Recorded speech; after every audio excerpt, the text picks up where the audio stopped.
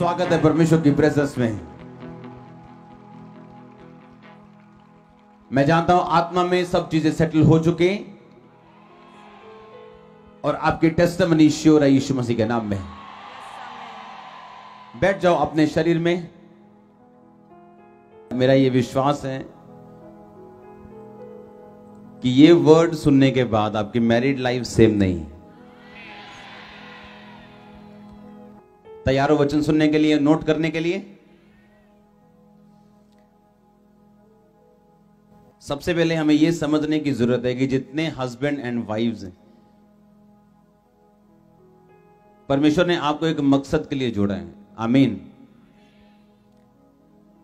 Bible में लिखा आदम अकेला था और परमेश्वर ने हवा को बुलाया, मिलाया, उसको उसके बीच से बनाया और उसको जोड़ा। हाँ या ना? नीति वचन 18 उसकी 22 आयत पढ़ेंगे हम। लिखा जिसने स्त्री ब्याह ली उसने उत्तम पदार्थ पाया और यहोवा का अनुग्रह उस पे हुआ है। आमीन। इसका मतलब क्या है कि जिसने मैरिज की है परमेश्वर का अनुग्रह उस पे हुआ है, क्योंकि मैरिज परमेश्वर की ओर से। मैं एक बेस बनाने की कोशिश कर रहा हूं ताकि जब हम वचन की गहराई में जाएं तो आपको समझ आ सके कि मैरिज जो है, क्योंकि ਅਸੀਂ ज्यादातर टीवी 'ਚ देखते हैं ਆਪਾਂ ਲੋਕੀ ਕਹਿੰਦੇ ਆ ਕਿ ਹਨਾ ਬਹੁਤ ਸਾਰੀਆਂ ਬਾਲੀਵੁੱਡ ਪਿਕਚਰਸ ਇਦਾਂ ਦੀਆਂ, ਜਦੋਂ ਆਪਾਂ ਉਹਨਾਂ ਪਿਕਚਰਸ ਨੂੰ ਦੇਖਦੇ ਆ ਸਾਨੂੰ ਇਦਾਂ ਲੱਗਦਾ ਕਿ ਮੈਰਿਜ ਕਰਵਾਉਣਾ ਮਤਲਬ ਫਸਣ ਵਾਲਾ ਕੰਮ ਹੈ। ਮੇਰੀ ਸਮਝ ਆ ਰਹੀ ਗਲਤੀ ਕਿ ਨਹੀਂ? ਪਰ ਬਾਈਬਲ 'ਚ ਕੀ ਲਿਖਿਆ? ਸਭ ਤੋਂ ਪਹਿਲਾਂ ਸਕਸੈਸਫੁਲ ਹੋਣ ਦਾ ਇੱਕੋ ਹੀ ਕਾਰਨ ਹੈ ਕਿ ਜਦੋਂ ਅਸੀਂ ਉਹ ਚੀਜ਼ਾਂ ਦਿਮਾਗ ਦੇ ਵਿੱਚ ਭਰ ਲਾਂਗੇ ਜਿਹੜੀਆਂ ਬਾਈਬਲ ਦੇ ਵਿੱਚ ਲਿਖੀਆਂ ਹੋਈਆਂ ਤੇ ਫਿਰ ਅਸੀਂ ਸਕਸੈਸਫੁਲ ਹੋਵਾਂਗੇ। ਚੰਗਿਆਈ ਕਿੱਦਾਂ ਮਿਲਦੀ ਹੈ ਆਪਾਂ ਨੂੰ? ਜਦੋਂ ਅਸੀਂ ਬਿਲੀਵ ਕਰਦੇ ਹਾਂ ਕਿ ਉਹਦੇ ਕੋੜੇ ਖਾਣ ਨਾਲ ਅਸੀਂ ਚੰਗੇ ਹੋ ਚੁੱਕੇ ਹਾਂ। ਹਾਂ ਜਾਂ ਨਾ?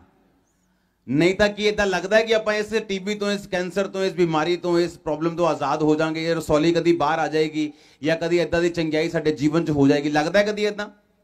नहीं लगता। लगता है कि नहीं लगता? नहीं लगता। शारीरिक अखां दे नाल नहीं लगता कि चंगा हो जाऊगा, लेकिन जो चर्च आंदा बंदा और सुनता है कि परमेश्वर के कोड़े खान दे नाल मैं चंगा हो चुका, वो चंगा हुंदा है कि नहीं हुंदा? फिर हाँ, चंगा हुंदा है कि नहीं हुंदा? एक गरीब आशीषित हुंदा है कि नहीं हुंदा? एक नशे वेचन वाला, एक ड्रग वेचन वाला, एक कातिल, एक भैड़ा पापी बदलता है कि नहीं बदलता? ते उदां बदल सकता सीगा, लेकिन वो बदलता है कि नहीं? किद्दां बदलदा हो? जदों असीं वचन दे वल अपना ध्यान लगाने आ, जो वचन प्रचार किया जाता है असीं ओहदे उत्ते जदों चलदे आ फिर वो चेंज हुंदा है। हाँ या ना? उसी तरह दे नाल जदों असीं अपनी मैरिड लाइफ, परमेश्वर ने जदों तुहानूं मैरिज तुहाडी कीती, बाइबल दसदी है कि जिस तरह होली स्पिरिट तुहाडा हेल्पर है उसी तरह तुहाडी वाइफ तुहाडा की है? हेल्पर है। तुसीं इस दुनिया दे विच वड्डे वड्डे सक्सैसफुल व्यक्ति देखो जिन्हां दे नाल वाइव्स हैगियां, ओ स्ट्रेस दे विच नहीं है। वाइफ तुहाडे मस्से नूं, तुहाडी सक्सैस नूं कंट्रोल करन दे लई और तुहानूं ब्लेस करन दे लई तुहाडी लाइफ दे विच आंदी। इसका मतलब की है कि अगर परमेश्वर ने क्या कि जिसने स्त्री ब्याही उसने उत्तम पदार्थ पाया और यहोवा का अनुग्रह उस पे हुआ है, कि परमेश्वर ने अगर तुहानूं मैरिड लाइफ दी है या वो देन वाला है तो इसका एक मकसद है कि परमेश्वर का अनुग्रह जिहड़ा वो तुहाडे ते होना चाहता है, वो तुहाडे ते आना चाहता है। परमेश्वर अपने अनुग्रह नूं तुहाडी लाइफ दे उत्ते भेजना चाहता है। इसका मतलब पहला ये सानूं समझना पऊगा कि मैरिज एक अनुग्रह है, क्योंकि जब तक ये दिमाग चो नहीं निकलता कि मैरिज एक अनुग्रह नहीं है, मैरिज एक फसन वाला काम है, मेरी आजादी खिंचन वाला काम है, तब तक ये मैरिज ब्लेसफुल नहीं है, शांतिदायक नहीं है, पीसफुल नहीं है। जब तक सानू ये समझ नहीं आऊगी कि मैरिज जिहड़ी है यहोवा दा अनुग्रह है साडे उत्ते। किन्हां नूं मेरी गल समझ आ रही? सो पहला प्लान परमेश्वर का यह है कि असी सक्सेसफुल रहिए। तो परमेश्वर ने क्या? यहोवा का अनुग्रह तुझ पर हुआ है। जिसने स्त्री ब्याही उसने उत्तम पदार्थ पाया। सब बोलो आमीन। शैतान ये चाहता है कि साडी गवाही जिहड़ी है वो खराब होए और असी अनसक्सेसफुल होइए। ऐसे बहुत सारे लोग हैं दुनिया दे विच, ऐसे बहुत सारे पास्टर्स हैं जो उन्हां दी मैरिड लाइफ फेल हुई, उन्हां दी मिनिस्ट्री एक तरह की फेल हुई। बाइबल च लिखिया कि जिहड़ा व्यक्ति अपने घर का इंतजाम नहीं कर सकता, अपने घर दे बच्चों का, अपनी वाइफ का केयर नहीं कर सकता, उन्हां दा इंतजाम नहीं कर सकता, उन्हां नूं खिला पिला नहीं सकता, उन्हां दी केयर नहीं कर सकता, वो बंदा कलीसिया दी केयर क्यों करेगा?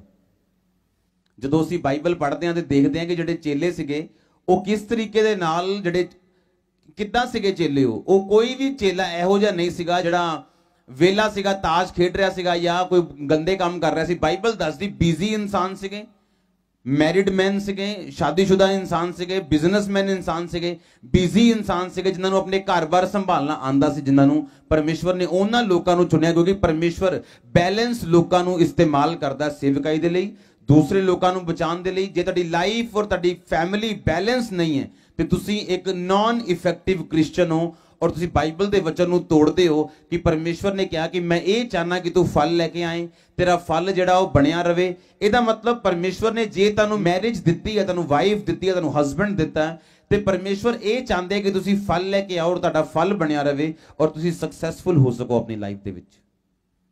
ਆਮੀਨ। सब तो पहला सानू अपने आप ਨੂੰ बाइबल च लिखिया सबसे अधिक अपने मन की रक्षा कर। कादी रक्षा करनी है? हाँ, क्यों लिखिया मन की रक्षा कर? अगर एक बॉलीवुड पिक्चर असी देखते हैं ਉਹਦੇ ਚ ਕੀ देखते हैं ਆਪਾਂ कि एक फिल्म आई है जी, मैं वो पिक्चर देखी नहीं है लेकिन मैनू स्टोरी थोड़ी पता है ਉਹਦੀ, है ना। फिल्म च की हो रहा जी, वाइफ काम कर रही है ते हस्बैंड घर दा काम कर रहा है। समझ आ रही? हाँ, तो हस्बैंड सवेरे सवेरे वाइफ ਨੂੰ उठा रहे हैं, वो ਚਾਹ ਚੂ ਬਣਾ ਕੇ ਦੇ ਰਿਹਾ ਤੇ ਲੋਕਾਂ ਨੂੰ ਬੜੀ ਵਧੀਆ ਲੱਗ ਰਹੀ। ਔਰ ਜਦੋਂ ਕੁੜੀਆਂ ਮੁੰਡੇ ਦੇਖਦੇ ਆ ਉਸ ਚੀਜ਼ ਨੂੰ, ਕੁੜੀਆਂ ਦੇਖਦੀਆਂ, ਉਹ ਉਸੇ ਤਰ੍ਹਾਂ ਦਾ ਦਿਮਾਗ ਦੇ ਵਿੱਚ ਵਿਜ਼ਨ ਬਣਾ ਲੈਂਦੀ ਆ ਕਿ ਲਾਈਫ ਜਿਹੜੀ ਆ ਮੈਰਿਜ ਇਦਾਂ ਦੀ ਹੋਏਗੀ। ਪਰ ਹੁਣ ਤੁਹਾਨੂੰ ਅਸੀਂ ਪੁਆਇੰਟ ਦੱਸਾਂਗੇ ਮੈਰਿਜ ਕਿੱਦਾਂ ਦੀ ਹੋਣੀ ਚਾਹੀਦੀ। ਅਗਰ ਤੁਸੀਂ ਉਹਨੂੰ ਫੋਲੋ ਕਰਦੇ ਹੋ ਤਾਂ ਤੁਸੀਂ ਸਕਸੈਸਫੁਲ ਹੋ ਪਰਮੇਸ਼ਵਰ ਦੇ ਨਾਮ ਦੇ ਵਿੱਚ। अगर तुसी उन्होंने फॉलो करते हो इन्हां पॉइंट्स नूं, फिर तुसी सक्सैसफुल हो परमेश्वर दे नाम दे, क्योंकि पॉइंट्स जिहड़े आ ओ टोटल जिहड़े ओ पावरफुल पॉइंट्स। अगर असीं हुण ध्यान दे नाल सुणांगे उन्हां पॉइंट्स नूं। यस, सब तो पहला जिहड़ी पत्नी आ ओ नंबर होनी चाहिए, अंडर अथॉरिटी होनी चाहिए अपने पति दे। बाइबल च की लिखिया? पत्नी पति दे अंडर है और पति परमेश्वर दे अंडर है। ऐसे लिखा कि नहीं लिखा? आप बहुत सारे लोग ऐदा देखते हैं जदों वाइव्स नूं आदत हुंदी। अज जिहड़े पॉइंट्स मैं तुहानूं दे रहा, कुछ नूं कई बंदियां नूं पसंद नहीं आने ते कई जनानियां नूं पसंद नहीं आने, पर कई कोड़ियां गोलियां तुहानूं खाणियां पैणियां अज। हाँ, कई कोड़ियां गोलियां तुहानूं करेले दीयां गोलियां अज खाणियां पैणियां ताकि तुहाडे सारियां पिंपल जिहड़े आत्मिक बीमारियां जड़ियां वो दूर हो सकन। हाँ, तैयार हाँ आपां? जिस तरह मम्मा ने कहा कि तुसी हस्बैंड दे अधीन रहो, जिस तरह हस्बैंड परमेश्वर दे अधीन है। कई बार लेडीज नूं बैसन दी आदत है और अपनी गल मनाउण दी आदत हुंदी है हस्बैंड्स नूं। उन्होंने लगता है कि जे असी डोमीनेट नहीं करके रखांगे तो साडा हस्बैंड अपनी मां के अधीन ना चल जे, अपनी भैन के अधीन ना चल जे, अपने दोस्तों के अधीन ना चल जे, उन्हीं गल्लां ना मने ते उन्हें ये गल करनी है कोई ना कोई, ते गल करके उन्हें साबित भी करना है कि तू मेरी ही गल मननी है, चाहे वो गल साबित करन च उन्हें नुकसान का सामना करना पवे। उन्होंने समझ आ रही कि नहीं? भैणां नूं आ रही चंगी तरह कि नहीं? हुंदा की है, तुसी एक टाइम अपने हस्बैंड तो जित सकते हो और तुसी हस्बैंड नूं हरा सकते हो, पर एक गल याद रखो, तुहाडे हस्बैंड दे विच, हर बंदे दे विच, चाहे वो बयान करे ना करे, एक फाइट बैक स्पिरिट है जिहड़ी फाइट करदी है बाद दे विच। इसलिए अज कुछ जनानियां सोहणियां होण दे बावजूद भी अपने हस्बैंड नूं सोहणी नहीं लगदी, वो सोहणियां नहीं लगदियां, वो वधिया कपड़े पांदियां ते हस्बैंड कोई भी कॉम्पलीमेंट नहीं दिंदा। क्यों? क्योंकि वह हस्बैंड, एक गल हमेशा याद रखो, बंदा जिहड़ी जात है, जिहड़ी बंदा जात है, जिहड़ी मर्द जात है, ये या ते सेवा कर सकती है परमेश्वर दी ते या ते करवा सकती है अपनी पत्नी कोलों। जिहड़ा इहदे बराबर आने की कोशिश करे उत्थे लड़ाई करती है। फिर कुछ बंदे अपने लेडीज की जिहड़ी डोमीनेशन करन दी पावर है उन्होंने सहन कर लेंदे हैं, पर बाद ਦੇ ਵਿੱਚ ਉਹ ਆਪਣੀ ਲੇਡੀਜ਼ ਤੇ ਗੁੱਸਾ ਕੱਢਦੇ ਆ ਜਾਂ ਉਹਦੀ ਕੇਅਰ ਨਹੀਂ ਕਰਦੇ, ਫਿਰ ਲੇਡੀਜ਼ ਗੁੱਸਾ ਕਰਦੀਆਂ ਕਿ ਐਦਾਂ ਕਿਉਂ ਨਹੀਂ ਕਰਦਾ ਮੇਰਾ ਹਸਬੈਂਡ, ਜਾਂ ਮੇਰਾ ਹਸਬੈਂਡ ਮੈਨੂੰ ਕੰਪਲੀਮੈਂਟ ਕਿਉਂ ਨਹੀਂ ਦਿੰਦਾ, ਜਾਂ ਮੇਰੀ ਕੇਅਰ ਕਿਉਂ ਨਹੀਂ ਕਰਦਾ, ਕਿ ਮੈਨੂੰ ਲੈ ਕੇ ਕਿਉਂ ਨਹੀਂ ਜਾਂਦਾ, ਕਿਉਂਕਿ ਉਦੋਂ ਹਸਬੈਂਡ ਤੁਹਾਡੇ ਡੋਮੀਨੇਟ ਕਰਨ ਦੇ ਬਾਅਦ ਤੁਹਾਨੂੰ ਉਹਨੇ ਕੁਝ ਕਿਹਾ ਨਹੀਂ, ਪਰ ਉਹਨੇ ਦਿਲ 'ਚ ਰੱਖ ਲਈਆਂ ਗੱਲਾਂ। ਤੇ ਜਦੋਂ ਜਿਹੜੀ ਔਰਤ ਆ, ਵਾਈਫ ਆ, ਜਦੋਂ ਅਧੀਨ ਨਹੀਂ ਰਹਿੰਦੀ ਤੇ ਉਦੋਂ ਕਿ ਉਹ ਨਾ ਤਾਂ ਫਿਰ ਔਰਤ ਪ੍ਰੋਪਰ ਬਣ ਪਾਉਂਦੀ ਤੇ ਨਾ ਹੀ ਬੰਦਾ ਬਣਦੀ, ਉਹ ਬੰਦਾ ਬਣਨ ਦੀ ਕੋਸ਼ਿਸ਼ ਕਰਦੀ ਆ। ਉਹਦੇ ਵਿੱਚ ਕੀ ਹੁੰਦਾ ਕਿ ਜਿਹੜੀ ਅਸਲੀਅਤ ਉਹਦਾ ਕਰੈਕਟਰ ਆ ਕਿ ਉਹ ਵਾਈਫ ਆ, ਉਹਨੂੰ ਵੀ ਉਹ ਗਵਾ ਲੈਂਦੀ ਆ। ਤਾਰੀਫ ਕਰੋ ਜ਼ੋਰ ਨਾਲ ਇਸ ਪੁਆਇੰਟ ਲਈ। ਹਾਂ, ਇਹ ਪੁਆਇੰਟ ਮੇਰਾ ਨਹੀਂ ਹੈ, ਮੰਮਾ ਦਾ ਹੈ, ਕਿ ਜਦੋਂ ਔਰਤ ਲੜਦੀ ਹੈ ਉਹ ਬੰਦਾ ਬਣਨ ਦੀ ਕੋਸ਼ਿਸ਼ ਕਰਦੀ ਹੈ, ਔਰ ਬੰਦਾ ਬਣਨ ਦੀ ਕੋਸ਼ਿਸ਼ ਨਾ ਤੇ ਉਹ ਔਰਤ ਰਹਿੰਦੀ ਹੈ ਤੇ ਨਾ ਉਹ ਬੰਦਾ ਬਣ ਸਕਦੀ। ਸੁਣੋ, औरत थल्ले है, बंदा उत्ते है, ऐदा नहीं लिखा बाइबल च। औरत जिहड़ी है वो बंदे दे पैर तो नहीं बनाई गई। हाँ, हर सक्सैसफुल बंदे दे पीछे एक औरत है, ये दुनिया का सब तो वड्डा झूठ है। हर सक्सैसफुल बंदे दे साइड ते एक औरत है, ये सच है। क्यों? क्योंकि औरत जिहड़ी है तुहाडी साइड तो कड्डी गई है, तुहाडी रीढ़ दी हड्डी चों नहीं कड्डी गई, ताड़ी पसली चो कड्डी गई है। ते औरत जिहड़ी है अगर पसली चो कड्डी गई है ते इहदा मतलब की है कि वो ताड़े हर सक्सेसफुल बंदे दे पीछे की है, एक औरत है। और सेकंड हम जो देखते हैं कि जो इमोशनली जो वाइफ्स है, इमोशनली अपने हस्बैंड्स को बहुत ब्लैकमेल करती हैं। मान लो कि बहुत दूर की रिश्तेदारी में कोई डेथ हो गई है तो वो मुंह फैलाकर बैठ जाती है घर में, तो हस्बैंड जब काम से आता है तो पूछता क्या हुआ, तो दूर की चाचे की, ताए की, चाचे की उसकी डेथ हो गई है। तो आपने अपने घर का माहौल क्यों खराब कर दिया? किन्ने समझ रहे गल कि जदों तुहाडे घर च प्रॉब्लम है, कोई किसी रिश्तेदार दे, किसी बंदे दे, उन्होंने अपने घर दी शांति नूं इफेक्ट नहीं होण देना। तुसीं समझ रहे कि नहीं? सुनो, हुण ध्यान दे नाल कुछ पॉइंट जिहड़े तुसीं सुनने। फर्स्ट पॉइंट तुसीं सुन लिया, इमोशनल वाला, अपने अधीनगी दे विच रहना। सैकेंड, एक बड़ा इहदे विच बहुत सारे पॉइंट्स हैं जिहड़े तुसीं ध्यान दे नाल सुनने ताकि तुसीं फल लेके आ सको, तुहाडी लाइफ जिहड़ी है वो सेम ना रहे। आमीन। सैकेंड गल, जदों एक हस्बैंड वाइफ मिलदे आ, मैरिज हुंदी है, ਅਸੀਂ ਇੱਕ ਦੂਸਰੇ ਨੂੰ ਗਰੰਟਡ ਲੈਣਾ ਸ਼ੁਰੂ ਕਰ ਦਿੰਨੇ ਆ, ਅਸੀਂ ਕੈਜੂਅਲ ਲੈਣਾ ਸ਼ੁਰੂ ਕਰ ਦਿੰਨੇ ਆ। ਅਸੀਂ ਜਦੋਂ ਅੰਗੇਜਮੈਂਟ ਹੁੰਦੀ ਹੈ ਹਨਾ, ਜਦੋਂ ਅੰਗੇਜਮੈਂਟ ਤੋਂ ਬਾਅਦ ਅਸੀਂ ਮਿਲਣ ਜਾਂਦੇ ਆ, ਜਦੋਂ ਰਿਸ਼ਤਾ ਪੱਕਾ ਹੁੰਦਾ ਅਸੀਂ ਮਿਲਦੇ ਆ, ਕਿੱਦਾਂ ਕੱਪੜੇ ਪਾ ਕੇ ਮਿਲਦੇ ਆ ਅਸੀਂ। ਹਾਂ, ਸਵੇਰ ਪਤਾ ਹੁੰਦਾ ਕਿਹੜਾ ਕੱਪੜਾ ਪਾਣਾ, ਉਹ ਨਹੀਂ ਆ ਨਹੀਂ ਵਧੀਆ ਲੱਗ ਰਿਹਾ, 10 ਵਾਰੀ ਸੂਟ ਬਦਲਦੇ ਆ ਅਸੀਂ। ਹਸਬੈਂਡ ਵੀ ਦੇਖਦਾ ਹੈ, 10 ਵਾਰੀ ਵਾਲ ਸੈੱਟ ਕਰੇਗਾ, 10 ਵਾਰੀ ਐ ਕਰੇਗਾ, ਉਹ ਕਰੇਗਾ। लेकिन मैरिज तो बाद सारा कुछ खत्म हो जाता।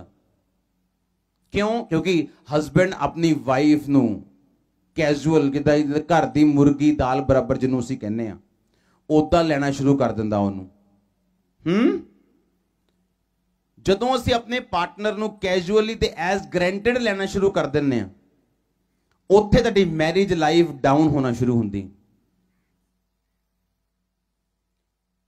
मैरिज तो पहला जो अंगेजमेंट होंदी है तो हस्बैंड वाइफ मिलन जाते थे, 10 बारी मुंह च स्प्रे मार के जाता वो मिनट का, ते 15 च्युइंगम खा के जाएगा वो।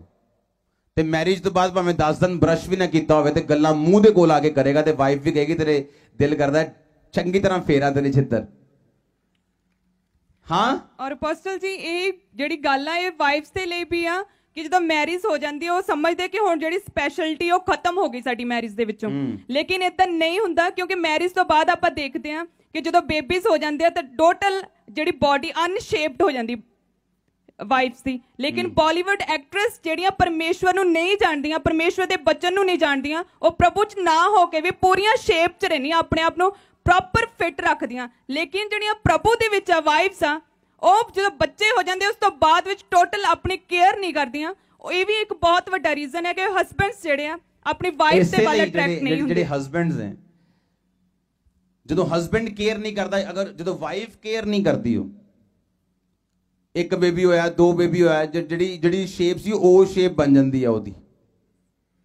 ਪੇਟ ਉਹਦਾ ਐਡਾ ਵੱਡਾ, ਉਹਦੀ ਹੁਣ ਸ਼ੇਪ ਉਹ ਸ਼ੇਪ ਹੋ ਗਈ ਲੇਡੀ ਦੀ, ਤੇ ਉਹਨੂੰ ਕੀ ਲੱਗਦਾ ਹੈ ਕਿ ਹਾਂ ਮੈਂ ਭਾਵੇਂ ਜਿੱਦਾਂ ਦੀ ਮਰਜ਼ੀ ਆ, ਮੇਰਾ ਹਸਬੈਂਡ ਮੇਰੇ ਨਾਲ ਹੈ। ਬਟ ਤੁਸੀਂ ਆਪਣੇ ਆਤਮਿਕ ਤਾਂ ਹੈਗੇ ਹੋ, ਪਰ ਤੁਸੀਂ ਸਰੀਰ 'ਚ ਵੀ ਰਹਿੰਦੇ ਹੋ। ਮੈਂ ਕ੍ਰਿਸਚਨ ਲੋਕਾਂ ਨੂੰ ਇਹ ਗੱਲ ਦੱਸਦਾ, ਕ੍ਰਿਸਚਨ ਲੜਕੇ ਲੜਕੀਆਂ ਨੂੰ, ਕਿ ਜਦੋਂ ਤੁਸੀਂ ਮੈਰਿਜ ਕਰਦੇ ਹੋ ਨਾ ਜੀ, ਬਸ ਮੈਨੂੰ ਤਾਂ ਇਕੱਲੀ ਸਪਿਰਿਚੁਅਲ ਕੁੜੀ ਚਾਹੀਦੀ ਹੈ, ਭਾਵੇਂ ਕਾਲੀ ਹੋਵੇ ਪੀਲੀ ਹੋਵੇ। ਮੁੜ ਕੇ ਤਾਂ ਕਾਲੀ ਪੀਲੀ ਨਾਲ ਵਿਆਹ ਕਰਾ ਲੈਣਾ ਨਾ, ਜਿੱਦਾਂ ਦੀ ਨਹੀਂ ਪਸੰਦ ਵਿਆਹ ਕਰਾ ਲੈਣਾ। ਮੁੜ ਕੇ ਹੁੰਦਾ ਕਿ ਫਿਰ ਗੋਰੀਆਂ ਨੂੰ ਦੇਖਣ ਡਿਆ ਹੁੰਦਾ। ਮੇਰੀ ਸਮਝ ਆ ਰਹੀ ਕਿ ਨਹੀਂ? ਗੱਲ ਰੰਗ ਦੀ ਨਹੀਂ ਹੈ, ਗੱਲ ਕਈਆਂ ਨੂੰ ਕਾਲਾ ਰੰਗ ਪਸੰਦ ਹੈ, ਕਈਆਂ ਨੂੰ ਸਾਂਵਲਾ ਪਸੰਦ ਹੈ, ਕਈਆਂ ਨੂੰ ਗੋਰਾ। ਗੱਲ ਪਸੰਦ ਦੀ ਹੈ। ਇਸ ਲਈ ਮੈਂ ਕਹਿੰਦਾ ਪਹਿਲਾਂ ਪਸੰਦ ਨਾਲ ਮੈਰਿਜ ਕਰੋ, ਫਿਰ ਦੇਖੋ ਸਪਿਰਿਚੁਅਲ ਹੈ, ਅਗਰ ਹਾਂ ਤੇ ਫਿਰ ਮੈਰਿਜ, ਫਿਰ ਗੱਲ ਅੱਗੇ ਵਧਾਓ। ਪਸੰਦ ਹੈ ਸਪਿਰਿਚੁਅਲ ਨਹੀਂ ਹੈ, ਛੱਡ ਦਿਓ। ਸਪਿਰਿਚੁਅਲ ਹੈ ਪਰ ਪਸੰਦ ਨਹੀਂ ਹੈ, ਤਾਂ ਵੀ ਛੱਡ ਦਿਓ, ਕਿਉਂਕਿ ਫਿਰ ਤੁਸੀਂ ਇਹਨੂੰ ਵਿਭਿਚਾਰ ਦਾ ਕਾਰਨ ਬਣਾ ਦਿਓ ਕਿ ਮੈਨੂੰ ਆਪਣੀ ਵਾਈਫ ਪਸੰਦ ਹੀ, ਫਿਰ ਦੂਸਰੀਆਂ ਲੜਕੀਆਂ ਤੁਹਾਨੂੰ ਅਟਰੈਕਟ ਕਰਨ। ਔਰ ਵਾਈਫ ਹੁਣ ਜਿਹੜੀ ਆ ਉਹਦਾ ਪੇਟ ਐਡਾ ਵੱਡਾ ਹੋ ਚੁੱਕਾ, ਕਿਉਂਕਿ 2 ਬੱਚੇ ਹੋ ਗਏ। ਹੁਣ 2 ਬੱਚੇ ਹੋ ਗਏ ਹੋਣਾ ਪਾਪ ਤੇ ਨਹੀਂ ਹੈ, ਪਰ ਆਪਣੇ ਆਪ ਨੂੰ ਮੇਨਟੇਨ ਨਾ ਕਰਨਾ ਇੱਕ ਪਾਪ ਹੈ, ਕਿਉਂਕਿ ਹੁਣ ਤੁਹਾਨੂੰ ਪਤਾ ਕਿ ਮੇਰਾ ਹਸਬੈਂਡ ਹੈ, ਬਸ ਦੈਟਸ ਇਟ। ਇੱਕ ਲਾਪਰਵਾਹੀ, ਕੇਅਰਲੈਸਨੈਸ ਆ, ਕਿਉਂਕਿ ਮੈਰਿਜ ਤੋਂ ਬਾਅਦ ਜਿਹੜੀ ਆਪਣੀ ਲਾਈਫ ਆ ਬਹੁਤ ਸਪੈਸ਼ਲ ਹੋ ਜਾਂਦੀ ਆ। ਆਪਾਂ ਸਪਿਰਿਟ ਦੇ ਵਿੱਚ ਬੈਲੈਂਸਡ ਹੋ ਜਾਂਦੇ ਆ। ਜਿਹੜੀਆਂ ਪਹਿਲਾਂ ਆਪਾਂ ਨੂੰ ਪ੍ਰੋਬਲਮਸ ਆਉਂਦੀਆਂ ਸੀ, ਫੇਸ ਕਰਨੇ ਪੈਂਦੇ ਸੀ ਪ੍ਰੋਬਲਮਸ, ਉਹ ਉਦੋਂ ਨਹੀਂ ਹੁੰਦੀਆਂ ਮੈਰਿਜ ਤੋਂ ਬਾਅਦ। ਇਹਦਾ ਮਤਲਬ ਕਿ ਸਾਨੂੰ ਹਸਬੈਂਡ ਨੂੰ ਔਰ ਵਾਈਫ ਨੂੰ ਅਟਰੈਕਟਿਵ ਲੁੱਕ ਰੱਖਣੀ ਚਾਹੀਦੀ ਇੱਕ ਦੂਸਰੇ ਦੇ ਲਈ, ਆਪਣੇ ਆਪ ਨੂੰ ਫਿੱਟ ਰੱਖਣਾ ਚਾਹੀਦਾ ਹੈ। ਜਦੋਂ ਅਸੀਂ ਮੈਰਿਡ ਹੋ ਜਾਂਦੇ ਹਾਂ, ਅਸੀਂ ਜ਼ਿਆਦਾ ਸਟੇਬਲ ਹੋ ਜਾਂਦੇ ਹਾਂ। ਸਮਝ ਰਹੇ ਹੋ ਕਿ ਨਹੀਂ ਗੱਲ? ਧਿਆਨ ਸਟੇਬਲ ਹੋ ਜਾਂਦਾ, ਉਲਟਾ ਵਿਭਿਚਾਰ ਵੱਲ ਧਿਆਨ ਨਹੀਂ ਹੈ ਹੁਣ, ਕਿਉਂਕਿ ਮੈਰਿਜ ਹੋ ਗਈ, ਪਤਾ ਲੱਗ ਗਿਆ ਮੈਰਿਜ ਦਾ।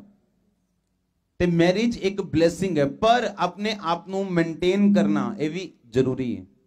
ਕਈਆਂ ਦਾ weight gain ਇੰਨਾ ਹੋ ਜਾਂਦਾ, ਲੇਡੀਜ਼ ਦਾ ਖਾਸ ਕਰ ਮੈਰਿਜ ਤੋਂ ਬਾਅਦ, ਕਿ ਉਹ ਆਪਣੇ ਹਸਬੈਂਡ ਦੇ ਲਈ no more attractive, ਔਰ ਫਿਰ ਉਹ ਸੋਚਦੀਆਂ ਕਿ ਮੇਰਾ ਹਸਬੈਂਡ ਜਿੰਨਾ ਮਰਜ਼ੀ ਉਹ ਆਤਮਿਕ ਹੋਏ। ਇਸ ਗੱਲ ਦਾ ਧਿਆਨ ਰੱਖਣਾ ਕਿ ਪਰਮੇਸ਼ਵਰ ਨੇ ਤੁਹਾਨੂੰ ਜ਼ਿੰਮੇਵਾਰੀ ਦਿੱਤੀ ਹੈ। ਬਾਈਬਲ 'ਚ ਇੱਕ ਵਚਨ ਲਿਖਿਆ, ਆਪਾਂ ਪੜਾਂਗੇ ਉਸ ਵਚਨ ਨੂੰ। ਤਾਂ ਮੈਂ ਵਚਨ ਦੇ ਵਿੱਚੋਂ ਅੱਜ ਆਪਾਂ ਗੱਲ ਕਰਾਂਗੇ, ਤਾਂ ਕਿ ਤੁਹਾਨੂੰ ਇਹ ਸਾਰੀਆਂ ਗੱਲਾਂ ਸਮਝ ਆਣ ਕਿ ਜਿੰਨੀਆਂ ਗੱਲਾਂ ਬਾਈਬਲ ਦੇ ਵਿੱਚ ਲਿਖੀਆਂ ਉਹ ਸੱਚਮੁੱਚ ਪਰਮੇਸ਼ਵਰ ਦੀ ਬੁੱਧੀ ਜਿਹੜੀ ਆ ਉਹਦੇ ਪਿੱਛੇ। श्रेष्ठ गीत 4:7 लिखा, हे मेरी प्रिय तू सर्वांग सुंदरी है, तुझ में कोई दोष नहीं। वो कंप्लीमेंट कर रहा अपनी वाइफ नू, अपने पार्टनर नू, कि तेरे विच कोई भी दोष नहीं। याद रखो, जो मैरिज हो गई तुसी जाति तो नहीं चेंज कर सकते अपने हस्बैंड दी, हाँ अपनी वाइफ की जाति तो नहीं चेंज कर सकते, दसो ਉਹਦੀ बैकग्राउंड तो नहीं चेंज कर सकते। फिर एक दूसरे दियां कमियां जाहिर करी जानियां। बाइबल च लिखिया उन्हें एप्रीशिएट किया अपने पार्टनर नू, कि ਇਹਦਾ मतलब ये नहीं कि वो सर्वांग सुंदरी है, वो तेरे च कोई दोष नहीं, ਇਹਦਾ मतलब ये नहीं वो परफेक्ट है, पर वो अपने मुंह चो जिहड़ी गल कह रहे हैं कि मेरी वाइफ जिहड़ी है परफेक्ट है, मेरा हस्बैंड जिहड़ा वो परफेक्ट है। किन्ने मेरी गल समझ रहे हैं? मैरिज दे विच अगर विजडम यूज नहीं की जाएगी, अगर बुद्धि यूज नहीं की जाएगी, तो फिर किसी भी काम च अगर बुद्धि यूज नहीं की जाती तो वह फिर काम बनया नहीं रहिंदा। हुण पॉइंट्स जिहड़े आपां इहदे चों पढ़ांगे और तुहानूं मैं दस्सांगा जिहड़े पॉइंट्स तुसीं अपनी लाइफ दे विच नोट करने। ਜਦੋਂ ਮੈਰਿਜ ਹੋ ਜਾਂਦੀ ਉਸ ਤੋਂ ਬਾਅਦ ਵਿੱਚ ਚਾਹੇ 20 ਸਾਲ ਵੀ ਕਿਉਂ ਨਾ ਹੋ ਗਏ ਹੁਣ ਮੈਰਿਜ ਨੂੰ, ਹਰ ਦਿਨ ਹਰ ਸਾਲ ਤੁਸੀਂ ਇੱਕ ਨਵੇਂ ਤਰੀਕੇ ਨਾਲ ਤੁਸੀਂ ਫੀਲ ਕਰ ਸਕਦੇ ਹੋ ਉਸ ਨੂੰ। ਕਿੱਦਾਂ ਕਿ ਜਦੋਂ ਸਵੇਰ ਨੂੰ ਤੁਸੀਂ ਉੱਠਦੇ ਆ, ਸਭ ਤੋਂ ਪਹਿਲਾਂ ਆਪਣੇ ਹਸਬੈਂਡ ਨੂੰ ਤੁਸੀਂ ਗੁੱਡ ਮਾਰਨਿੰਗ ਵਿਸ਼ ਕਰ ਸਕਦੇ ਆ। ਉਹਦੇ ਨਾਲ ਜਦ ਤੁਸੀਂ ਸ਼ੁਰੂਆਤ ਕਰੋਗੇ ਤਾਂ ਤੁਹਾਨੂੰ ਦੁਨੀਆ ਦੇ ਵਿੱਚ ਜਿਹੜੇ ਡਾਈਵੋਰਸ ਦੇ ਕੇਸ ਹੈ ਉਹ ਵੱਧਦੇ ਜਾ ਰਹੇ ਆ ਹਰ ਸਾਲ। ਡਾਈਵੋਰਸ ਹੋਣ ਦਾ ਇੱਕ ਮੇਨ ਕਾਰਨ ਇਹ ਹੈ आपस दे विच कम्युनिकेशन ना रखना, आपस दे विच इंटीमेसी ना रखना। ਹਸਬੈਂਡ ਔਰ ਵਾਈਫ ਦਾ ਰਿਲੇਸ਼ਨ ਇਸ ਤਰੀਕੇ ਦਾ ਹੋਣਾ ਚਾਹੀਦਾ ਹੈ ਕਿ ਤੁਸੀਂ ਆਪਣੀ ਲਾਈਫ ਨੂੰ ਬੋਰ ਨਾ ਕਰੋ, ਇਹਨੂੰ ਬੋਰਿੰਗ ਨਾ ਬਣਾਓ। ਸਵੇਰੇ ਉੱਠਦੇ ਵੇਲੇ ਤੁਸੀਂ ਇੱਕ ਦੂਸਰੇ ਨੂੰ ਗ੍ਰੀਟ ਕਰਨਾ ਹੈ, ਬਾਕੀ ਕੰਮ ਸਾਰੇ ਬਾਅਦ ਦੇ ਵਿੱਚ ਕਰਨੇ ਅੱਜ ਤੋਂ ਬਾਅਦ। ਚਾਹੇ ਜੈਮਸੀ ਬੋਲੋ, ਚਾਹੇ ਗੁੱਡ ਮਾਰਨਿੰਗ ਬੋਲੋ, ਚਾਹੇ ਅਸੀਂ ਹੈਪੀ ਮੰਡੇ ਬੋਲਦੇ ਹਾਂ, ਹੈਪੀ ਟਿਊਜ਼ਡੇ, ਹੈਪੀ ਥਰਸਡੇ, ਜਿਹੜਾ ਵੀ ਦਿਨ ਹੋਏ ਅਸੀਂ ਹੈਪੀ ਲਾ ਕੇ ਅੱਗੇ ਫਿਰ ਦਿਨ ਦੀ ਸ਼ੁਰੂਆਤ ਕਰਦੇ ਹਾਂ। ਸੋ ਗ੍ਰੀਟ ਕਰੋ ਜਰੂਰ ਆਪਣੇ ਹਸਬੈਂਡ ਨੂੰ, ਹਸਬੈਂਡਸ ਵਾਈਫ ਨੂੰ ਗ੍ਰੀਟਿੰਗਸ ਦੇ ਨਾਲ ਸ਼ੁਰੂਆਤ ਕਰੋ ਆਪਣੇ ਦਿਨ ਦੀ। और नीति वचन 31 उन्होंने लिखा, भली पत्नी कौन पा सकता है, क्योंकि उसका मूल्य मूंगों से अधिक है, उसके पति के मन में उसके प्रति विश्वास है, उसे लाभ की घटी नहीं होती, वो अपने जीवन के सारे दिनों में उससे बुरा नहीं भला व्यवहार करती है। व्यवहार यानी तुसी एक गल असी नोटिस की है अपनी लाइफ दे विच, दूसरियां दी जिंदगी दे विच, हस्बैंड दे कई ऐसे दोस्त हैं, हस्बैंड अपनी सारी गल पर्सनल अपनी वाइफ दियां अंदरलियां गल्लां उहदे नाल शेयर करदा जाके, और वाइफ दियां कुछ ऐसियां भैणां सहेलियां हैं जिहदे नाल वाइफ सारियां गल्लां शेयर करदी। ये सब तो वड्डी गलती है तुहाडी मैरिड लाइफ दी, क्योंकि तुहाडे जिहड़े मैरिड लाइफ दे सीक्रेट्स आ ਉਹ ਤੁਹਾਡੇ ਦੋਨਾਂ ਤੋਂ ਇਲਾਵਾ ਕਦੇ ਬਾਹਰ ਨਹੀਂ ਜਾਣੇ ਚਾਹੀਦੇ। किन्ने इस गल नूं समझ रहे हैं?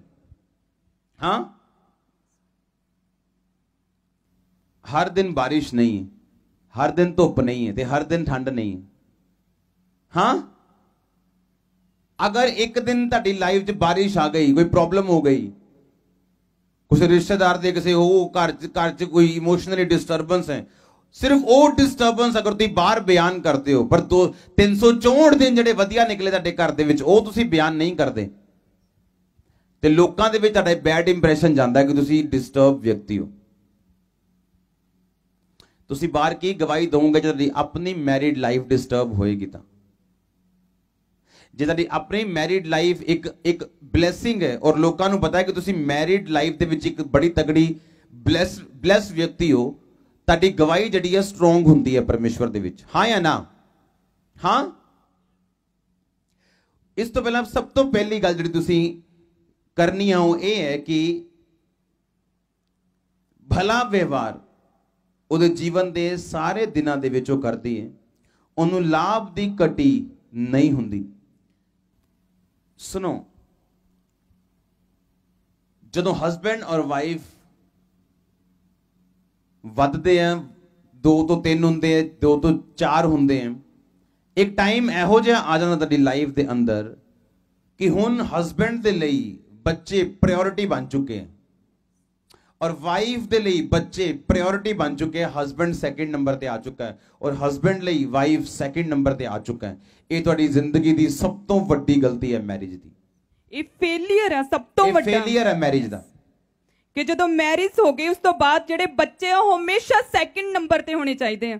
ਹਾਂ, ਹਸਬੈਂਡ ਦੇ ਲਈ ਵਾਈਫ ਔਰ ਵਾਈਫ ਦੇ ਲਈ ਜਿਹੜੇ ਬੱਚੇ ਸੈਕਿੰਡ ਨੰਬਰ ਤੇ, ਲੇਕਿਨ ਫਰਸਟ ਹਮੇਸ਼ਾ ਔਰ ਹਮੇਸ਼ਾ ਹਸਬੈਂਡ ਹੋਣਾ ਚਾਹੀਦਾ।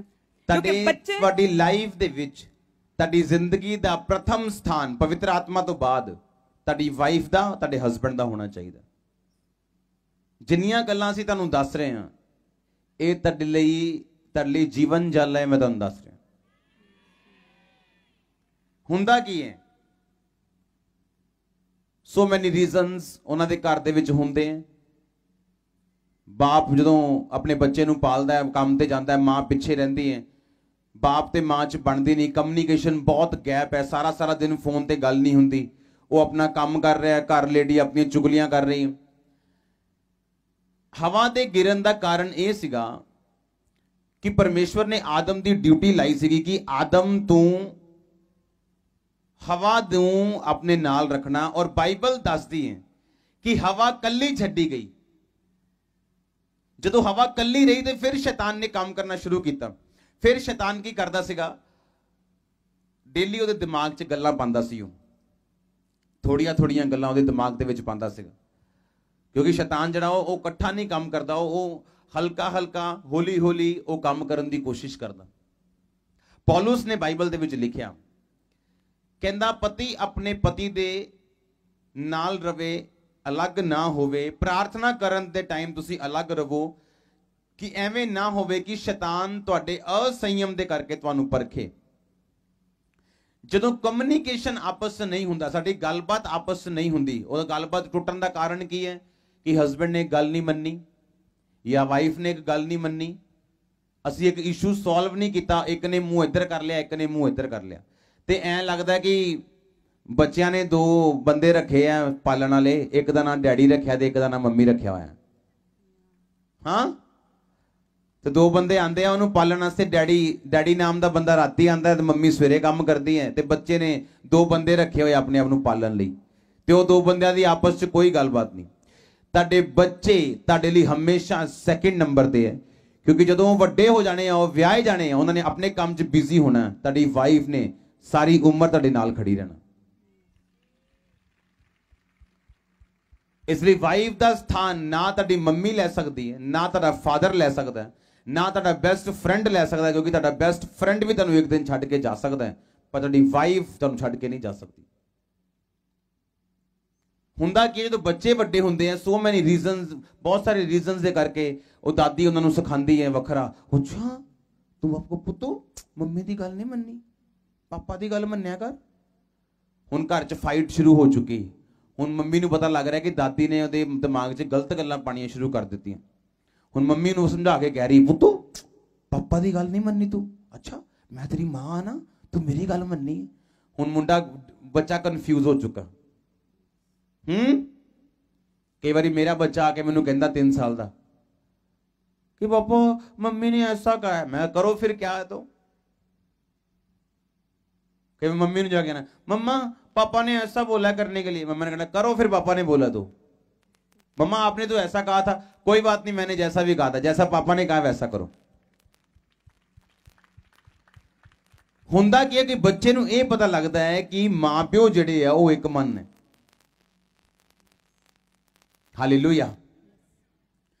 ਜਦੋਂ ਬੱਚੇ ਨੂੰ ਇਹ ਗੱਲ ਪਤਾ ਲੱਗਦੀ, ਉਹਦੀ ਪਰਵਰਿਸ਼ ਰਾਈਟ ਤਰੀਕੇ ਨਾਲ ਹੁੰਦੀ। ਅੱਜ ਬਹੁਤ ਸਾਰੀਆਂ ਫੈਮਲੀਆਂ, ਜਦੋਂ ਮੈਂ ਗੱਡੀ ਜਾ ਰਿਹਾ ਸੀ, ਹੋਲੀ ਸਪਿਰਿਟ ਮੈਨੂੰ ਦੱਸ ਰਿਹਾ ਸੀ ਕਿ ਅੱਜ ਬਹੁਤ ਸਾਰੀਆਂ ਫੈਮਲੀਆਂ ਦੇ ਟੁੱਟਣ ਦਾ ਕਾਰਨ ਉਹਨਾਂ ਦੇ ਬੱਚਿਆਂ ਦੀ ਸਹੀ ਪਰਵਰਿਸ਼ ਨਾ ਹੋਣਾ। ਸਮਝ ਆ ਰਹੀ ਸਾਰਿਆਂ ਨੂੰ? ਉਹਨਾਂ ਦੇ ਫੈਮਿਲੀ ਤੇ ਬ੍ਰੇਕ ਹੋਣ ਦਾ ਕਾਰਨ, ਉਹਨਾਂ ਦੇ ਫੈਮਿਲੀ 'ਚ ਦੋ ਮਨੇ ਹੋਣ ਦਾ ਕਾਰਨ ਉਹਨਾਂ ਦੇ ਬੱਚਿਆਂ ਦਾ ਰੋਂਗ ਪਰਵਰਿਸ਼ ਹੋਣਾ। ਕਿਉਂਕਿ ਜਦੋਂ ਛੋਟਾ ਬੱਚਾ ਤੁਹਾਨੂੰ ਆਪਸ 'ਚ ਫੁੱਟਿਆ ਦੇਖਦਾ ਫੈਮਿਲੀ 'ਚ, मेरी फैमिली दे विच किसी को ये पावर नहीं है, ना दादा को, ना दादी को, ना चाची को, ना चाचे को, ना ताए को, ना किसी को, कि वो साडे बच्चे की काउंसलिंग कर सके। सिर्फ कुछ गल्लां सिखा सकते हैं, सारियां गल्लां बच्चे नूं समझा नहीं सकते। साडे बच्चों नूं, साडे बच्चे सिर्फ साडे दोनों की गल सुनते हैं, दैट्स इट।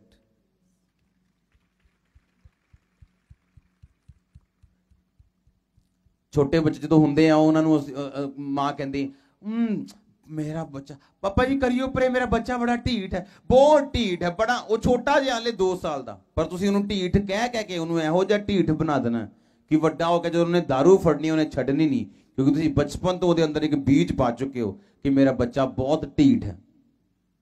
सेम तुहाडी वाइफ, सेम तुहाडा हसबैंड। ਜਿਹੋ ਜਿਹੇ ਵਰਡ ਤੁਸੀਂ ਆਪਣੀ ਵਾਈਫ ਦੇ ਅੰਦਰ ਟ੍ਰਾਂਸਫਰ ਕਰੋਗੇ, ਜਿਹੋ ਜਿਹੇ ਵਰਡ ਤੁਸੀਂ ਆਪਣੇ ਹਸਬੈਂਡ ਦੇ ਅੰਦਰ ਟ੍ਰਾਂਸਫਰ ਕਰੋਗੇ, ਉਹੋ ਜਿਹਾ ਰਿਜ਼ਲਟ ਉਹ ਤੁਹਾਨੂੰ ਦੇਣਗੇ ਹਮੇਸ਼ਾ। ਸੋ ਇਹ ਬਹੁਤ ਇੰਪੋਰਟੈਂਟ ਆ ਕਿ ਜਿਹੜੇ ਬੱਚੇ ਆ, ਜਦੋਂ ਹਸਬੈਂਡ ਬਾਹਰ ਗਿਆ ਤੇ ਵਾਈਫਸ ਜਿਹੜੀਆਂ ਉਹਨਾਂ ਨੂੰ ਓਬੀਡੀਐਂਟ ਆਗਿਆਕਾਰਿਤਾ ਦੇ ਵਿੱਚ ਰਹਿਣਾ ਸਿਖਾਉਣ। ਇਹ ਬਹੁਤ ਇੰਪੋਰਟੈਂਟ ਆ ਬੱਚਿਆਂ ਨੂੰ ਸਿਖਾਉਣਾ। ਉਹਨਾਂ ਨੂੰ ਕਦੀ ਵੀ ਕੋਈ ਗਲਤ ਚੀਜ਼ ਨਾ ਸਿਖਾਈ ਜਾਵੇ। ਆਪਣੇ ਹਸਬੈਂਡਸ ਦੇ ਜਿਹੜਾ ਖਿਲਾਫ ਕਰਨਾ ਇਹ ਬਹੁਤ ਮਾੜੀ ਚੀਜ਼ ਹੈ, ਕਿਉਂਕਿ ਜਦੋਂ ਬੱਚੇ ਵੱਡੇ ਹੁੰਦੇ ਆ ਤੇ ਇਹੀ ਜਿਹੜਾ ਸਿਖਾਇਆ, ਗਲਤ ਸਿਖਾਇਆ, ਇਹੀ ਫੀਡਬੈਕ ਸਾਨੂੰ ਵਾਪਸ ਆਉਂਦਾ, ਕਿਉਂਕਿ ਤੁਸੀਂ ਉਹੀ ਬੋਇਆ ਉਹਨਾਂ ਦੀ ਲਾਈਫ ਦੇ ਵਿੱਚ। ਤੇ ਜੋ ਤੁਸੀਂ ਬੋਇਆ ਉਹਨਾਂ ਦੀ ਜ਼ਿੰਦਗੀ ਦੇ ਵਿੱਚ, ਜੋ ਗੇਮਾਂ ਬੋਈਆਂ, ਜਦੋਂ ਵੱਡਾ ਹੋ ਜਾਂਦਾ ਮਾਂ ਪਿਓ, ਫਿਰ ਗੇਮਾਂ ਹੀ ਕੱਟਦਾ ਉਹਦੀ ਲਾਈਫ ਦੇ ਵਿੱਚੋਂ। ਕਿੰਨੇ ਮੇਰੀ ਗੱਲ ਸਮਝ ਰਹੇ? ਪਹਿਲੀ ਗੱਲ, ਗਰੰਟਡ ਨਹੀਂ ਲੈਣਾ। ਜੇ ਸਾਨੂੰ ਪਤਾ ਹੈ ਕਿ ਮੈਂ ਗਲਤ ਡਾਈਟ ਲੈ ਰਹੀ ਹਾਂ, ਮੈਂ ਦੇਸੀ ਘਿਓ ਹੀ ਖਾਈ ਜਾਂਦੀ ਹੈ, ਸ਼ੀਲੇ 'ਚ ਦੇਸੀ ਘਿਓ ਖਾਈ ਗਏ, ਸ਼ੀਲਾ ਲੰਘ ਵੀ ਗਿਆ, ਤਾਂ ਹਲੇ ਵੀ ਦੇਸੀ ਘਿਓ ਚੱਲ ਰਿਹਾ, ਢਿੱਡ ਇੱਥੇ ਆਇਆ ਪਿਆ, ਲੱਗ ਹੀ ਨਹੀਂ ਰਿਹਾ ਜਨਾਨੀ ਆ ਰਹੀ, ਲੱਗ ਰਿਹਾ ਕੋਈ ਫੁੱਟਬਾਲ ਚੱਲਦਾ ਆ ਰਿਹਾ। ਤੇ ਬੰਦਾ ਵੀ ਜਿਹੜਾ ਉਹਨੂੰ ਲੈ ਕੇ ਨਹੀਂ ਜਾ ਰਿਹਾ ਕਿਤੇ ਮੈਰਿਜ ਤੇ, ਉਹਨੂੰ ਪਤਾ ਕਿ ਭਰਾਵਾ ਤੈਨੂੰ ਨਾਲ ਲੈ ਗਿਆ, ਪਹਿਲਾਂ ਤੇ ਮੈਨੂੰ 10 ਲੋਕਾਂ ਨੂੰ ਦੱਸਣਾ ਪੈਣਾ कि मेरी वाइफ है तो मैनू शर्म आऊगी। वह हस्बैंड वाइफ हाइजीनिक रहने चाहिए, साफ सुथरे रहने चाहिए, क्लीन रहने चाहिए, घर भी बाहर भी हर तरफ तो क्लीन होने चाहिए। उन्होंने लाइफ जी है वो साफ होनी चाहिए, नहीं तो ये चीज़ां छोटियां छोटियां बतंगड़ बन सकती हैं, इत्थों तक कि डाइवोर्स तक भी पहुंच सकती हैं। हस्बैंड लगता लै ये तो हुण मेरी वाइफ है, मूँह च गुटका पा के भावें मैं ये कोल जावां, भावें शराब पी के जावां, भावें ब्रश किते भी ना जावां, लै फिर की है। जिद्दां दी सर्विस तुसीं दोगे उद्दां दी सर्विस तुहानूं मिलनी। तुसीं इज्जत बोई नहीं, इज्जत कट्टी नहीं। ਜਦੋਂ ਇੰਗੇਜਮੈਂਟ ਹੋਈ ਸੀ ਤੇ ਮੈਕਡੋਨਲਡ ਦਾ 버ਗਰ ਜਾਂਦਾ ਹੁੰਦਾ ਸੀ ਹੈ, ਤੇ ਜਦੋਂ ਵਿਆਹ ਹੋ ਗਿਆ ਤੇ ਉਸ ਤੋਂ ਬਾਅਦ ਫਿਰ 15 ਰੁਪਏ ਵਾਲਾ 버ਗਰ ਉਹ ਬੰਦਾ ਉਹ ਵੀ ਵੇਲਾ 10 ਵਾਰੀ ਸੋਚਦਾ ਲੈ ਕੇ ਜਾਵਾਂ ਕਿ ਨਾ, ਤੇ ਫਿਰ ਅੱਗੋਂ ਗੋਲ ਗੋਲ ਖੇਰੇ ਮਿਲਣ ਦੀ ਆਸ ਵੀ ਨਾ ਰੱਖੋ। ਹਾਂ ਰੋਟੀ ਉੱਤੇ ਸਬਜ਼ੀ ਪਾ ਕੇ ਇਹਦਾ ਦੇ ਦੇਣਾ, ਡੋਲ ਕੇ ਦੇ ਦਿਓ, ਉਹੀ ਸ਼ੁਕਰ ਮਨਾਓ ਕਿ ਮਿਲ ਗਈ ਹੈ ਤੁਹਾਨੂੰ, ਜਿਹੋ ਜਿਹਾ 버ਗਰ ਸੀ ਤੁਹਾਡਾ ਵਾਈਫ ਲਈ।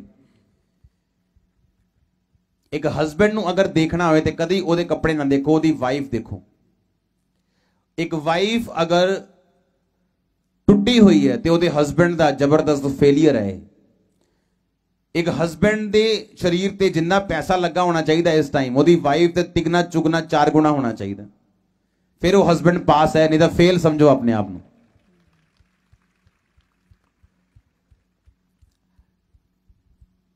और ਜਦੋਂ ਮੈਰਿਜ ਹੋ ਜਾਂਦੀ ਉਸ ਤੋਂ ਬਾਅਦ ਵਿੱਚ ਆਪਾਂ ਮੋਸਟਲੀ ਦੇਖਣ ਦੇ ਵਿੱਚ ਆਉਂਦਾ ਕਿ ਜਦੋਂ ਮੈਰਿਜ ਹੋ ਜਾਂਦੀ ਹੈ ਵਾਈਫਸ ਜਿਹੜੀਆਂ ਉਹ ਆਪਣੇ ਮਾਇਕਾ ਜਿਹੜਾ ਪਰਿਵਾਰ ਹੈ ਉਹਦੇ ਨਾਲ ਜਿਹੜੀ ਉਹਨਾਂ ਦੀ ਅਟੈਚਮੈਂਟ ਆ ਉਹ ਉੱਤੇ ਹੀ ਬਣੀ ਰਹਿੰਦੀ ਹੈ। ਡੇਲੀ ਫੋਨ ਕਾਲਸ ਤੇ ਡੇਲੀ ਹਰ ਗੱਲ ਸ਼ੇਅਰ ਕਰਨੀ, ਹਰ ਸੀਕ੍ਰੇਟ ਸ਼ੇਅਰ ਕਰਦੀਆਂ ਆਪਣੇ ਸਹੁਰੇ ਪਰਿਵਾਰ ਦਾ। ਜਦ ਕਿ ਜਦੋਂ ਮੈਰਿਜ ਹੋ ਜਾਂਦੀ ਆ ਤੇ ਜਿਹੜੀ ਰੀਅਲ ਹਾਊਸ ਆ, ਰੀਅਲ ਫੈਮਿਲੀ, ਉਹ ਸਹੁਰਾ ਪਰਿਵਾਰ ਆ, ਤੁਹਾਡਾ ਹਸਬੈਂਡ ਆ, ਤੇ ਚਾਹੀਦਾ ਇਹ ਹੈ ਕਿ ਅਸੀਂ ਥੋੜਾ ਜਿਹਾ ਸੈਪਰੇਟ ਰਹਿ ਕੇ ਆਪਣੇ ਮਾਇਕੇ ਤੋਂ ਆਪਣੇ ਸਹੁਰੇ ਪਰਿਵਾਰ ਦੇ ਨਾਲ, ਆਪਣੇ ਹਸਬੈਂਡਸ ਦੇ ਨਾਲ, ਅਦਰ ਫੈਮਿਲੀ ਦੇ ਨਾਲ ਅਸੀਂ ਟਾਈਮ ਸਪੈਂਡ ਕਰੀਏ, ਉਹਨਾਂ ਦੇ ਨਾਲ ਜਿਹੜੀ ਆਪਣੀ ਬੌਂਡੇਜ ਆ ਉਹਨੂੰ ਸਟਰੋਂਗ ਕਰੀਏ। ਇਹ ਬਹੁਤ ਇੰਪੋਰਟੈਂਟ ਆ। ਇਹ ਪੁਆਇੰਟਸ ਜਿਹੜੇ ਅਸੀਂ ਡਿਸਕਸ ਕਰ ਰਹੇ ਹਾਂ ਇਹ ਜ਼ਬਰਦਸਤ ਨੂੰ ਸਮਝ ਆਣੇ ਚਾਹੀਦੇ। ਮੰਮਾ ਨੇ ਦੱਸਿਆ ਕਿ don't go to your parents, ਮਤਲਬ ਇਹਨਾਂ 'ਚ ਇਦਾਂ ਨਹੀਂ ਕਿ ਪੇਕੇ ਨੂੰ ਭੁੱਲ ਜਾਣਾ। ਬਾਈਬਲ ਦੱਸਦੀ ਹੈ, ਇਹ ਗੱਲਾਂ ਪਹਿਲਾਂ ਆਪਾਂ ਕਰ ਚੁੱਕੇ ਹਾਂ ਕਿ ਜਿਹੜਾ ਹਸਬੈਂਡ ਹੈ ਉਹਦੇ ਜਵਾਈ ਨਾਮ ਦਾ ਕੋਈ ਵੀ ਸ਼ਬਦ ਇਬਰਾਨੀ ਭਾਸ਼ਾ 'ਚ ਨਹੀਂ ਹੈ। ਉਹਦਾ ਮਤਲਬ ਇਹ ਹੈ ਕਿ ਹਸਬੈਂਡ ਦੀ ਜਦੋਂ ਮੈਰਿਜ ਹੁੰਦੀ ਹੈ ਵਾਈਫ ਆਪਣੀ ਦੇ ਨਾਲ, ਉਹਦੇ ਵਾਈਫ ਦੇ ਮਾਤਾ ਪਿਤਾ ਹਸਬੈਂਡ ਦੇ ਮਾਤਾ ਪਿਤਾ ਬਣਦੇ ਆ। ਹੁੰਦਾ ਕੀ ਹੈ, ਗੜਬੜ ਕਿੱਥੋਂ ਸ਼ੁਰੂ ਹੁੰਦੀ, ਉਹਨੂੰ ਆਪਾਂ ਕਿੱਦਾਂ ਸੈਟੀਸਫਾਈਡ ਕਰ ਸਕਦੇ ਹਾਂ। ਮੋਸਟਲੀ ਲੇਡੀਜ਼ ਦੀ ਪ੍ਰੋਬਲਮ ਇਹ ਹੈ ਉਹਨਾਂ ਦੇ ਘਰ 'ਚ ਕਿ ਹਸਬੈਂਡ ਉਹਨਾਂ ਨੂੰ ਆਪਣੀ ਸੈਲਰੀ ਨਹੀਂ ਦੱਸਦਾ। ਹਸਬੈਂਡ ਦੱਸਦਾ ਨਹੀਂ ਉਹ ਕੀ ਕਮਾਉਂਦਾ। ਮੈਂ ਸਹੀ ਕਹਿ ਰਿਹਾ ਕਿ ਨਹੀਂ ਲੇਡੀਜ਼? ਹਸਬੈਂਡ ਕਿਉਂ ਨਹੀਂ ਦੱਸਦਾ? ਕਿਉਂਕਿ ਜੇ ਹਸਬੈਂਡ ਨੇ ਦੱਸ ਦਿੱਤਾ ਉਹਨੂੰ ਪਤਾ ਹੈ ਕਿ ਡਿਮਾਂਡ ਲੋ ਆਈ ਲੋ ਟੇਬਲ ਦੇ ਉੱਤੇ।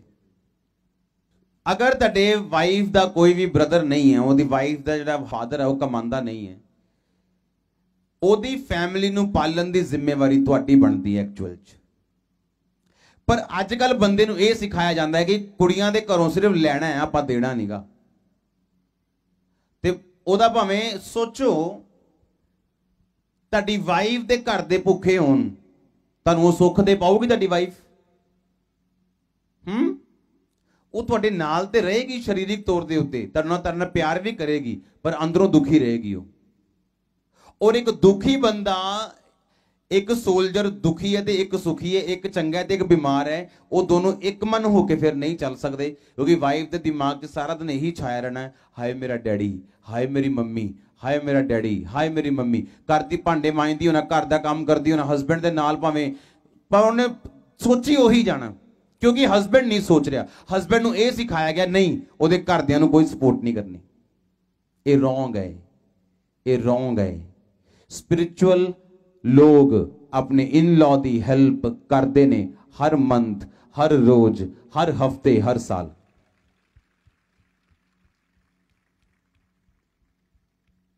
ਸਭ ਤੋਂ ਪਹਿਲੀ ਗੱਲ, ਜਦੋਂ ਦਰਸ਼ਨ ਦਿਮਾਗ 'ਚ ਨਹੀਂ ਹੁੰਦਾ, ਬੰਦੇ ਦਾ ਵਿਜ਼ਨ ਨਹੀਂ ਹੈ ਕੋਈ ਵੀ। ਜਦੋਂ ਇੱਕ ਵਿਜ਼ਨ ਹੋਏਗਾ, ਕੰਮ ਹੋਏਗਾ ਕਿ ਆਹ ਮੇਰਾ ਵਿਜ਼ਨ ਹੈ, ਆਹ ਮੇਰਾ ਕੰਮ ਹੈ, ਹਸਬੈਂਡ ਵਾਈਫ ਨੂੰ ਪਤਾ ਹੋਏਗਾ ਕਿ ਅਸੀਂ ਇਸ ਵਿਜ਼ਨ ਦੇ ਉੱਤੇ ਚੱਲਣਾ ਹੈ, ਇਹ ਟਾਰਗੇਟ ਹੈ ਸਾਡਾ। ਹੁਣ ਹਸਬੈਂਡ ਨੂੰ ਪਤਾ ਹੈ ਕਿ ਜੇ ਮੈਂ ਆਪਣੀ ਵਾਈਫ ਨੂੰ ਇੱਕ ਮਨ ਹੋ ਕੇ ਮੰਗਦਾ ਕਿ ਮੇਰੇ ਨਾਲ ਇਸ ਵਿਜ਼ਨ ਤੇ ਚੱਲੇ ਤੇ ਇਹਦਾ ਦਿਮਾਗ ਫ੍ਰੀ ਰਹਿਣਾ ਚਾਹੀਦਾ ਟੋਟਲ। ਜੇ ਇਹਦਾ ਦਿਮਾਗ ਹੀ ਫ੍ਰੀ ਨਹੀਂ ਹੋਏਗਾ ਤੇ ਇਹ ਮੇਰੇ ਨਾਲ ਸਰੀਰਕ ਰੂਪ ਤੇ ਤਾਂ ਹੋਏਗੀ ਪਰ ਇਹ ਕੰਮ ਨਹੀਂ ਕਰ ਪਾਏਗੀ। ਇਸ ਕਰਕੇ ਇਸ ਲਈ ਲਿਖਿਆ ਇੱਕ ਦੂਸਰੇ ਦੀਆਂ ਜ਼ਰੂਰਤਾਂ ਦਾ ਕੀ ਰੱਖੋ, ਧਿਆਨ ਰੱਖੋ। ਇੱਕ ਵਾਰੀ ਕੁਝ ਸਿਸਟਰਸ ਆਈਆਂ ਮੇਰੇ ਕੋਲ, मैं की नोटिस किया सारियां मैरिड सिस्टर्स हैं पर उन्होंने जो अद्धी सिस्टर्स की मैरिड लाइफ बड़ी खराब है। मैनू बड़ी हैरानी हुई। बाद च मैं नोटिस किया सारियां सिस्टर्स आपस च सारियां गल्लां शेयर करदियां सी अपने हस्बैंड दियां, अज ये होया कल नूं ये होया, राती असीं उत्थे सी आ कीता ओ, मतलब हर गल आपस च सारियां सिस्टर्स ने। हसबैंड ਨੂੰ ਪਤਾ ਕਿ ਫੋਨ ਲੱਗਾ ਕੰਨ ਤੇ मतलब ਭੈਣ ਨਾਲ ਗੱਲ ਕਰਦੀ ਜਾਂ ਮਾਂ ਨਾਲ, ਮਾਂ ਨੂੰ ਡੇਲੀ ਦੱਸਣਾ ਅੱਜ ਇਹ ਬਣਾਇਆ, ਟਿੰਡੇ ਚਾੜੇ ਅੱਜ ਮਟਰ ਚਾੜੇ ਆ ਜੀ, ਅੱਜ ਫਲਾਣਾ ਚਾੜੇ। ਜੇ ਤੁਸੀਂ ਇੰਨੀ ਵੱਧ ਗੱਲ ਆਪਣੇ ਪੇਕੇ ਕਰੋਗੇ ਲੇਡੀਜ਼, ਤੁਸੀਂ ਕਦੀ ਆਪਣਾ ਸੋਹਰਾ ਨਹੀਂ ਬਣਾ ਸਕਦੇ ਕਿਉਂਕਿ ਹੁਣ ਤੁਸੀਂ ਇਹੋ ਜਿਹੀ ਬਣ ਚੁੱਕੇ ਹੋ ਕਿ ਨਾ ਤੁਸੀਂ ਘਰ ਦੇ ਹੋ ਤੇ ਨਾ ਘਾਟ ਦੇ ਹੋ ਕਿਉਂਕਿ ਦਰਸ਼ਨ ਤੁਹਾਡਾ ਪਤੀ ਦੇ ਉੱਤੇ ਹੈ। ਪਤੀ ਦੇ ਨਾਲ ਤੁਸੀਂ ਵਧਣਾ ਹੈ, ਪਤੀ ਨੇ ਵਧਣਾ ਤੇ ਤੁਸੀਂ ਵਧਣਾ ਹੈ। ਧਿਆਨ ਤੁਹਾਡਾ ਆਪਣੇ ਘਰ ਦੇ ਵਿੱਚ ਹੈ, ਨਾ ਤੁਸੀਂ ਉਧਰ ਦਿਓ ਤੇ ਨਾ ਉਧਰ ਦਿਓ। ਤੇ ਗਲਤੀ ਪਤੀ ਦੀ ਵੀ ਹੈ, ਉਹਨੇ ਵਾਈਫ ਨੂੰ ਆਪਣੇ ਪਿੱਛੇ ਲਾਇਆ ਨਹੀਂ, ਉਹਨੇ ਵਾਈਫ ਦੀ ਕੇਅਰ ਨਹੀਂ ਕੀਤੀ, ਉਹਨੇ ਵਾਈਫ ਦੀਆਂ ਜ਼ਰੂਰਤਾਂ ਦਾ ਧਿਆਨ ਨਹੀਂ ਰੱਖਿਆ, ਉਹਨੂੰ ਇਮੋਸ਼ਨਲੀ ਉਹਨੂੰ ਸੈਟੀਸਫਾਈਡ ਨਹੀਂ ਕਰ ਪਾਇਆ ਕਿ ਮੈਂ ਤੇਰੇ ਨਾਲ ਹਾਂ, ਤੇਰੇ ਇਸ ਦਰਸ਼ਨ 'ਚ ਤੂੰ ਮੇਰੇ ਨਾਲ ਹੈ ਤੇ ਮੈਂ ਤੇਰੇ ਨਾਲ ਹਾਂ। ਹਾਲੇਲੂਇਆ। सैलरी ना दसन दा की है कारण, यही कारण है कि जितना ही सैलरी दसी वाइफ नूं ट्रबल शुरू, लै तुसीं तां 25,000 कमाने, तुसीं मैनूं सूट नहीं लैके दिता 5,000 दा। ते हसबैंड कहंदा नहीं भरा मैं 12,000 ही कमाना। उन्होंने पता 12 कहूंगा तो 2,000 का सूट लैके दूंगा तो शांति आनी घर च। और वाइफ नूं बुद्धि मननी चाहिए। सुनो कद लई अगे पढ़दा मैं, लिखिया 31:13 च वह उन और सन ढूंढ ढूंढ कर अपने हाथों से प्रसन्नता के साथ काम करती, वह व्यापार के जहाजों के समान अपनी भोजन वस्तुएं दूर से मंगवाती। सुनो तेरा हस्बैंड कमा सकता है पर घर नहीं चला सकता। घर चलाने की जिम्मेवारी जिहड़ी है वाइफ दी है, हाँ या ना? हाँ, हस्बैंड सिर्फ तनख्वाह तुहाडे हत्थां 'च लिया के रख सकता है। ਇਹ ਨਹੀਂ ਜੇ ਅੱਜ ਤੁਹਾਡਾ ਸੈਮੀਨਾਰ ਸੁਣਨ ਤੋਂ ਬਾਅਦ ਤੁਹਾਡਾ ਹਸਬੈਂਡ ਪੂਰੀ ਤਨਖਾਹ 25,000 ਤੁਹਾਡੇ ਹੱਥ ਤੇ ਰੱਖ ਦੇਵੇ ਤੇ ਤੁਸੀਂ ਅਗਲੇ ਦਿਨ ਹੀ ਬਿਊਟੀ ਪਾਰਲਰ ਚਲ ਜਾਓ ਤੇ ਪਤਾ ਲੱਗੇ 5,000 ਦਾ ਫੇਸ਼ੀਅਲ ਹੀ ਕਰਾ ਛੱਡਿਆ ਤੁਸੀਂ। हाँ, लिखा ओ अपनी वस्तुएं व्यापार के जहाज के समान दूर से मंगवाती। एक वाइफ नूं पता है कि मैं जे सब्जी मंडी आलस ते मारी गई नहीं थोड़ी दूर, ओनू पता है उत्थे मेरे टमाटर है 10 रुपए किलो है पर उन्हें गली वाले भाई को लैने 25 रुपए किलो मिलणगे। अपने हस्बैंड की कमाई नूं उड़ा रही है। जे तुसी आज 5 रुपए सेव नहीं कर सकते, कल तुसी 50,000 सेव नहीं करोगे। तुहाडे च आदत नहीं है सेव करन दी। लिखिया कि जो ऊन और सन ढूंढ ढूंढ कर अपने हाथों से प्रसन्नता के साथ काम करती। जेड़ी भली पत्नी है वो पत्नी विजनरी पत्नी है। उन्होंने पता है कि जो मेरा हस्बैंड 20,000 लैके आया तो मैं जो किद्दां सेव करके अपने फ्यूचर दे विच उस सेविंग दे नाल मैं एक बिजनेस शुरू करांगी। सुनो, बाइबल च किते नहीं लिखिया हाउस वाइफ, बाइबल च जिक्र नहीं है housewife. There is no housewife in Bible. अगर हस्बैंड 10,000 कमांदा है और घर च हल्की जी तंगी है, अगर वाइफ 4,000 कमाए सिर्फ, घर स्वर्ग बन जाएगा 1 महीने च। पर हस्बैंड नूं प्रॉब्लम यह है, वो बेचारा इन्ना घमंडी है कि वो चाहता ही नहीं कि वाइफ जाए किते, उन्होंने डर लगता है। क्योंकि जिहड़ी वाइफ्स आ वो as a helper, as a advisor परमेश्वर ने भेजा ते आपां सिर्फ घर दा काम करन दे लई ही नहीं हैगे, बल्कि असीं बाहर बिजनेस भी कर सकते हैं। जे कोई सिलाई कढ़ाई कुछ भी आंदा, जे छोटे बच्चे आ ते आपां घर विच रह के भी वो काम कर सकते हैं। ओहदे नाल की होगा, फाइनैंशियली सपोर्ट होगी हस्बैंड नूं, और जिहड़ा काम जिहड़ी सेविंग्स आपां चाहुंदे आ फ्यूचर्स दे लई, अपने बच्चों दे लई, अपने परिवार लई, वो होर बहुत वधिया तरीके नाल असीं कर सकते हैं। एक कीड़ी भी सेविंग करदी है, उन्होंने पता सर्दियों च कुछ मिलना नहीं तो गर्मियों च खंड, गर्मियों च कुछ जो मिले लैके जाती, फिर उत्ते उल्ली लगती है जदों वो खांदी है उस सर्दियों दे विच। ते परमेश्वर कहंदा कीड़ी को सिख, ਕਿੱਦਾਂ ਉਹ ਆਪਣਾ ਆਹਾਰ ਧੂਪ ਕਾਲ ਦੇ ਵਿੱਚ ਸੰਚੇ ਕਰਦੀ, ਇਕੱਠਾ ਕਰਦੀ ਹੈ ਤਾਂ ਕਿ ਉਹਨੂੰ ਸ਼ੀਤ ਕਾਲ ਦੇ ਵਿੱਚ ਕੰਮ ਕਰਨਾ ਨਾ ਪਵੇ। ਹਾਲੇਲੂਇਆ। ਅਗਰ ਇੱਕ ਵਾਈਫ ਦੇ ਹੱਥ ਵਿੱਚ ਉਹ ਆਪਣੀ ਤਨਖਾਹ ਦੇ ਹੀ ਦਿੰਦਾ, कहती वो अपनी व्यापार के जहाजों के समान अपनी भोजन वस्तु दूर से मंगवाती। क्यों दूरों मंगवाओगी हो? अपने पड़ोसी ने पूछो क्यों। हाँ पूछो पूछो, बोलो क्यों। क्यों मंगाओगी दूरों? जे मेरी वाइफ ਨੂੰ पता है कि मैं टिंडे दूरों मंगावांगे तो 10 रुपए सस्ते पैणगे, जे 10 चीज़ां मंगाऊंगे 100 रुपए की सेविंग हो गई। पर असी आलसी है कई बारी। भली पत्नी कौन पा सकता, ਉਹਦਾ ਮੁੱਲ मूंगियां नालों ज्यादा। ਉਹ भली पत्नी की है, कहना उन सन ढूंढ ढूंढ कर हाथों के साथ प्रसन्नता के साथ काम करती। वो वेस्टेज नहीं करती, वो वेस्टर नहीं है, वो फालतू पैसा नहीं खर्च करती, वो सेविंग करने वाली लेडी है। वो दूर तो चीज़ां मंगा रही, दूर का मतलब जो सस्तियां पैंदियां उथों मंगा रही है और अपने पति के पैसे नूं सेव कर रही। और जो हस्बैंड भी देखता मेरा पैसा सेव हो रहा है और नैक्सट टाइम 25,000 की जगह वो 28,000 तुहाडे हाथ च देगा।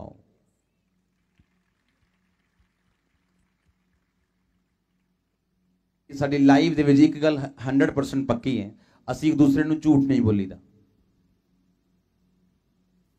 मैं खुद दे दांगा 25,000 रुपया, 20,000 रुपया, आ ले लो, ओ ले लो, बट झूठ बोल के साडे घर च कुछ नहीं आंदा, क्योंकि असी अपनी जिहड़ी नींव है वो रेत के उत्ते नहीं रखना चाहते। आमीन। मोस्टली वाइफ्स अंदर हमेशा झूठ बोलने की आदत है और मोस्टली की करदियां हो, जे आपां सूट लिया 1000 रुपए का तो दसना हस्बैंड नूं 500 रुपए का, क्यों? ताकि हस्बैंड झटका ना मारे। ਉਹ ਛੋਟਾ ਛੋਟਾ ਝੂਠ ਜਦੋਂ ਵੱਡਾ ਹੋ ਜਾਂਦਾ ਹੈ ਫਿਰ ਉਹ ਸ਼ੈਤਾਨ ਬਣ ਜਾਂਦਾ। ਉਹਨੇ ਬੱਚਿਆਂ ਅੱਗੇ ਝੂਠ ਬੋਲੀ ਜਾਣਾ, ਬੱਚਿਆਂ ਦੀਆਂ ਗਲਤੀਆਂ ਪਿਤਾ ਤੋਂ ਛੁਪਾਈ ਜਾਣੀਆਂ। ਕੋਈ ਮਾਂ ਆਪਣੇ ਬੱਚਿਆਂ ਦੀ ਗਲਤੀ ਪਿਤਾ ਦੇ ਕੋਲੋਂ ਅਗਰ ਉਹ ਛੁਪਾਉਂਦੀ ਹੈ, ਉਹ ਕੱਲੀ फाइटर बन जाएगी, ਕੱਲੀ लड़ेगी और थक जाएगी अपनी लाइफ तो, क्योंकि हस्बैंड लीडर है। ਤੁਸੀਂ ਉਹਨੂੰ ਠੰਡਾ ਕਰਕੇ ਦੱਸ ਸਕਦੇ ਹੋ ਗੱਲ। ਕੋਈ ਬੱਚੇ ਦੀ ਗੱਲ ਹੋ ਵੀ ਗਈ ਕਿਸੇ ਜਵਾਨ ਬੱਚੇ ਦੀ, ਉਹਨੂੰ ਠੰਡਾ ਕਰਕੇ ਦੱਸ ਸਕਦੇ ਹੋ ਆਪਣੇ ਹਸਬੈਂਡ ਨੂੰ ਕਿ ਉਹ ਰਿਐਕਟ ਨਾ ਕਰੇ, ਮਾਰੇ ਕੁੱਟੇ ਨਾ। ਕਿਉਂਕਿ ਹਸਬੈਂਡ ਜਦੋਂ ਪ੍ਰੇਅਰ ਕਰੇਗਾ ਔਰ ਹੱਲ ਕਰੇਗਾ, ਤੁਸੀਂ ਦੋਨੋਂ ਹੱਲ ਕਰੋਗੇ, ਜ਼ਿਆਦਾ ਵਧੀਆ ਹੱਲ ਹੋਏਗਾ। ਜੇ ਲੇਡੀ ਇਕੱਲੇ ਆਪਣੇ ਮੋਢੇ ਤੇ ਚੁੱਕ ਲੇਗੀ, ਉਹ ਹੱਲ ਨਹੀਂ ਹੋਏਗਾ ਚੀਜ਼ਾਂ ਦਾ, ਫਿਰ ਉਹ ਇਨਸਲਟ ਆਏਗੀ ਲਾਈਫ ਦੇ ਵਿੱਚ ਅਗਰ ਉਹ ਇਕੱਲੀ ਕਰੇਗੀ ਤਾਂ। ਸੋ ਇਸ ਲਈ ਬਹੁਤ ਇੰਪੋਰਟੈਂਟ ਆ ਕਿ घर के ਜਿਹੜੇ सीक्रेट्स आ ਉਹ हस्बैंड ਦੇ ਨਾਲ शेयर करो। प्लस ਜਿਹੜੇ ਬੱਚਿਆਂ ਦੀਆਂ ਕੋਈ ਵੀ ਅਗਰ ਦਿੱਕਤ ਆ, ਉਹਨਾਂ ਦੀ ਆਦਤਾਂ ਆ ਕੋਈ ਜਿਹੜੀਆਂ ਮਾੜੀਆਂ ਆ, ਉਹ ਤੁਸੀਂ ਜ਼ਰੂਰ शेयर करो ਆਪਣੇ ਹਸਬੈਂਡਸ ਦੇ ਨਾਲ। ਆਪਸ ਦੇ ਵਿੱਚ शेयर करना बहुत जरूरी है। ਕਿੰਨਿਆਂ ਨੂੰ ਮੇਰੀ ਗੱਲ ਸਮਝ ਆ ਰਹੀ?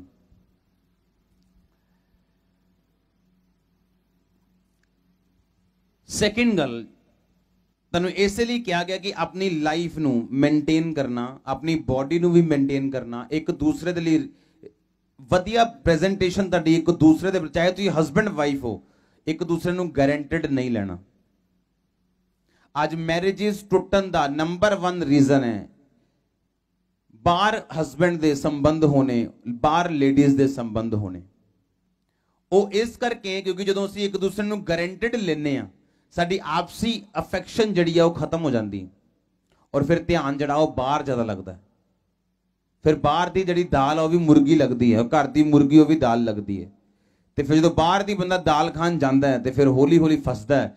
ਤੇ ਲਿਖਿਆ ਕਿ ਜਿਹੜਾ ਕੋਈ ਪਰਾਈ ਇਸਤਰੀ ਦੇ ਕੋਲ ਜਾਏਗਾ ਉਹ ਇਹੋ ਜਿਹਾ ਹੋਏਗਾ, ਛਾਤੀ ਤੇ ਅੱਗ ਰੱਖੇਗਾ ਤੇ ਉਹ ਜਲੇਗਾ ਹੀ ਜਲੇਗਾ। ਐਦਾਂ ਤਾਂ ਨਹੀਂ ਹੋ ਸਕਦਾ ਕਿ ਜੇ ਕੋਈ ਛਾਤੀ ਤੇ ਅੱਗ ਰੱਖੇ ਤੇ ਉਹ ਜਲੇ ਨਾ, ਐਵੇਂ ਨਹੀਂ ਹੋ ਸਕਦਾ। ਜਿਹੜਾ ਪਰਾਈ ਇਸਤਰੀ ਕੋ ਜਾਏਗਾ ਉਹਦਾ परिणाम नाग दोना सा कड़वा होएगा, बाइबल दसदी है। ਤੇ ਉਹਦੀ ਫੈਮਿਲੀ ਦੇ ਵਿੱਚ ਜਿਹੜੀ ਮੈਰਿਜ ਹੈ, ਜਿਹੜੀ ਪ੍ਰਭੂ ਨੇ ਬਲੈਸ ਕੀਤੀ ਹੋਈ ਹੈ, ਉਹ ਹਮੇਸ਼ਾ ਲਈ ਖਰਾਬ ਹੋ ਗਈ। ਉਹ ਵੱਖਰੇ ਵੱਖਰੇ ਹੋ ਗਏ, ਟੁੱਟ ਗਏ, ਉਹ ਵਿਜ਼ਨ ਖਤਮ ਹੋ ਗਿਆ, ਮੈਰਿਜ ਡਿਸਟਰਬ ਹੋ ਗਈ, ਟੋਟਲ ਵਿਜ਼ਨ ਡਿਸਟਰਬ ਹੋ ਗਿਆ, ਟੋਟਲ ਜ਼ਿੰਦਗੀ ਖਤਮ ਹੋ ਗਈ ਫਿਰ ਤੁਹਾਡੀ। ਅਗਰ ਤੁਹਾਡੇ ਬਾਹਰ ਮੈਰਿਜ ਦੇ ਵਿੱਚ ਸੰਬੰਧ ਹੈ, ਮੈਰਿਜ ਨੂੰ ਛੱਡ ਕੇ, ਕਿੰਨੇ ਮੇਰੀ ਗੱਲ ਸਮਝ ਰਹੇ? वाइफ चोरी क्यों करती होगी? हस्बैंड झटका बहुत मारता, उन्हें 1000 वाला सूट ले लिया तो तबाही मचा देनी है हस्बैंड ने घर दे विच। अगर तुहाडी वाइफ खुश है तो उन्होंने रखो खुश, नो प्रॉब्लम। खुद शॉपिंग करवा के लेके आओ। ਤੁਹਾਨੂੰ ਸ਼ੌਂਕ ਨਹੀਂ ਹੈ ਸ਼ਾਪਿੰਗ ਕਰਨ ਦਾ ਤਾਂ ਵੀ ਫਿਰ ਵੀ ਖੁਦ ਜਾਓ। ਇੱਕ ਵਲੰਟੀਅਰ ਮੇਰੇ ਕੋਲ ਆਈ, ਇੱਕ ਲੇਡੀ 50 ਸਾਲ ਦੀ ਉਮਰ ਹੋਣੀ ਹੈ ਉਹਨਾਂ ਦੀ। ਕਹਿੰਦੀ ਮੇਰਾ ਹਸਬੈਂਡ ਮੇਰੇ ਕੋਲ ਨਾ ਹਲੇ ਵੀ ਫਿਜ਼ੀਕਲ ਰਿਲੇਸ਼ਨ ਚਾਹੁੰਦਾ ਹੈ ਤੇ ਮੈਂ ਨਹੀਂ ਚਾਹੁੰਦੀ। ਮੈਂ ਨਾ ਪ੍ਰਭੂ ਚ ਜਾਤੀ ਆਈ ਹਾਂ ਵਧੀਆ ਤਰੀਕੇ ਨਾਲ, ਬਸ ਮੈਂ ਹੁਣ ਚਾਹੁੰਦੀ ਨਹੀਂ ਕਿ ਮੈਂ ਕੋਈ ਇਦਾਂ ਦਾ ਕੰਮ ਕਰਾਂ। ਮੈਂ ਕਿੱਦਾਂ ਦਾ ਕੰਮ ਕਰਾਂ? ਮੈਂ ਕਿਹਾ ਇਹ ਕਿੱਦਾਂ ਦਾ? ਮੈਂ ਕਿਹਾ ਇਹ अपवित्रता ही है। ਵਿਆਹ ਤੋਂ ਬਾਅਦ ਆਪਣੇ ਹਸਬੈਂਡ ਨੂੰ ਦੂਰ ਰੱਖਣਾ, ਆਪਣੀ ਵਾਈਫ ਨੂੰ ਦੂਰ ਰੱਖਣਾ, ਇਹ अपवित्रता ही है, ਇਹ ਪਵਿੱਤਰਤਾ ਹੀ ਨਹੀਂਗੀ। मैरिज तो पहला किसी दे कोल जाना अपवित्रता ही है, मैरिज तो बाद अपनी वाइफ को ना जाना ये अपवित्रता ही है। कहती नहीं। थोड़े दिन बाद ਉਹਦਾ ਹਸਬੈਂਡ ਉਸੇ ਮਹੱਲੇ ਦੀ ਜਵਾਨ ਕੁੜੀ ਲੈ ਕੇ ਭੱਜ ਗਿਆ।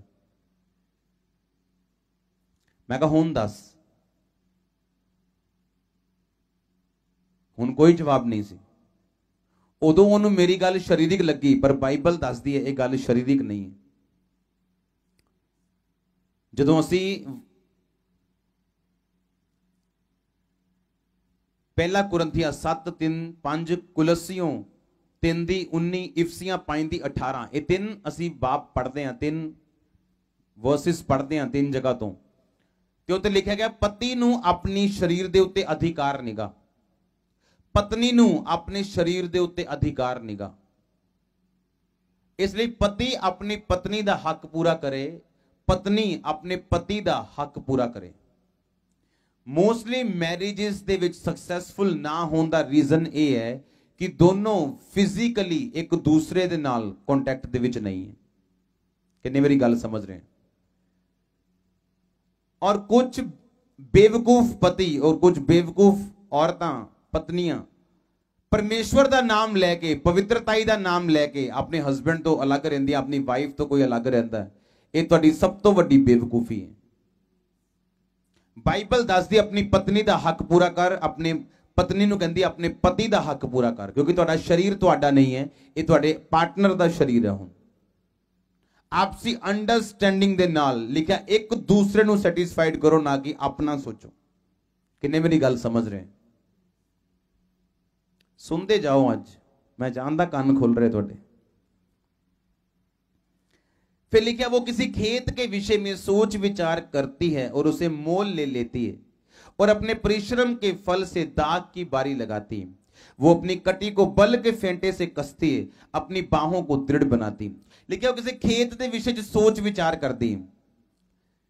ਜਿਹੜੀ ਭਲੀ ਪਤਨੀ ਹੈ ਉਹ ਘਰ ਬੈਠੀ ਪਰੌਂਠੀਆਂ ਨਹੀਂ ਖਾ ਰਹੀ ਕਿ ਹਸਬੈਂਡ ਚਲਾ ਗਿਆ ਕੰਮ ਤੇ ਲੈ ਹੁਣ ਚਿਕਨ ਬਣ ਰਿਹਾ, ਲੈ ਹੁਣ ਸੁੱਤੀ ਹੈ, ਲੈ ਹੁਣ ਟੀਵੀ ਚੱਲ ਰਿਹਾ, ਸਾਰੀ ਦੁਪਹਿਰ ਟੀਵੀ ਪ੍ਰੋਗਰਾਮ ਚੱਲ ਰਹੇ। ਲਿਖਿਆ ਉਹ ਕਿਸੇ ਖੇਤ ਦੇ ਵਿਸ਼ੇ 'ਚ ਸੋਚ ਵਿਚਾਰ ਕਰਦੀ, ਮਤਲਬ ਕੋਈ ਬਿਜ਼ਨਸ ਸੋਚਦੀ ਆ। ਉਹ ਪੁਰਾਣੇ ਜ਼ਮਾਨੇ 'ਚ ਖੇਤ ਹੁੰਦੇ ਸੀ ਬਿਜ਼ਨਸ ਕਰਨ ਦੇ ਲਈ, ਜਾਂ ਭੇਡਾਂ ਬੱਕਰੀਆਂ ਹੁੰਦੀਆਂ ਸੀ, ਬਸ ਇਹੀ ਬਿਜ਼ਨਸ ਸੀਗੇ 5-7, ਜਾਂ ਭਾਂਡੇ ਬਣਾਉਣ ਦਾ ਹੁੰਦਾ ਸੀ, ਜਾਂ ਹਥਿਆਰ ਬਣਾਉਣ ਦਾ ਹੁੰਦਾ ਸੀ, ਜਾਂ ਲੱਕੜ ਦਾ ਫਰਨੀਚਰ ਬਣਾਉਣ ਦਾ ਹੁੰਦਾ ਸੀ, ਬਸ ਇਹ 10-15 ਬਿਜ਼ਨਸ ਸੀਗੇ ਬਸ।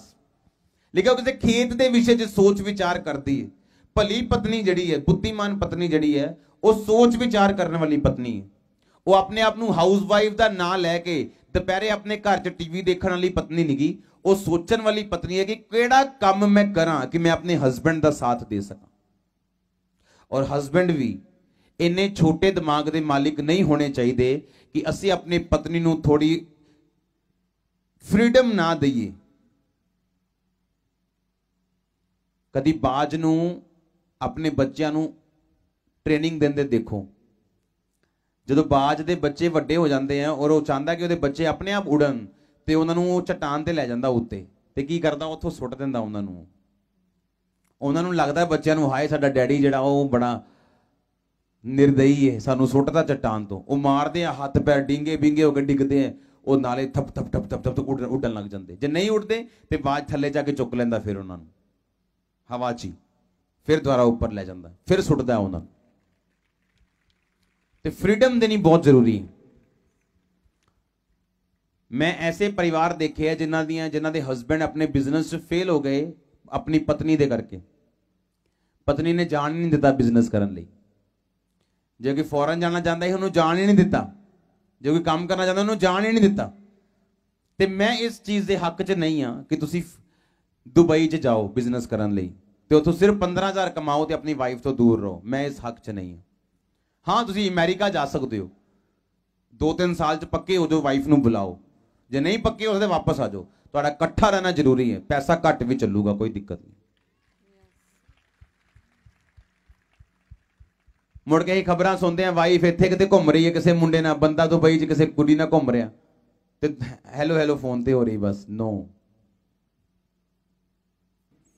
ਇੱਕ ਵਿਜ਼ਨ ਦੇ ਤਹਿਤ ਚੱਲਿਆ ਜਾ ਸਕਦਾ ਹੈ। ਹਾਂ ਕਿ ਮੇਰੇ ਕੋਲ ਪੈਸਾ ਨਹੀਂ ਹੈ, ਮੇਰੇ ਕੋਲ ਕਰਜ਼ਾ ਹੈ 1 ਲੱਖ 1.5 ਦਾ 2 ਲੱਖ ਦਾ, ਕਿ ਮੈਂ ਦੁਬਈ ਜਾਵਾਂਗਾ, ਮਸਕਟ ਜਾਵਾਂਗਾ, 25-30-35 ਹਜ਼ਾਰ ਮੇਰੀ ਤਨਖਾਹ ਹੋਣੀ ਹੈ। ਜਾਂ ਤਾਂ ਵਾਈਫ ਨੂੰ ਉੱਥੇ ਬੁਲਾਉਣ ਦਾ ਕੰਮ ਕਰੋ, ਵਾਈਫ ਦੇ ਰਸਤੇ ਖੋਲੋ ਕਿ ਤੁਹਾਡੇ ਲਈ ਉੱਥੇ ਆਵੇ ਹੋ, ਤੇ ਜਾਂ ਉੱਥੋਂ ਪੈਸਾ ਇੰਨਾ ਕੁ ਕਮਾ ਲਓ ਕਿ ਆਗੇ ਕਰਜ਼ੇ ਵੀ ਲਾ ਦਿਓ ਤੇ ਆਗੇ ਕੋਈ ਚੱਜ ਦਾ ਕੰਮ ਵੀ ਸ਼ੁਰੂ ਕਰ ਲਓ ਤਾਂ ਕਿ ਤੁਸੀਂ ਇਕੱਠੇ ਰਹਿ ਸਕੋ। ਐਦਾਂ ਨਾ ਹੋਵੇ। ਪੌਲੁਸ ਕਹਿੰਦਾ ਕਿ ਅਸੰਯਮ ਦੇ ਕਰਕੇ ਸ਼ੈਤਾਨ ਤੁਹਾਨੂੰ ਪਰਖੇ। ਹਾਲੇਲੂਇਆ। ਕੀ ਕਰਦੀ ਆ ਉਹ?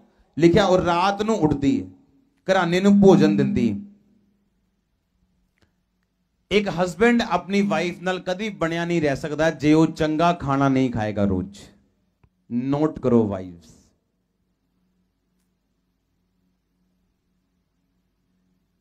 ਮੈਨੂੰ ਆਉਂਦਾ ਨਹੀਂ, ਰੋਟੀ ਬਣਾਣੀ ਨਹੀਂ ਆਉਂਦੀ ਮੈਨੂੰ।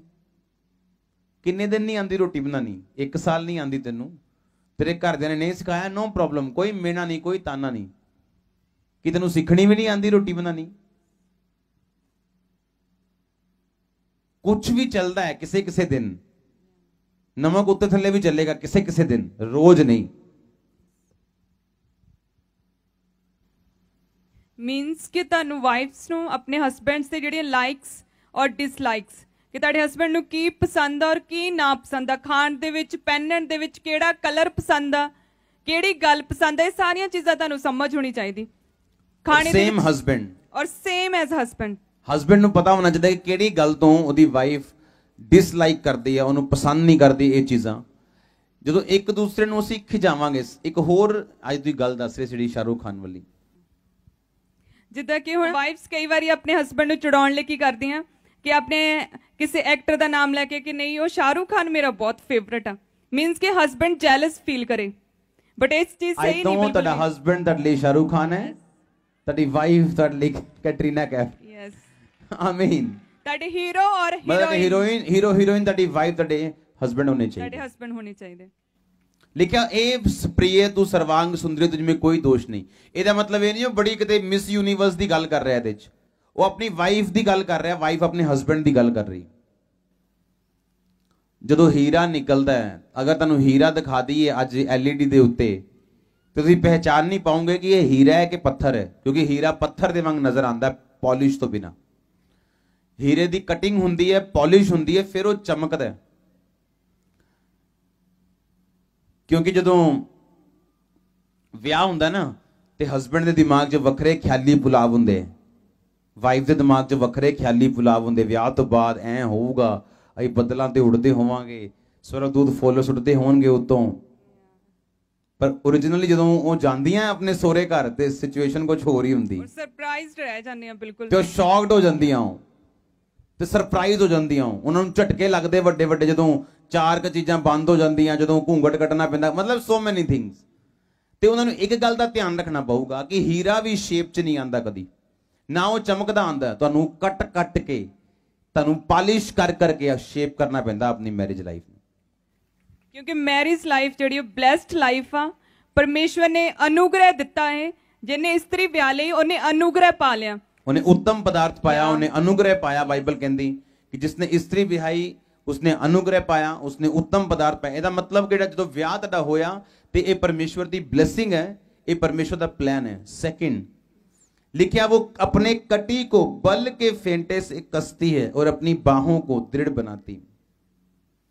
ਜਿਹੜੀ ਭਲੀ ਪਤਨੀ ਹੈ, ਜਿਹੜੀ ਸਪਿਰਿਚੁਅਲ ਵਾਈਫ ਹੈ, ਜਿਹੜੀ ਪਰਫੈਕਟ ਵਾਈਫ ਜਿਹਨੂੰ ਅਸੀਂ ਕਹਿੰਦੇ ਆ, ਆਦਰਸ਼ ਪਤਨੀ ਜਿਹਨੂੰ ਅਸੀਂ ਕਹਿੰਦੇ ਆ, ਉਹ ਸਟਰੋਂਗ ਹੈ ਮੈਂਟਲੀ। ਐਸੀਆਂ ਬਹੁਤ ਸਾਰੀਆਂ ਉਦਾਹਰਨਾਂ ਹੈ ਹਾਲੀਵੁੱਡ 'ਚ, ਬਾਲੀਵੁੱਡ 'ਚ, ਲੋਕਾਂ ਦੀ ਲਾਈਫ 'ਚ, ਜਿੱਥੇ ਹਸਬੈਂਡ ਜਦੋਂ ਡਾਊਨ ਹੋਏ ਉਹਨਾਂ ਦੀ ਵਾਈਫ ਨੇ ਅਪ ਕੀਤਾ ਉਹਨਾਂ ਨੂੰ ਬੋਲ ਬੋਲ ਕੇ। ਇੱਕ ਮੈਰਿਜ ਤੁਹਾਡੀ ਕਦੀ ਬਣੀ ਨਹੀਂ ਰਹਿ ਸਕਦੀ ਜੇ ਤੁਸੀਂ ਪ੍ਰੇਅਰਫੁਲ ਇਨਸਾਨ ਨਹੀਂ ਹੋ ਤਾਂ। ਜੇ ਹਸਬੈਂਡ ਪ੍ਰੇਅਰਫੁਲ ਨਹੀਂ ਹੈ, ਜੇ ਵਾਈਫ ਪ੍ਰੇਅਰਫੁਲ ਨਹੀਂ ਹੈ, ਤੁਹਾਡੀ ਮੈਰਿਡ ਲਾਈਫ ਕਦੀ ਸਕਸੈਸਫੁਲ ਨਹੀਂ ਹੋ ਸਕਦੀ। ਔਰ ਮੈਰਿਡ ਲਾਈਫ ਨੂੰ ਸਕਸੈਸਫੁਲ ਕਰਨਾ ਬਹੁਤ ਜ਼ਰੂਰੀ ਹੈ, ਨਹੀਂ ਤਾਂ ਤੁਹਾਡੇ ਬੱਚਿਆਂ ਦੇ ਵਿੱਚ ਰੋਂਗ ਸੀਡ ਪਏਗਾ, ਤੁਹਾਡੀ ਟੈਸਟਮਨੀ ਗਲਤ ਹੋਏਗੀ, ਤੁਹਾਡਾ ਪ੍ਰਭਾਵ ਗਲਤ ਹੋਏਗਾ। ਮਸੀਹ ਦੇ ਵਿੱਚ ਤੁਸੀਂ ਬੇਅਸਰੇ ਹੋਵੋਗੇ ਜੇ ਤੁਹਾਡਾ ਇਹ ਹਿੱਸਾ ਕਮਜ਼ੋਰ ਹੈ। ਤੇ ਤੁਹਾਡੀ ਵਾਈਫ ਤੁਹਾਡਾ ਸਪੋਰਟਰ ਹੈ। ਅਗਰ ਵਾਈਫ ਚਾਹੇ ਤਾਂ ਹਸਬੈਂਡ ਨੂੰ ਫੇਲਿਅਰ ਤੋਂ ਸਕਸੈਸਫੁਲ ਲੈ ਕੇ ਜਾ ਸਕਦੀ ਹੈ। ਕੁਝ ਲੇਡੀਜ਼ ਨੇ ਆਪਣੇ ਹਸਬੈਂਡ ਦੇ ਕੌਨਫੀਡੈਂਸ ਇੰਨੇ ਡਾਊਨ ਕਰਕੇ ਰੱਖੇ ਹੋਏ ਹੈ, ਫਿਰ ਉਹ ਕਹਿੰਦੀਆਂ ਕਿ ਸਾਡੇ ਹਸਬੈਂਡ ਸਾਡਾ ਆ ਨਹੀਂ ਕਰਦਾ, ਹਸਬੈਂਡ ਕੋ ਆਪ ਆ ਨਹੀਂ ਹੁੰਦਾ, ਉਹ ਨਹੀਂ ਹੁੰਦਾ। ਤੂੰ ਆਪ ਤਾਂ ਬੋਲ ਬੋਲ ਕੇ ਉਹਨੂੰ ਜ਼ੀਰੋ ਕੀਤਾ ਹੋਇਆ। ਥੋੜੀ ਜੀ ਗੱਲ 'ਚ ਐਡਾ ਤਗੜਾ ਪ੍ਰੈਸ਼ਰ ਉੱਤੇ ਪਾ ਕੇ ਰੱਖਿਆ ਹੋਇਆ, ਉਹ ਕਦੀ ਵੀ ਕਾਮਯਾਬ ਨਹੀਂ ਹੋ ਸਕਦਾ। ਕਿੰਨੇ ਮੇਰੀ ਗੱਲ ਸਮਝ ਰਹੇ? ਲਿਖਿਆ ਰਾਤ ਨੂੰ ਉਹਦਾ ਦੀਆ ਨਹੀਂ ਬੁਝਦਾ। ਇੱਕ ਭਲੀ ਪਤਨੀ ਜਿਹੜੀ ਹੈ ਉਹ ਪ੍ਰੇਅਰਫੁਲ ਔਰਤ ਹੈ, ਉਹ ਰਾਤ ਨੂੰ ਜਾਗਣ ਵਾਲੀ, ਪ੍ਰੇਅਰ ਕਰਨ ਵਾਲੀ ਔਰਤ ਹੈ। ਲਿਖਿਆ ਆਪਣੇ ਘਰਾਣੇ ਨੂੰ ਕੰਮ ਦਿੰਦੀ ਆ, ਉਹਨੂੰ ਹਰ ਆਪਣੇ ਘਰ ਦੇ ਕੰਮ ਦਾ ਕਰਾਉਣ ਦਾ ਪਤਾ ਹੈ ਕਿ ਕਿਹਨੂੰ ਕਿਹੜਾ ਕੰਮ ਦੇਣਾ। ਉਹ ਆਪਣੇ ਘਰ ਨੂੰ ਮੈਨੇਜ ਕਰ ਸਕਦੀ ਹੈ। ਅਗਰ ਉਹਦਾ ਪਤੀ ਕਮਾਉਣ ਦੇ ਲਈ ਗਿਆ ਤੇ ਪਿੱਛੋਂ ਆਪਣੇ ਘਰ ਨੂੰ ਫੁੱਲੀ ਮੈਨੇਜ ਕਰਕੇ ਉਹ ਰੱਖ ਸਕਦੀ ਹੈ। ਇੱਕ ਕਮੀ ਜਿਹੜੀ ਆਪਾਂ ਮੈਰਿਡ ਲਾਈਫ ਦੇ ਵਿੱਚ ਦੇਖਦੇ ਹਾਂ, ਹਸਬੈਂਡ ਦਾ ਆਪਣੀ ਵਾਈਫ ਦੀਆਂ ਕਮੀਆਂ ਨੂੰ, ਵਾਈਫ ਦਾ ਆਪਣੇ ਹਸਬੈਂਡ ਦੀਆਂ ਕਮੀਆਂ ਨੂੰ ਆਪਣੇ ਮਾਤਾ ਪਿਤਾ ਦੇ ਨਾਲ, ਆਪਣੇ ਫੈਮਿਲੀ ਮੈਂਬਰ ਨਾਲ ਸ਼ੇਅਰ ਕਰਨਾ, ਇਹ ਤੁਹਾਡੀ ਸਭ ਤੋਂ ਵੱਡੀ ਗਲਤੀ ਹੈ।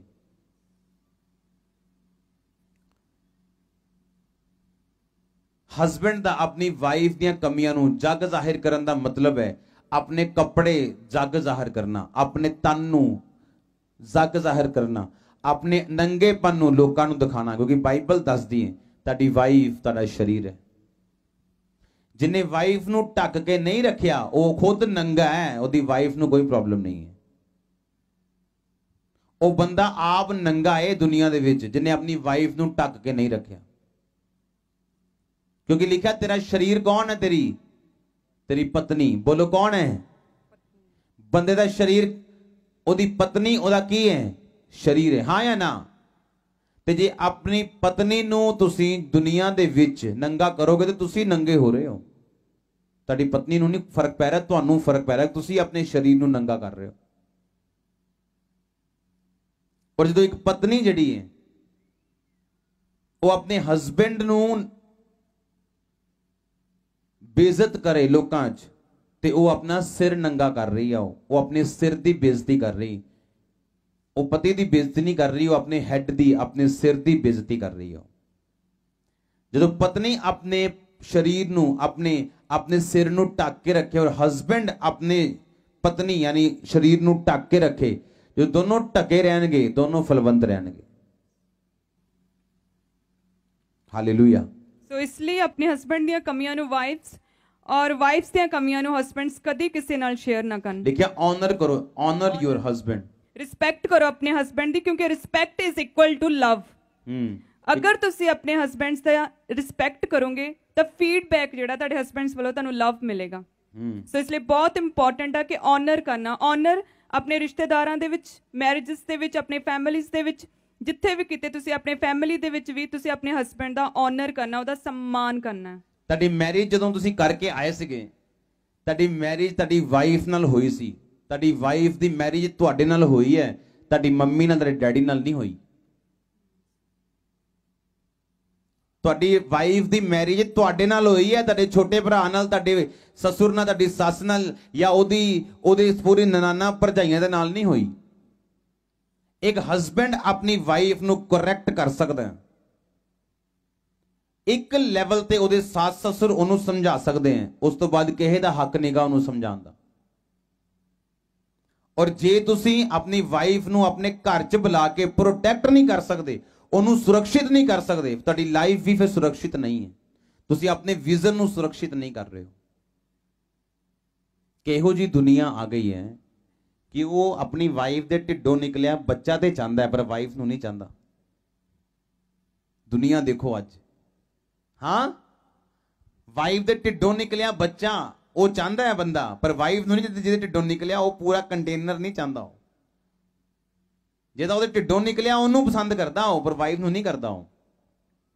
ਵਾਈਫ ਜਦੋਂ ਤੁਹਾਡੇ ਘਰ ਗਈ, ਤੁਹਾਡੀ ਵਾਈਫ ਤੁਹਾਡੀ ਪ੍ਰਾਪਰਟੀ ਹੈ, ਤੁਹਾਡੀ ਵਾਈਫ ਤੁਸੀਂ ਇਹਨੂੰ ਸੰਭਾਲ ਕੇ ਰੱਖਣਾ ਹੈ, ਇਹਨੂੰ ਪ੍ਰੋਟੈਕਟ ਰੱਖਣਾ ਹੈ।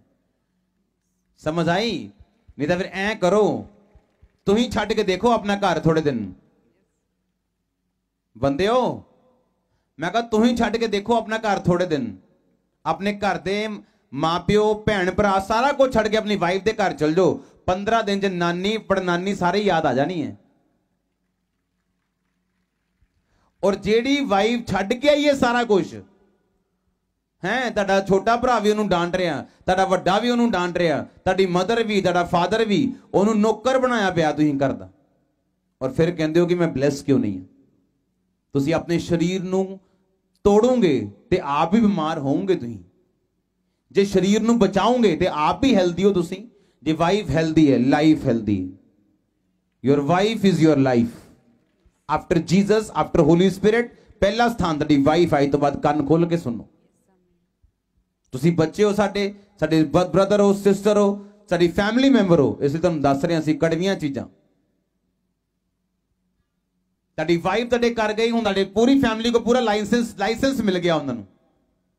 ਜੋ ਮਰਜ਼ੀ ਕੋ ਜਿੰਨੂੰ ਮਰਜ਼ੀ ਕਹਿ ਦੇ। ਨੋ, ਤੁਹਾਡੇ ਘਰ ਦੇ ਕਿਸੇ ਬੰਦੇ ਕੋਲ ਇੱਕ ਲੈਵਲ ਦੀ ਤੁਹਾਡੇ ਸੱਸ ਸਸੁਰ ਕੋ ਅਥਾਰਟੀ ਹੈ ਸਮਝਾਉਣ ਦੀ। ਉਸ ਤੋਂ ਬਾਅਦ ਕਿਸੇ ਕੋ ਅਥਾਰਟੀ ਨਹੀਂ ਹੈ। ਪਿਆਰ ਨਾਲ ਗੱਲ ਕਰ ਸਕਦਾ ਹਰ ਬੰਦਾ, ਪਰ ਉਹਨੂੰ ਕਰੈਕਟ ਕਰਨ ਦਾ ਅਧਿਕਾਰ ਉਹ ਵੀ ਤੁਹਾਡੇ ਕੋਲ ਹੈ। ਉਹ ਵੀ ਬੈਡਰੂਮ ਦੇ ਅੰਦਰ ਵੜ ਕੇ ਕਰੈਕਟ ਕਰਨਾ ਹੈ, ਬਾਹਰ ਲੋਕਾਂ ਦੇ ਵਿੱਚ ਨਹੀਂ। ਜੇ ਬਾਹਰ ਆਪਣੀ ਵਾਈਫ ਦੀ ਬੇਇੱਜ਼ਤੀ ਕਰੋਗੇ ਤੇ ਆਪਣੀ ਬਾਡੀ ਨੂੰ ਨੰਗਾ ਕਰ ਰਹੇ ਹੋ ਤੁਸੀਂ, ਆਪਣੇ ਆਪ ਨੂੰ ਨੰਗਾ ਕਰ ਰਹੇ ਹੋ ਤੁਸੀਂ, ਆਪਣੇ ਆਪ ਨੂੰ ਆਪਣੀ ਬੇਇੱਜ਼ਤੀ ਕਰ ਰਹੇ ਹੋ ਤੁਸੀਂ। ਤੁਸੀਂ ਦੋਨੋਂ ਇੱਕ ਹੋ, ਹੁਣ ਤੁਸੀਂ ਦੋ ਜਣੇ ਨਹੀਂ ਹੋ, ਇੱਕ ਬੰਦਾ ਹੋ ਤੁਸੀਂ। ਕਿ ਮੈਨੂੰ ਮਜ਼ਾਕ ਨਾ ਕਹਿਣਾ ਹੁੰਦਾ, ਮੈਂ ਚੱਲਾਂ ਹੁਣ ਘੁੰਮਣ, ਤੇ ਕਹਿੰਦੀ ਹੁੰਦੀ ਮੈਂ, ਤੇ ਮੈਂ ਕਹਾ ਤੂੰ ਮੇਰੇ ਚ ਹੀ ਹੈ, ਆਪਾਂ ਇਕੱਠੇ ਚੱਲੇ, ਮੈਂ ਮਤਲਬ ਤੂੰ। ਮੈਂ ਬਾਰ-ਬਾਰ ਇਹ ਗੱਲ 1 ਸਾਲ ਕਰੀ ਗਿਆ ਇਹਦੇ ਨਾਲ, ਮੈਂ ਚੱਲਣਾ ਘੁੰਮਣ, ਤੇਨੇ ਕਹਿੰਦਾ ਮੈਂ, ਤੇ ਮੈਂ ਕਹਿੰਦਾ ਆਪਾਂ ਇਕੱਠੇ ਹੀ ਆ, ਮੈਂ ਮਤਲਬ ਤੂੰ ਵੀ। ਤੇ ਹੁਣ ਮੈਂ ਜਦ ਕਹਾਂ ਮੈਂ ਘੁੰਮਣ ਚੱਲਾਂ, ਨਹੀਂ ਕਹਿੰਦਾ ਵਾਓ, ਪਤਾ ਮੈਂ ਵੀ ਨਾਲ ਹੀ ਜਾਣਾ। ਮੀਨਸ ਅਸੀਂ ਜਿਹੜੀਆਂ ਗੱਲਾਂ ਅੱਜ ਤੁਹਾਨੂੰ ਦੱਸ ਰਹੇ ਹਾਂ, ਇਹ ਜਿਹੜੀਆਂ ਅਨਮੋਲ ਗੱਲਾਂ ਜਿਹੜੀਆਂ ਅਸੀਂ ਆਪਣੀ ਜੀਵਨ ਦੇ ਵਿੱਚ ਅਪਲਾਈ ਕਰ ਚੁੱਕੇ ਹਾਂ, ਔਰ ਅਸੀਂ ਇੱਕ ਬਲੈਸਡ ਮੈਰਿਡ ਲਾਈਫ ਜੀ ਰਹੇ ਹਾਂ। ਤੇ ਅਸੀਂ ਚਾਹੁੰਦੇ ਹਾਂ ਕਿ ਸਾਡੇ ਜਿਹੜੇ ਸਪਿਰਚੁਅਲ ਸਨਸ, ਡਾਟਰਸ ਵੀ ਆ, ਉਹ ਵੀ ਇੱਕ ਮੈਰਿਡ ਬਲੈਸਡ ਲਾਈਫ ਜੀ ਸਕਣ। ਆਮੀਨ। ਹਾਲੇ ਤਾਂ ਵਚਨ ਸ਼ੁਰੂ ਹੋਣਾ, ਹਾਲੇ ਤਾਂ ਔਰ ਮੇਰੀ ਵਾਈਫ ਨੇ ਪੂਰਾ ਬਿਆਨ ਚਿੱਠੇ ਚੰਗੇ ਤੁਹਾਡੇ ਫੁੱਲ ਔਰ ਮਜ਼ਾਕ ਜਿਹੜਾ ਮਜ਼ਾਕ ਜ਼ਿਆਦਾ ਨਾ ਕਰੋ। ਹਾਂ, ਮਜ਼ਾਕ ਕਿੱਦਾਂ ਦਾ ਮਜ਼ਾਕ ਤੁਹਾਨੂੰ ਦੱਸਦੇ ਹਾਂ ਆਪਾਂ। ਇੱਕ ਹੈ ਮਜ਼ਾਕ ਕਰ ਰਹੇ ਆਪਾਂ, ਆਪਸ ਇੰਜੋਏ ਕਰ ਰਹੇ ਹਾਂ ਗੱਲਾਂ ਨੂੰ, ਹਨਾ, ਡਿਸਕਸ਼ਨਸ ਕਰ ਰਹੇ ਹਾਂ। ਇੱਕ ਹੈ ਕਿ ਮਜ਼ਾਕ ਕਰੀ ਜਾਣਾ, ਉਹ ਤੇਰਾ ਨੱਕ ਵਿੰਗਾ, ਹਾਂ ਕਰਦੀ ਕੀ, ਕਰਦਾ ਕੀ, ਇਹ ਵਾਲਾ ਕਦੀ ਨਾ ਕਰੋ। ਐਪਰੀਸ਼ੀਏਟ ਕਰੋ। ਦੇਖੋ ਵਚਨ ਚ ਲਿਖਿਆ, ਸੁਣੋ, ਕੁਝ ਲੋਕ ਕੀ ਪ੍ਰੋਬਲਮ ਕਰਦੇ ਹਨ, ਆਪਣੀ ਵਾਈਫ ਲਈ ਤੁਸੀਂ ਦੁਨੀਆ ਲਈ ਚਾਹੇ ਨੰਬਰ 1 ਪ੍ਰੀਚਰ ਹੋ, ਆਪਣੀ ਵਾਈਫ ਲਈ ਕਦੀ ਪ੍ਰੀਚਰ ਨਾ ਬਣੋ।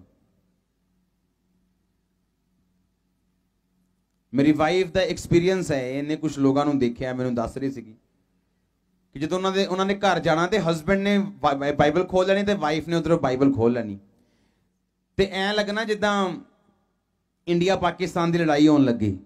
ਬਾਈਬਲ ਚੋਂ ਉਹਨੇ ਕਹਿਣਾ ਲੈ ਬਾਈਬਲ ਤਾਂ ਇਹ ਲਿਖਿਆ ਹੈ, ਜਨਾਨੀ ਤਾਂ ਐ ਜੀ ਹੋਣੀ ਚਾਹੀਦੀ, ਉਹਨੇ ਕਹਿਣਾ ਲੈ ਬਾਈਬਲ ਦਾ ਆ ਲਿਖਿਆ, ਬੰਦਾ ਇਹੋ ਜਿਹਾ ਹੋਣਾ ਚਾਹੀਦਾ। ਮਤਲਬ ਲੜਨਾ ਜ਼ਰੂਰ ਹੈ ਪਰ ਬਾਈਬਲ ਦਾ ਆਸਰਾ ਲੈ ਕੇ। ਇਹ ਰੋਂਗ ਹੈ। ਹਸਬੈਂਡ ਦੇ ਲਈ, ਵਾਈਫ ਦੇ ਲਈ ਕੋਈ ਪ੍ਰੀਚਰ ਨਹੀਂ ਹੈ ਇੱਕ ਦੂਸਰੇ ਦੇ ਲਈ। B A good husband, B A good wife. ਆਪਣੇ ਘਰ 'ਚ ਕਦੀ ਪ੍ਰਚਾਰਕ ਨਾ ਬਣੋ, ਕਦੀ ਬਾਈਬਲ ਦੇ ਹਵਾਲੇ ਦੇ ਕੇ ਆਪਣੇ ਹਸਬੈਂਡ ਨੂੰ ਸਮਝਾਉਣ ਦੀ ਕੋਸ਼ਿਸ਼ ਨਾ ਕਰੋ ਜਾਂ ਆਪਣੀ ਵਾਈਫ ਨੂੰ। ਹਾਂ, ਤੁਸੀਂ ਕੂਲ ਡਾਊਨ ਹੋ, ਤੁਸੀਂ ਆਰਾਮ ਨਾਲ ਗੱਲ ਕਰ ਰਹੇ ਹੋ, ਤੁਸੀਂ ਪਿਆਰ ਦੇ ਵਿੱਚ ਹੋ, ਤੁਸੀਂ ਟਾਈਮ ਸਪੈਂਡ ਕਰ ਰਹੇ ਹੋ, ਤੁਸੀਂ ਪੜ੍ਹ ਸਕਦੇ ਹੋ ਬਾਈਬਲ, ਕਿਹਾ ਨਾ ਬਾਈਬਲ ਜਿੱਦਾਂ ਲਿਖਿਆ, ਹਾਂ ਸਹੀ ਗੱਲ ਹੈ ਨਾ। ਏਦਾਂ ਆਪਣੇ ਆਪ ਨੂੰ ਉન્નਤੀ ਕਰਨ ਦੇ ਤੁਸੀਂ ਗੱਲ ਕਰ ਸਕਦੇ ਹੋ। ਨਹੀਂ ਤੁਹਾਨੂੰ ਪਤਾ ਬਾਈਬਲ ਕੀ ਲਿਖਿਆ ਹੈ, ਕਰਦੀ ਕੀ, ਨੋ, ਇਹ ਰੋਂਗ ਹੈ। ਇੱਕ ਦੂਸਰੇ ਨੂੰ ਨੀਚੇ ਸੁੱਟਣ ਦੇ ਲਈ ਇਹ ਨੀਚੇ ਸੁੱਟਣ ਲਈ ਬਾਈਬਲ ਯੂਜ਼ ਨਹੀਂ ਕਰਨੀ। ਜੋ ਤੁਸੀਂ ਚਰਚ ਦੇ ਵਿੱਚ ਆ ਕੇ ਵਚਨ ਸੁਣਿਆ, ਬਾਈਬਲ ਪੜ੍ਹ ਕੇ ਜੋ ਤੁਸੀਂ ਸਮਝਿਆ, ਉਹਨਾਂ ਨੂੰ ਪ੍ਰੈਕਟੀਕਲੀ ਤੁਸੀਂ ਆਪਣੀ ਲਾਈਫ ਦੇ ਵਿੱਚ ਇਨਵੋਲਵ ਕਰਨਾ, ਨਾ ਕਿ ਵਰਸ ਬੋਲ ਕੇ ਕਿ ਬਾਈਬਲ ਦੇ ਵਿੱਚ ਤੇ ਹਸਬੈਂਡ ਦੇ ਲਈ ਇਦਾਂ ਲਿਖਿਆ, ਤੈਨੂੰ ਇਦਾਂ ਦਾ ਆਪਣੀ ਲਾਈਫ 'ਚ ਇਨਵੋਲਵ ਕਰਨਾ। ਤੁਸੀਂ ਆਪਣੇ ਆਪ ਨੂੰ ਸੁਧਾਰਨਾ ਹੈ ਵਚਨ ਪੜ੍ਹ ਕੇ ਕਿ ਮੈਨੂੰ ਬਾਈਬਲ ਕੀ ਕਹਿੰਦੀ ਹੈ। ਜਦੋਂ ਇੱਕ ਵਾਈਫ ਦੇਖ ਲੂਗੀ ਕਿ ਹਸਬੈਂਡ ਮੇਰੇ ਨਾਲ ਲਵ ਕਰਦਾ ਹੈ, ਮੇਰੀ ਕੇਅਰ ਕਰਦਾ ਹੈ, ਮੈਨੂੰ ਢੱਕ ਕੇ ਰੱਖਦਾ ਹੈ, ਮੈਨੂੰ ਪ੍ਰੋਟੈਕਟ ਕਰਦਾ ਹੈ, ਉਹ ਕਿਉਂ ਕਰ ਤੁਹਾਡੇ ਖਿਲਾਫ ਹੋਏਗੀ? ਉਹ ਪਾਗਲ ਤਾਂ ਨਹੀਂ ਹੈ। ਜਨਾਨੀ ਇਹੋ ਜਿਹੀ ਚੀਜ਼ ਹੈ, ਜੇ ਤੁਸੀਂ ਇਹਨੂੰ प्यार दोगे तुहानू स्वर्ग बना देगी, जे नफरत करोगे तुहानू नरक कर देगी। इनू इट्टां दा मकान दोगे इन्हें घर बना देना। देखिया ना जो छड़े रहंदे कल्ले बंदे, वो पैंटा टंगियां उदां ही, कोली उत्थे ही पई है, ते घर जनानी होए ते जमीन आसमान दा फर्क हुंदा। हाँ या ना? तू जिन्ने मर्जी आत्मिक होवो, चाहे तू जिन्ने मर्जी स्पिरिचुअल होवो, चाहे जिन्ने मर्जी, पर वाइफ जिहड़ी है वो पूरक है तुहाडा। किन्ने नूं समझ आ रही? तुसी वाइफ नूं बीज दिंदे हो, तुहानूं बच्चा बना के दिंदी हो, तो बनाओ अपने आप बच्चा, फिर तुहानूं मंजा मैं नहीं ना, तुसीं प्रैगनेंट तो नहीं हो सकते ना। हाँ, ਜਿਹੜਾ ਤੁਹਾਡਾ ਪੂਰਕ ਹੈ, ਤੁਹਾਨੂੰ ਅੱਗੇ ਲੈ ਕੇ ਤੁਹਾਡੇ ਵੰਸ਼ ਨੂੰ ਵਧਾਉਣ ਵਾਲਾ ਜਿਹੜਾ ਬੰਦਾ ਹੈ, ਉਹਦੀ ਤੁਸੀਂ ਕਦਰ ਨਹੀਂ ਕਰਦੇ। ਤੁਸੀਂ ਕਿਹਦੀ ਕਦਰ ਕਰੋਗੇ ਦੁਨੀਆ 'ਚ? ਤੁਹਾਡੀ ਹੋਂਦ ਨੂੰ, ਤੁਹਾਨੂੰ ਤੁਹਾਡੇ ਆਪਣੇ ਆਪ ਨੂੰ ਅੱਗੇ ਵਧਾਉਣ ਵਾਲਾ ਬੰਦਾ ਜੇ ਤੁਹਾਡੇ ਕੋਲ ਬੇਇੱਜ਼ਤੀ ਲਏਗਾ, ਫਿਰ ਤੁਸੀਂ ਕਿਹਨੂੰ ਇੱਜ਼ਤ ਦਵੋਗੇ? ਗਵਾਂਢੀਆਂ ਨੂੰ ਕਿ ਸ਼ੈਤਾਨ ਨੂੰ? ਵਾਈਫ ਆਪਣਾ ਸਰੀਰ ਖਰਾਬ ਕਰਦੀ, अपनी शेप खराब कर दी, लाइफ का रिस्क लेंदी। जिन्नियां कहंदे एक हड्डी टुटे ते इन्नी दर्द हुंदी है, जे 57 हड्डियां टुटन ते लिखिया इन्ने डेसीबल तक बंदा दर्द सह सकता है, ते उस तो कई गुना दर्द हुंदी है तो बच्चा हुंदा लोकां दे। जेड़ा तुहाडा पूरक है, तुसीं ओनू गालां कढ रहे हो, ओदी जरूरतां दा ध्यान नहीं रख रहे हो, तुसीं किहदे सगे हो? फिर किसे दे नहीं। ਤੁਹਾਨੂੰ ਅੱਗੇ ਵਧਾਉਣ ਵਾਲਾ ਪੂਰਕ ਜਿਹੜਾ ਉਹਦਾ ਧਿਆਨ ਰੱਖੋ, ਵਾਈਫ ਹਸਬੈਂਡ ਦਾ ਰੱਖੇ। ਇੱਕ ਵਚਨ ਆਪਾਂ ਪੜ੍ਹਦੇ ਹਾਂ ਫਿਰ ਤੋਂ, लिखा सारी दीनता नम्रता धीरज धर के प्रेम से एक दूसरे की सह लो। तुसी जानते हो कि तुसी परफेक्ट नहीं हो, ताड़ी वाइफ जानती हस्बैंड परफेक्ट नहीं है, हस्बैंड जानता है वाइफ परफेक्ट नहीं है। एक दूसरे की सौ टांच ना मारो। की करना है एक दूसरे नू? हाँ हाँ, मेल के बंधन में आत्मा की एकता रखने का प्रयत्न करो। लेकिन स्त्री ठट्ठा मजाक करने वाली नहीं होनी चाहिए, स्त्रियों को गंभीर होना चाहिए, दोष लगाने वाली नहीं होनी चाहिए, पर सचेत और सब बातों में विश्वास योग्य होनी चाहिए। सब बोलो आमीन। किन्ने मेरी गल समझ रहे हैं कि गंभीर होनी चाहिए औरत, ठट्ठा करने वाली नहीं होनी चाहिए, दोष लगाने वाली नहीं होनी चाहिए। जे असी ये चाहते हैं कि मेरी फैमिली, मेरी मैरिड लाइफ जड़ी है ये आशीषित होए, तो मैनू रूल्स, मैनू बाइबल दे वचन और वो तरीका अपनाना पएगा जिहड़ा बाइबल दे विच लिखिया होया। जदों एक हस्बैंड ते वाइफ च कम्युनिकेशन और इंटीमेसी खत्म हुंदी, हस्बैंड वाइफ तो गल्लां छुपांदा है, वाइफ हस्बैंड तो गल्लां छुपांदी है, रीजन कोई भी हो सकता। मैं और मेरी वाइफ जब तक किसी गल का इशू खड़ा रहे, असी कदी अलग अलग नहीं होए कि हाँ इन्हें कोई गल नहीं मन्नी है, मेरा कोई इस मत एक मत च विचार नहीं गा, ते असी इस गल दे लई वखरे वखरे सो गए हैं या असी उन्होंने हल नहीं किया, एवं कदी नहीं होया लाइफ टाइम। आज 5 साल हो गए, नैवर 4 साल किन्ने साल हो गए, नैवर कदी नहीं होया ऐसा। असी हल करके सोना है उस गल दे उत्ते, मन दो नहीं करने, असी अपने डिफरेंशिएट नहीं रखन देना, अपने मन नूं सोच वखरी वखरी नहीं असी रखन देनी, क्योंकि असी इक्को राय तुरना। असी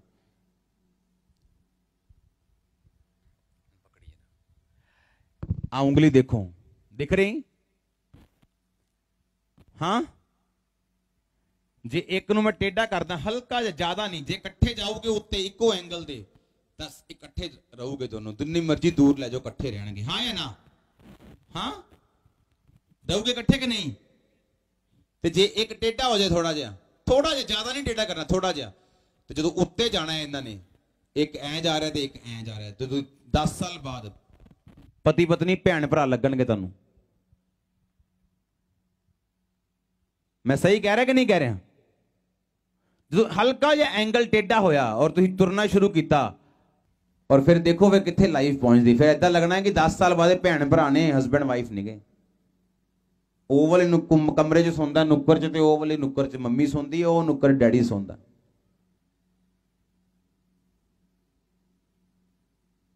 ਬਲੇਸਿੰਗ ਹੈ ਜੇ ਤੁਸੀਂ ਆਪਣੀ ਵਾਈਫ ਨਾਲ ਆਪਣੇ ਬੁਢਾਪੇ ਨੂੰ ਗੁਜ਼ਾਰੋਗੇ ਤਾਂ। ਤੁਹਾਡੇ ਬੁਢਾਪੇ 'ਚ ਨਾ ਤੇ ਮਾਪਿਓ ਹੋਣਾ ਤੁਹਾਡੇ ਨਾਲ, ਨਾ ਤੁਹਾਡੇ ਬੱਚੇ ਹੋਣੇ। ਯਾਦ ਰੱਖਿਓ, ਤੁਹਾਡੇ ਬੱਚੇ ਸਾਰੀ ਉਮਰ ਤੁਹਾਡੇ ਨਾਲ ਰਹਿਣ ਔਰ ਰਹਿਣਗੇ, ਪਰ ਯਾਦ ਰੱਖੋ ਤੁਹਾਡੀ ਵਾਈਫ ਤੁਹਾਡੇ ਹਸਬੈਂਡ ਦੀ ਜਗ੍ਹਾ ਕੋਈ ਦੁਨੀਆ ਦਾ ਬੰਦਾ ਨਹੀਂ ਲੈ ਸਕਦਾ, ਕੋਈ ਨਹੀਂ ਲੈ ਸਕਦਾ। ਆਮੀਨ। ਔਰ ਇੱਕ ਬਲੈਸਡ ਮੈਰਿਡ ਲਾਈਫ ਲਈ ਇਹ ਬਹੁਤ ਇੰਪੋਰਟੈਂਟ ਆ ਕਿ ਟੀਵੀ ਸੀਰੀਅਲਸ ਨੂੰ ਆਪਣੀ ਲਾਈਫ ਦੇ ਵਿੱਚੋਂ ਬੰਦ ਕਰ ਦੇਣਾ, ਘਟਾਣਾ ਨਹੀਂਗਾ, ਟੋਟਲ ਕੱਟ ਕਰ ਦੇਣਾ ਆਪਣੀ ਲਾਈਫ 'ਚ, ਕਿਉਂਕਿ ਇਹੋ ਜਿਹੀਆਂ ਡੈਵਲਿਸ਼ ਸਪਿਰਿਟਸ ਆ ਟੀਵੀ ਦੇ ਵਿੱਚ। ਉਹ ਚਲਾਕੀਆਂ ਸਿਖਾਉਂਦੇ ਆ ਕਿ ਸੱਸ ਦੇ ਨਾਲ ਨੌਂ ਨੇ ਕਿੱਦਾਂ ਚਲਾਕੀ ਕਰਨੀ ਆ, ਨਨਾਣ ਦੇ ਨਾਲ ਕਿੱਦਾਂ ਚਲਾਕੀਆਂ ਕਰਨੀਆਂ, ਜਾਂ ਹਸਬੈਂਡ ਦੇ ਨਾਲ ਝੂਠ ਕਿੱਦਾਂ ਬੋਲਣਾ, ਜਾਂ ਅਫੇਅਰਸ ਬਾਹਰ ਕਿੱਦਾਂ ਰੱਖਣੇ ਆ। ਮੀਨਸ ਕਿ ਜੋ ਡੈਵਲਿਸ਼ ਸਪਿਰਿਟਸ ਆ ਉਹ ਸਾਰੀਆਂ ਟੀਵੀਜ਼ ਦੇ ਵਿੱਚ ਜੋ ਨਾਟਕ ਆ ਸੀਰੀਅਲਸ ਚੱਲਦੇ ਉਹਨਾਂ ਸਾਰਿਆਂ ਦੇ ਵਿੱਚੋਂ ਦਿਖਾਈਆਂ ਜਾਂਦੀਆਂ। ਜਿਹੜੀਆਂ ਲੇਡੀਜ਼ ਜ਼ਿਆਦਾ ਟੀਵੀ ਸੀਰੀਅਲ ਦੇਖਣ ਗਿਆ ਉਹਨਾਂ ਦੀ ਮੈਰਿਡ ਲਾਈਫ, ਉਹਨਾਂ ਦੀ ਰਿਲੇਸ਼ਨਸ਼ਿਪ 'ਚ ਬੜੀਆਂ ਤਗੜੀਆਂ ਪ੍ਰੋਬਲਮਸ ਹੋਣਗੀਆਂ ਹਮੇਸ਼ਾ, ਕਿਉਂਕਿ ਸਾਰਾ ਕੁਝ ਉਹ ਕੁਝ ਦੇਖੀ ਜਾਣਾ ਉਹਨਾਂ ਨੇ। ਉਹ ਤਾਂ ਬਣਾਉਂਦੇ ਆ ਲੋਕੀ ਕਿ ਉਹ ਵੇਚਣ ਆਪਣਾ ਸੀਰੀਅਲ, ਉਹਦਾ ਬਿਜ਼ਨਸ ਕਰ ਰਹੇ। ਤੁਸੀਂ ਵੇਲੀਆਂ ਬੈਠੀਆਂ ਆਪਣੇ ਘਰ ਦੇ ਮੋਹਰੇ ਟੀਵੀ ਦੇ ਕੇ ਆਪਣਾ ਘਰ ਖਰਾਬ ਕਰ ਲਿਆ, ਉਹਦਾ ਬਿਜ਼ਨਸ ਕਰ ਰਹੇ। ਉਹਦਾ ਇੱਕ ਜਿਹੜੀ ਔਰਤ ਹੈ ਉਹ ਤਾਂ ਲੱਖ ਰੁਪਏ ਇੱਕ ਸੀਰੀਅਲ ਦਾ ਲੈ ਰਹੀ, ਇੱਕ ਦਿਨ ਦਾ ਲੈ ਰਹੀ। ਡਾਇਰੈਕਟਰ 50,000 ਰੁਪਏ ਇੱਕ ਦਿਨ ਦਾ ਲੈ ਰਿਹਾ, 2 ਲੱਖ ਰੁਪਏ 4 ਲੱਖ ਰੁਪਏ ਇੱਕ ਦਿਨ ਦਾ ਲੈ ਰਿਹਾ। ਉਹਦੇ ਆਪਣਾ ਬਿਜ਼ਨਸ ਕਰ ਰਹੇ ਆ।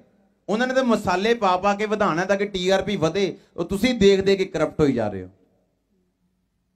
ਲੇਡੀਜ਼ ਸਮਝ ਆ ਰਹੀ ਹੈ ਕਿ ਨਹੀਂ?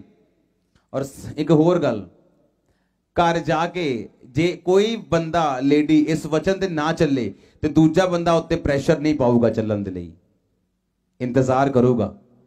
ਬੀਜ ਟਾਈਮ ਤੇ ਫਲਦਾ ਹੈ। ਅੱਜ ਬੀਜ ਲਾਇਆ ਹੈ, ਘਰ ਜਾ ਕੇ ਕਿਤੇ ਫਲ ਨਾ ਖਾਣ ਲੱਗ ਜਿਓ ਕਿ ਘਰ ਜਾ ਕੇ ਦੇਖੋ ਇਹ ਤਾਂ ਉਦਾਂ ਦੀ ਉਦਾਂ ਹੀ ਹੈ, ਤੇ ਜ਼ਿਆਦਾ ਗਾਲਾਂ ਕੱਢਣ ਲੱਗ ਗਈ ਮੈਨੂੰ। ਇਹਦਾ ਹਸਬੰਡ ਉਹਦੇ ਉਦਾਂ 500 ਦਿੰਦਾ, ਹੁਣ 400 ਦੇ ਕੇ ਗਿਆ। ਵੇਟ, ਸਬਰ ਦਾ ਫਲ, ਵੇਟ ਕਰਿਓ। ਅੱਜ ਤੁਹਾਡੇ 'ਚ ਬੀਜ ਪਾ ਕੇ ਭੇਜ ਰਹੇ ਹਾਂ ਆਪਾਂ। ਇਹ ਪੇੜ ਲੱਗੂਗਾ, ਇਹ ਪ੍ਰੋਫੈਟਿਕ ਵਰਡ ਹੈ। फल लेके आओगे, लाइव से प्रोफेटिक वर्ड है। चर्च तुसी ब्लेस हो परमेश्वर के नाम से, प्रोफेटिक वर्ड है। आमीन। लिखा हो दीन के लिए मुट्ठी खोलती, दरिद्र को संभालने के लिए हाथ बढ़ाती। एक स्पिरिचुअल वाइफ एक गल नूं जानदी कि बारिश दा टाइम भी आना लाइफ च। एक स्पिरिचुअल वाइफ इस गल नूं जानदी है कि मेरी लाइफ एक बीज है, मेरी लाइफ एक अपॉर्चुनिटी है, मेरी लाइफ एक मौका है। कादा मौका? ਉਹਨੂੰ ਪਤਾ ਹੈ ਫਿਊਚਰ ਮੈਨੂੰ ਪਤਾ ਨਹੀਂ, ਮਿਸਟਰੀ ਹੈ, ਪਤਾ ਨਹੀਂ ਕੀ ਹੈ।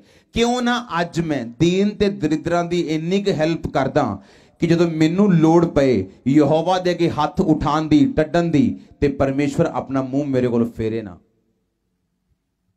ਇੱਕ ਬੁੱਧੀਮਾਨ ਔਰਤ ਉਹ ਜਾਣਦੀ ਹੈ ਕਿ ਫਿਊਚਰ ਮੈਨੂੰ ਨਹੀਂ ਪਤਾ ਕੀ ਹੈ। ਲਿਖਿਆ ਉਹ ਦੀਨ ਨੂੰ ਦੇਖਦੀ ਤੇ ਆਪਣੇ ਹੱਥ ਖੋਲਦੀ, ਉਹਨੂੰ ਪਤਾ ਹੈ ਕੱਲ ਨੂੰ ਕੁਝ ਵੀ ਹੋ ਸਕਦਾ। ਇੱਕ ਜਿਹੜੀ ਬੁੱਧੀਮਾਨ ਔਰਤ ਹੈ ਉਹ ਸਮਝਦੀ ਹੈ ਕਿ ਮੈਂ ਦੀਨ ਤੇ ਦਰਿਦਰ ਨੂੰ ਮੈਂ ਦਾਨ ਕਰਕੇ ਆਣਾ ਹੈ, ਮੈਂ ਬੋਣਾ ਹੈ, ਮੈਂ ਚਰਚ ਬੋਣਾ ਹੈ, ਮੈਂ ਆ ਵਿਧਵਾ ਦੀ ਲਾਈਫ ਚ ਬੋਣਾ ਹੈ। ਕਿਉਂ? ਉਹ ਸਮਝਦੀ ਹੈ ਇਸ ਗੱਲ ਨੂੰ ਕਿ future, what is future I don't know, that's a mystery. ਇਹ ਮਿਸਟਰੀ ਹੈ। ਤੇ ਮੈਂ ਆਪਣੇ ਹਸਬੈਂਡ, ਆਪਣੇ ਬੱਚਿਆਂ ਨੂੰ ਪ੍ਰੋਟੈਕਟ ਕਰਨ ਦੇ ਲਈ ਮੈਂ ਆਪਣੀ ਲਾਈਫ 'ਚ ਬੋਵਾਂਗੀ, ਹਮੇਸ਼ਾ ਹੈਲਪ ਕਰਾਂਗੀ, ਹੈਲਪਫੁਲ ਰਵਾਂਗੀ, ਕਾਇੰਡ ਰਵਾਂਗੀ ਲੋਕਾਂ ਦੇ ਨਾਲ, ਤਾਂ ਕਿ ਇਹ ਮੇਰਾ ਬੀਜ ਪੈਂਦਾ ਰਵੇ, ਤਾਂ ਕਿ ਜਦੋਂ ਮੇਰੇ ਪਰਿਵਾਰ ਨੂੰ ਕਿਤੇ ਭੁੱਲ ਭੁਲੇਖੇ ਵੀ ਲੋੜ ਪੈ ਗਈ ਤੇ ਰੱਬ ਸਾਡੇ ਨਾਲ ਰਹੂਗਾ। ਹੈਲਪ ਲੱਖਾਂ ਦੀ ਨਹੀਂ, ਹੈਲਪ ਕਰੋੜਾਂ ਦੀ ਨਹੀਂ, ਤੇ ਹੈਲਪ 100 ਦੀ ਨਹੀਂ। ਜੋ ਜਿੱਥੇ ਅਸੀਂ ਹੈਗੇ ਆ, ਜਿਸ ਲੈਵਲ ਤੇ, ਉਸ ਲੈਵਲ ਤੇ। ਜੇ ਲੱਖ ਵਾਲੇ ਲੈਵਲ ਤੇ ਜਾ ਕੇ 1000 ਦੀ ਹੈਲਪ ਕਰਾਂਗੇ ਤਾਂ ਝੂਠੀ ਹੈਲਪ ਆ, ਤੇ 1000 ਵਾਲੇ ਲੈਵਲ ਤੇ ਜਾ ਕੇ ਜੇ 1000 ਦੀ ਕਰ ਦਾਂਗੇ ਤੇ ਲੱਖ ਵਾਲੇ ਦੀ 1000 ਕੀਤੀ 0 ਹੈ, ਤੁਹਾਡੀ ਕੀਤੀ ਹੀਰੋ ਹੈ। ਆਮੀਨ। ਕਿੰਨੇ ਮੇਰੀ ਗੱਲ ਨੂੰ ਸਮਝ ਰਹੇ हैं? ਤਾਰੀਫ ਕਰੋ ਜ਼ੋਰ ਨਾਲ। ਅਗਰ ਇੱਕ ਘਰ ਦੇ ਵਿੱਚ ਜਨਾਨੀ ਡਰਪੋਕ ਹੋਏ, ਉਹਦਾ ਹਸਬੈਂਡ ਦੇ ਅਨਸਕਸੈਸਫੁਲ ਹੋਣ ਦੇ ਚਾਂਸ ਬਹੁਤ ਜ਼ਿਆਦਾ ਗੁਣਾ ਵੱਧ ਜਾਂਦੇ ਹਨ। ਇੱਕ ਘਰ ਦੇ ਵਿੱਚ ਅਗਰ ਜਨਾਨੀ ਡਰਪੋਕ ਹੋਏ, ਜਿੱਥੇ ਜਿੱਥੇ ਪਰਮੇਸ਼ਵਰ ਨੇ ਉਹਦੇ ਰਸਤੇ ਖੋਲੇ ਆ ਉਹਦੇ ਹਸਬੈਂਡ ਦੇ, ਉੱਥੇ ਉੱਥੇ ਉਹ ਨਾਕਾਮਯਾਬ ਰਿਹਾ ਆਪਣੀ ਜਨਾਨੀ ਦੇ ਡਰਪੋਕ ਹੋਣ ਦੇ ਕਰਕੇ। ਇੱਥੇ ਲਿਖਿਆ ਜਿਹੜੀ ਭਲੀ ਪਤਨੀ ਹੈ ਉਹ ਆਉਣ ਵਾਲੇ ਕਾਲ ਤੇ ਹੱਸਦੀ ਹੈ, ਬੁੱਧੀ ਦੀਆਂ ਗੱਲਾਂ ਬੋਲਦੀ ਹੈ, ਉਹਦੇ ਵਚਨ ਕਿਰਪਾ ਦੀ ਸਿੱਖਿਆ ਦੇ ਅਨੁਸਾਰ ਹੁੰਦੇ ਨੇ। वो अपने घराने के चाल चलन को ध्यान से देखती है।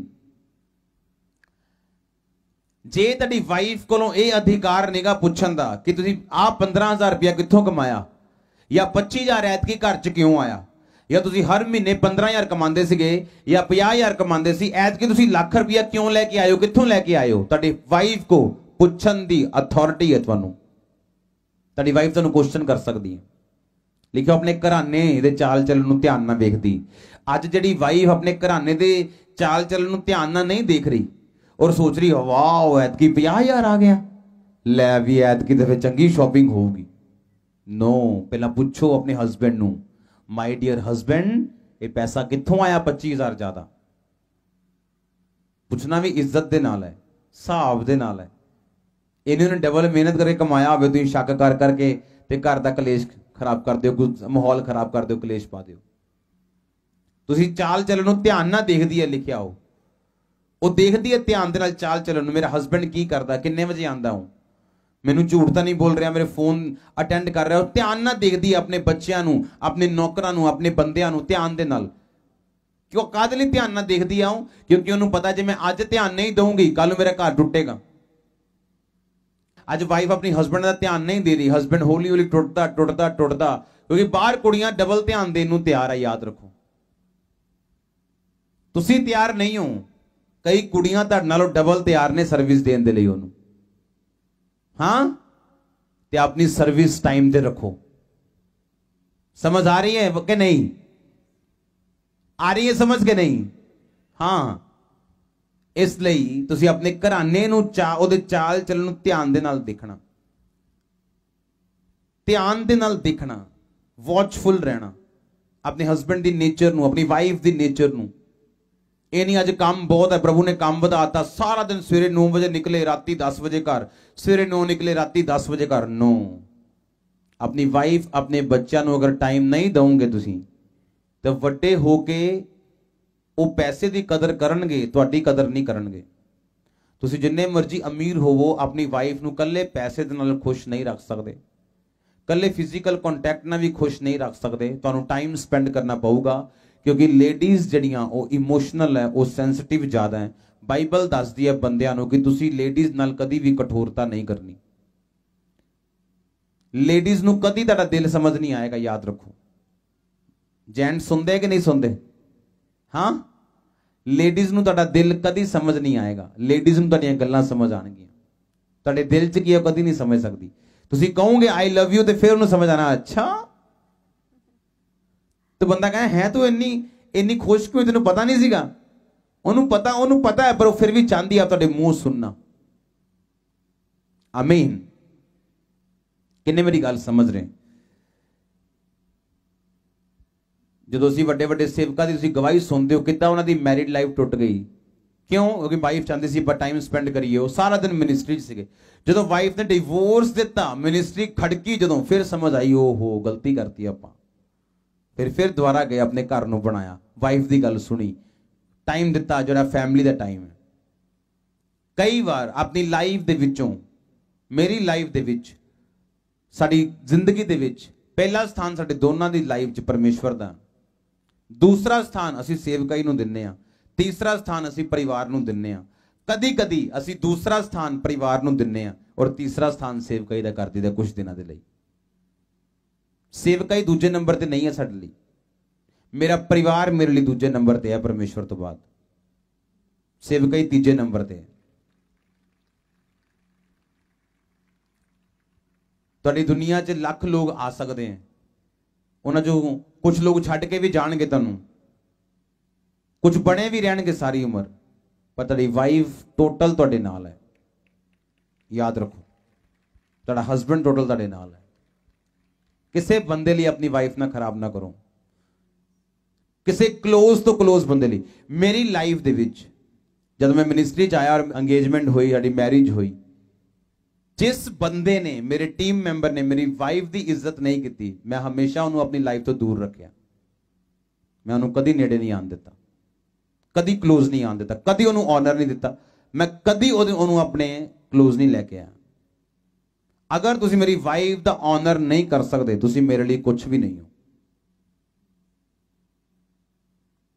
अगर तुम मेरी वाइफ दा ऑनर कर सकते हो, तुसी फिर मेरा ऑनर कर सकते हो, क्योंकि मेरे शरीर दा अपमान करना मेरे अपमान करने दे बराबर है।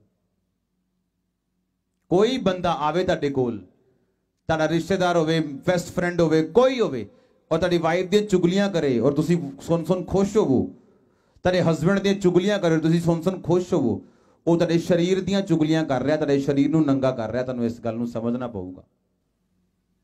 तारीफ करो जोर नाल। लिखिया वो तकिए बनाती है, ਉਹਦੇ घर ਦੇ लोग लाल कपड़े पाते हैं। एक वाइफ जड़ी है असली वाइफ, वो ਉਹਨੂੰ पता है कि ਉਹਦੇ हस्बैंड ਨੂੰ ਕਿਹੜੇ कपड़े देने हैं, अपने बच्चों ਨੂੰ ਕਿਹੜੇ कपड़े पाने हैं। वो कपड़ियां ਦੇ प्रति, अपनी चीज के किसी भी प्रति केयरलैस नहीं है। वो ध्यान रखूगी अपने हस्बैंड का, आ कपड़ा नहीं पाना, आ वाला पाना, आ नहीं जचदा, आ जचदा, आ वाला करना, वो नहीं करना, आ नहीं करना। सुनो ध्यान नाल, क्योंकि ਉਹਦੇ ਕੋਲ अनॉइंटिंग है ਤੁਹਾਨੂੰ सुनान दी, ਤੁਹਾਨੂੰ करैक्ट करन दी। आमीन। अपनी रोटी बिना परिश्रम नहीं खाती। एक वाइफ, एक आदर्श वाइफ आलसी नहीं है। वो सवेरे 9 बजे नहीं उठ सकती। ये नहीं ਉਹਦਾ हस्बैंड रात ਨੂੰ ਦੁੱਧ ਗਰਮ ਕਰਨ ਜਾ ਰਿਹਾ ਜੀ, ਚਾਹ ਗਰਮ ਹੋ ਰਹੀ ਹੈ ਰਾਤ ਨੂੰ, ਵਾਈਫ ਸੁੱਤੀ ਹੈ ਤੇ ਹਸਬੈਂਡ ਚਾਹ ਗਰਮ ਕਰਨ ਗਿਆ। ਵਾਈਫ ਸੁੱਤੀ ਹੈ ਤੇ ਸਵੇਰੇ ਹਸਬੈਂਡ ਜੀ ਚਾਹ ਬਣਾ ਕੇ ਆਪਣੀ ਵਾਈਫ ਦੇ ਲਈ ਲੈ ਕੇ ਆ ਰਿਹਾ। ਇੱਕ ਅੱਧੇ ਦਿਨ ਚੱਲਦਾ ਹੈ, 2 ਦਿਨ ਚੱਲਦਾ ਹੈ। ਇਹ ਦਿਖਾਣ ਲਈ ਕਿ ਹਸਬੈਂਡ ਵਾਈਫ ਇਕੁਅਲ ਨੇ, ਇੱਕ ਦੂਸਰੇ ਨੂੰ ਪਿਆਰ ਕਰਦੇ ਨੇ, ਪਰ ਵਾਈਫ ਦੇ ਰੋਲ ਨੇ ਬਾਈਬਲ ਦੇ ਮੁਤਾबिक। हालेलुया, जोर ना बोलो हालेलुया। लिखा होते पुत्र उठकर उसको धन्य कहते हैं, उसका पति भी उठकर उसकी प्रशंसा करता है। ਉਹੀ ਲੇਡੀ ਉਹਦੇ ਪੁੱਤ ਨੂੰ ਧੰਨ ਕਹਿੰਦੇ, ਉਹਦਾ ਪਤੀ ਉਹਦੀ ਪ੍ਰਸ਼ੰਸਾ ਕਰਦਾ, ਜਿਹੜੀ ਆਦਰਸ਼ ਪਤਨੀ, ਜਿਹੜੀ ਆਲਸੀ ਨਹੀਂ ਹੈ। ਔਰ ਹਸਬੈਂਡ ਨੂੰ ਵੀ ਆਪਣੀ ਵੈਲਿਊਜ਼, ਆਪਣੀਆਂ ਚੀਜ਼ਾਂ ਦਾ, ਆਪਣੇ ਸਾਰੀਆਂ ਜੋ ਉਹਦੇ ਕੰਮ ਕਰਨੇ ਬੰਦੇ ਆ, ਅਗਰ ਉਹ ਕਰ ਰਿਹਾ ਤੇ ਫਿਰ ਉਹ ਬਲੈਸ ਹੈ। ਆਮੀਨ।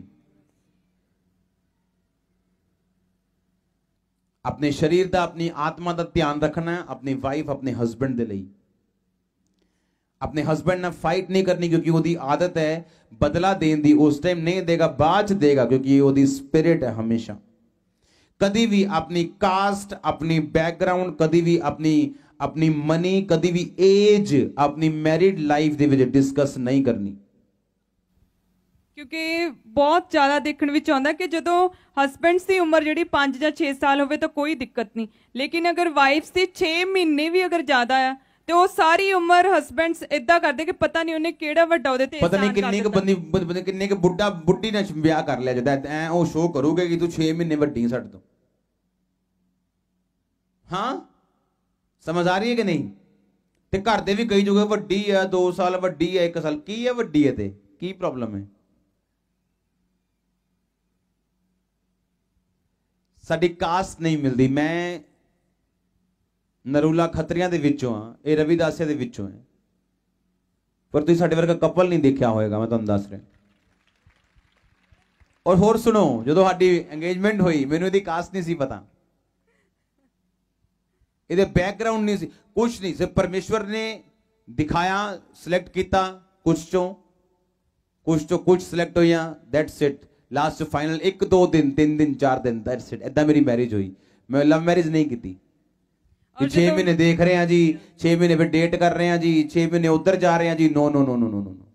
और मैरिज तो बाद इदा ही बैठे अचानक ही गल हो रही कि अच्छा साडे उदों आ धर्मियां दे इदा दंगे हो गए सी, ये वो कहंदे अच्छा तू आ धर्मियां दी है कि मैरिज तो बाद पता लगा। मींस कि डिवाइनली परमेश्वर ने अरेंजमेंट सारे कीते सानू। और मैं एहो जे लोग देखे कई बारी, एक बंदा सीगा चर्च दे विच आंदा, ओदी डाइवोर्स हो गया पहला, प्रभु च आया, वो चर्च विच आया, ते ओदी जो मैरिज लोग लैके जांदे सी, नहीं एदी कास्ट होर आ, नहीं ये छोटी ए वड्डी, अज तक कुंवारा बैठा, उदां ही छड़ा बैठा, अज तक कुड़ी जवान हो गई है ओदी। हुण ਤੁਹਾਡੀ ਮੈਰਿਡ ਲਾਈਫ ਤੁਹਾਡੇ ਕਾਸਟਾਂ ਦੇ ਉੱਤੇ ਜਦੋਂ ਤੁਸੀਂ ਮਸੀਹ 'ਚ ਆ ਜਾਂਦੇ, ਸਭ ਤੋਂ ਪਹਿਲਾਂ ਇਹ ਗੱਲ ਦਾ ਸਮਝਣ ਦੀ ਲੋੜ ਹੈ ਕਿ ਇਹ ਤੁਹਾਨੂੰ ਇਸ ਲਈ ਚੀਜ਼ਾਂ ਦੱਸੀਆਂ ਕਿਉਂਕਿ ਮੈਂ ਪਰਸਨਲੀ ਹੁਣ ਕਿਸੇ ਕਾਸਟ ਤੇ ਬਿਲੀਵ ਨਹੀਂ ਕਰਦਾ। ਮੈਂ ਇਹ ਬਿਲੀਵ ਕਰਦਾ ਜਿਹੜੇ ਮਸੀਹ 'ਚ ਨੇ ਉਹ ਨਵੀਂ ਸ੍ਰਿਸ਼ਟੀ ਹੈ। ਤੁਸੀਂ ਕ੍ਰਿਸਚਨ ਹੋ, ਤੁਸੀਂ ਨਾ ਖੱਤਰੀ ਹੋ, ਨਾ ਹਿੰਦੂ ਹੋ, ਨਾ ਸਿੱਖ ਹੋ, ਨਾ ਮੁਸਲਿਮ ਹੋ, ਨਾ ਪੈਂਟੀਕੋਸਟਲ ਹੋ, ਤੁਸੀਂ ਕ੍ਰਿਸਚਨ ਹੋ, ਦੈਟਸ ਇਟ। ਪਹਿਲਾਂ ਦੇਖੋ ਤੁਹਾਡੀ ਵਾਈਫ ਜਿੰਨਾ ਮੈਰਿਜ ਕਰਨੀ ਹੈ ਉਹ ਤੁਹਾਨੂੰ ਸੋਹਣੀ ਲੱਗਦੀ ਹੈ, ਬੰਦਾ ਸੋਹਣਾ ਲੱਗਦਾ ਹੈ ਕਿ ਨਹੀਂ। ਅਗਰ ਤੁਹਾਨੂੰ ਉਹ ਠੀਕ ਲੱਗਦਾ ਹੈ, ਉਸ ਤੋਂ ਬਾਅਦ ਦੇਖੋ ਸਪਿਰਿਚੁਅਲ ਹੈ। ਅਗਰ ਉਹ ਸਪਿਰਿਚੁਅਲ ਨਹੀਂ ਹੈ ਤੁਸੀਂ ਲੀਵ ਕਰ ਸਕਦੇ ਹੋ, ਪਰ ਅਗਰ ਉਹ ਸਪਿਰਿਚੁਅਲ ਹੈ ਦੈਟਸ ਇਟ। ਪਹਿਲਾਂ ਸਪਿਰਿਚੁਅਲ ਦੇ ਨਾਮ ਦੇ ਉੱਤੇ ਸਿਲੈਕਟ ਕਰਕੇ ਬਾਅਦ ਦੇ ਵਿੱਚ ਫਿਰ ਦੂਜੀਆਂ ਕੁੜੀਆਂ ਨੂੰ ਦੇਖਣਾ, ਇਹਨਾਂ ਚੰਗਾ ਪਹਿਲਾਂ ਹੀ ਸਹੀ ਰੱਖੋ। ਆਮੀਨ, ਤਾਰੀਫ ਕਰੋ ਸਭ ਜਨ। ਔਰ ਆਪਣੀ ਲਾਈਫ ਦੇ ਵਿੱਚ ਹਮੇਸ਼ਾ ਐਕਸਾਈਟਮੈਂਟ ਬਣਾ ਕੇ ਰੱਖੋ। ਹਾਂ, ਬਹੁਤ ਜ਼ਰੂਰੀ ਪੁਆਇੰਟ। ਬੋਰਿੰਗ ਨਾ ਕਰੋ ਬਿਲਕੁਲ ਲਾਈਫ ਨੂੰ। ਉਹਦੇ ਲਈ ਕੀ ਹੈ ਕਿ ਤੁਸੀਂ ਛੋਟੀਆਂ-ਛੋਟੀਆਂ ਚੀਜ਼ਾਂ ਦੇ ਵਿੱਚ ਇੰਜੋਏ ਕਰ ਸਕਦੇ ਆਪਣੀ ਮੈਰਿਡ ਲਾਈਫ ਨੂੰ। ਕਿ ਹਸਬੈਂਡ ਦਾ ਅਗਰ ਸਪਿਰਿਚੁਅਲ ਬਰਥਡੇ ਆ ਗਿਆ, ਤੁਸੀਂ ਉਹਨੂੰ ਸਰਪ੍ਰਾਈਜ਼ ਦੇ ਸਕਦੇ ਹੋ, ਉਹਨੂੰ ਸੈਲੀਬ੍ਰੇਟ ਕਰ ਸਕਦੇ ਆ। ਇੱਕ ਦੂਸਰੇ ਦੇ ਬਰਥਡੇਜ਼ ਨੂੰ ਤੁਸੀਂ ਸੈਲੀਬ੍ਰੇਟ ਕਰ ਸਕਦੇ ਆ, ਫਿਜ਼ੀਕਲ ਬਰਥਡੇਜ਼ ਉਹਨਾਂ ਨੂੰ ਸੈਲੀਬ੍ਰੇਟ ਕਰ ਸਕਦੇ ਆ। ਮੇਰੀ ਲਾਈਫ ਦੀਆਂ ਕਮੀਆਂ ਸੀ ਜਿਹੜੀਆਂ ਇਹਨੇ ਦੂਰ ਕੀਤੀਆਂ ਆ ਕੇ। ਅਸੀਂ ਇੱਕ ਦੂਸਰੇ ਦੇ ਪੂਰਕ ਆ, ਯਾਦ ਰੱਖੋ। ਅਸੀਂ ਫਸੇ ਨਹੀਂ ਆ, ਅਸੀਂ ਬਲੈਸ ਹੋਏ ਆ। ਮੈਰਿਜ ਫਸਣ ਲਈ ਨਹੀਂ ਹੈ।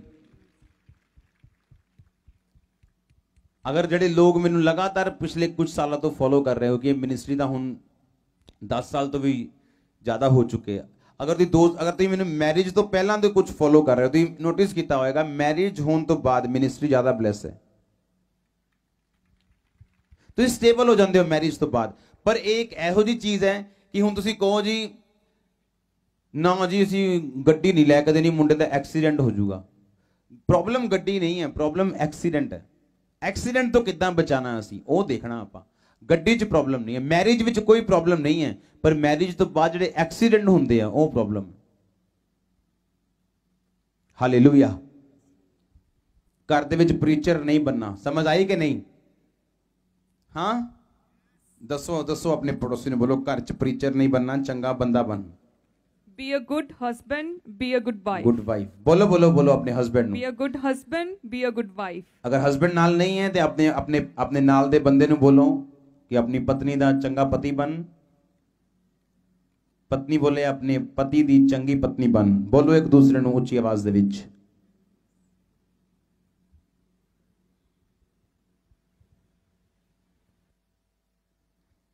ਤੁਹਾਡਾ ਪਾਰਟਨਰ ਤੁਹਾਡੇ ਸਾਈਡ ਤੋਂ ਕੱਢਿਆ ਗਿਆ, ਤੁਹਾਡੇ ਪਿੱਛੇ ਨਹੀਂ ਆਓ, ਤੁਹਾਡੇ ਪੈਰਾਂ 'ਚ ਨਹੀਂ ਆਓ, ਤੁਹਾਡੇ ਸਿਰ ਤੇ ਵੀ ਨਹੀਂ ਆਓ, ਤੁਹਾਡੀ ਸਾਈਡ ਤੇ ਆਓ, ਜਿੱਦਾਂ ਇਹ ਮੇਰੀ ਸਾਈਡ ਤੇ ਹੈ। ਆਮੀਨ। ਉਹ ਤੁਹਾਡੇ ਤੋਂ ਨੀਚੇ ਨਹੀਂ ਹੈ। ਜੇ ਪ੍ਰਭੂ ਨੇ ਨੀਚੇ ਰੱਖਣਾ ਹੁੰਦਾ ਤੇ ਪੈਰਾਂ ਦੀ ਹੱਡੀ 'ਚੋਂ ਕੱਢਦਾ। ਤੁਹਾਡੇ ਸਿਰ 'ਚ ਨਹੀਂ ਹੈ, ਉੱਪਰ ਨਹੀਂ ਹੈ, ਤਾਂ ਕਿ ਉਹ ਸਿਰ ਦੀ ਹੱਡੀ 'ਚੋਂ ਨਹੀਂ ਕੱਢਿਆ ਗਿਆ, ਤੁਹਾਡੀ ਸਾਈਡ ਦੀ ਹੱਡੀ 'ਚੋਂ ਕੱਢਿਆ ਗਿਆ। ਤੁਹਾਡੀ ਸਾਈਡ ਤੇ ਰਹਿਣ ਦੇ ਲਈ, ਤੁਹਾਨੂੰ ਹਮੇਸ਼ਾ ਦੱਸਣ ਦੇ ਲਈ। ਕੁਝ ਚੀਜ਼ਾਂ ਐਦਾਂ ਦੀਆਂ, ਕੁਝ ਬੰਦੇ ਐਦਾਂ ਦੇ ਤੁਸੀਂ ਕਦੀ ਪਹਿਚਾਨ ਨਹੀਂ ਸਕਦੇ। ਤੁਹਾਡੀ ਵਾਈਫ ਉਹਨੂੰ ਜ਼ਿਆਦਾ ਵਧੀਆ ਪਹਿਚਾਨਦੀ। ਤੇ ਵਾਈਫ ਵਧੀਆ ਤਾਂ ਪਹਿਚਾਨੇਗੀ ਜੇ ਤੁਸੀਂ ਨਹੀਂ ਚਾਹੁੰਦੇ ਕਿ ਵਾਈਫ ਗਲਤੀ ਕਰੇ, ਤੇ ਤੁਹਾਡੀ ਵਾਈਫ ਦੇ ਅੰਦਰ ਜੈਲਸੀ ਨਹੀਂ ਹੋਣੀ ਚਾਹੀਦੀ। ਉਹ ਜੈਲਸੀ ਉਦੋਂ ਖਤਮ ਹੋਏਗੀ ਜਦੋਂ ਰਲ ਕੇ ਤੁਸੀਂ ਪ੍ਰੇਅਰ ਕਰੋਗੇ। ਮੇਕ ਸ਼ੋਰ ਤੁਹਾਨੂੰ ਇਹ ਪਤਾ ਹੋਵੇ ਤੁਹਾਡੀ ਵਾਈਫ ਕਿੰਨਾ ਪ੍ਰੇਅਰ ਕਰਦੀ ਹੈ। ਤੁਹਾਨੂੰ ਇਹ ਪਤਾ ਹੋਵੇ ਤੁਹਾਡਾ ਹਸਬੈਂਡ ਕਿੰਨੀ ਪ੍ਰੇਅਰ ਕਰਦਾ। ਸਵੇਰੇ ਉੱਠਦੇ ਨਾਲ ਤੁਸੀਂ ਸਭ ਤੋਂ ਪਹਿਲਾਂ ਪ੍ਰੇਅਰ ਕਰਨੀ ਹੈ। ਇਹ ਲਗਾਤਾਰ ਵਚਨ ਕੁਝ ਦਿਨਾਂ ਤੋਂ ਚੱਲ ਰਿਹਾ ਚਰਚ ਦੇ ਵਿੱਚ। ਪਹਿਲਾ ਸਥਾਨ ਪਰਮੇਸ਼ਵਰ ਨੂੰ ਦੇਣਾ, ਪ੍ਰੇਅਰ ਦੇ ਵਿੱਚ ਰਹਿਣਾ। ਤੁਹਾਡੀ ਵਾਈਫ ਦੀ ਪ੍ਰੇਅਰ ਤੁਹਾਨੂੰ ਪਤਾ ਹੋਣੀ ਚਾਹੀਦੀ, ਉਹਦੇ ਰੋਜ਼ੇ ਪਤਾ ਹੋਣੇ ਚਾਹੀਦੇ। ਤੁਹਾਡੇ ਹਸਬੈਂਡ ਦੇ ਪ੍ਰੇਅਰ ਦੇ ਰੋਜ਼ੇ ਤੁਹਾਡੀ ਵਾਈਫ ਨੂੰ ਪਤਾ ਹੋਣੇ ਚਾਹੀਦੇ। ਜੇ ਤੁਹਾਡੀ ਵਾਈਫ ਬਿਮਾਰ ਹੈ, ਤੁਹਾਡਾ ਹਸਬੈਂਡ ਬਿਮਾਰ ਹੈ, ਉਹਨੂੰ ਕਦੀ ਵੀ ਤਾਨਾ ਨਾ ਮਾਰੋ। ਐਸੇ ਇਦਾਂ ਦੇ ਕੇਸ ਆਏ ਹੈ ਕਿ ਹਸਬੈਂਡ ਨੇ ਛੱਡਿਆ ਨਹੀਂ ਵਾਈਫ ਨੂੰ ਕਿਉਂਕਿ ਬੇਬੀ ਨਹੀਂ ਸੀਗਾ। 17 ਸਾਲ ਬਾਅਦ ਬੇਬੀ ਹੋਇਆ ਚਰਚ ਦੇ ਵਿੱਚ ਆ ਕੇ। ਮੈਂ ਉਹਦੀ ਵਾਈਫ ਨੂੰ ਦੱਸਿਆ ਹੁਣ ਤੇਰਾ ਹਸਬੈਂਡ, ਤੇ ਹਸਬੈਂਡ ਦੱਸਿਆ ਹੁਣ ਤੇਰੀ ਵਾਈਫ ਤੈਨੂੰ ਦੇਵਤਾ ਮੰਨੇਗੀ। ਹਾਂ, ਮਹਾਪੁਰਸ਼ ਹੀ ਮੰਨੇਗੀ, ਤੈਨੂੰ ਸਵਰਗਦੂਤ ਹੀ ਮੰਨੇਗੀ ਉਹ। ਆਮੀਨ। ਕਿਉਂ? ਕਿਉਂਕਿ ਤੂੰ ਇੱਕ ਐਸਾ ਟਾਈਮ ਸੀਗਾ ਜਦੋਂ ਤੂੰ ਇਹਨੂੰ ਛੱਡਿਆ ਨਹੀਂ, ਜੋ ਤੂੰ ਛੱਡ ਸਕਦਾ ਸੀ। ਤੇਰੀ ਵਾਈਫ ਨੂੰ ਇਹ ਗੱਲ ਪਤਾ ਹੁਣ। ਹਾਲੇਲੂਇਆ। ਕਿੰਨੇ ਮੇਰੀ ਗੱਲ ਸਮਝ ਰਹੇ? ਇਸ ਗੱਲ ਨੂੰ ਸਾਨੂੰ ਧਿਆਨ ਦੇ ਨਾਲ ਸਮਝਣਾ ਪਏਗਾ ਕਿ ਜੇ ਅਸੀਂ ਸਕਸੈਸਫੁਲ ਹੋਣਾ ਤੇ ਉਹਦੇ ਫਾਰਮੂਲਾਜ਼ ਹੈ, ਉਹ ਬਿਬਲੀਕਲ ਲਾਈਨਸ ਹੈ, ਬਿਬਲੀਕਲ ਵਰਡਸ ਹੈ। ਜੇ ਅਸੀਂ ਉਹਨੂੰ ਫੋਲੋ ਨਹੀਂ ਕਰਾਂਗੇ ਸਿਰਫ ਰੋਵਾਂਗੇ। ਫਿਰ ਹੁਣ ਜਿਹਦੀ ਵਾਈਫ ਦੇ 17 ਸਾਲ ਬੇਬੀ ਨਾ ਹੋਇਆ ਹੋਵੇ, ਚਰਚ ਆ ਕੇ ਉਹ ਬੇਬੀ ਹੋਇਆ ਉਹਦੇ, ਇਮੇਜਿਨ ਕਰੋ ਫਿਰ ਕੀ ਹੋਏਗਾ। ਉਸ ਵਾਈਫ ਦੇ ਲਈ ਉਹਦਾ ਹਸਬੈਂਡ ਹੀਰੋ ਰਹੇਗਾ ਹਮੇਸ਼ਾ। ਉਹਨੇ ਪਰਖ ਲਿਆ ਉਹਨੂੰ।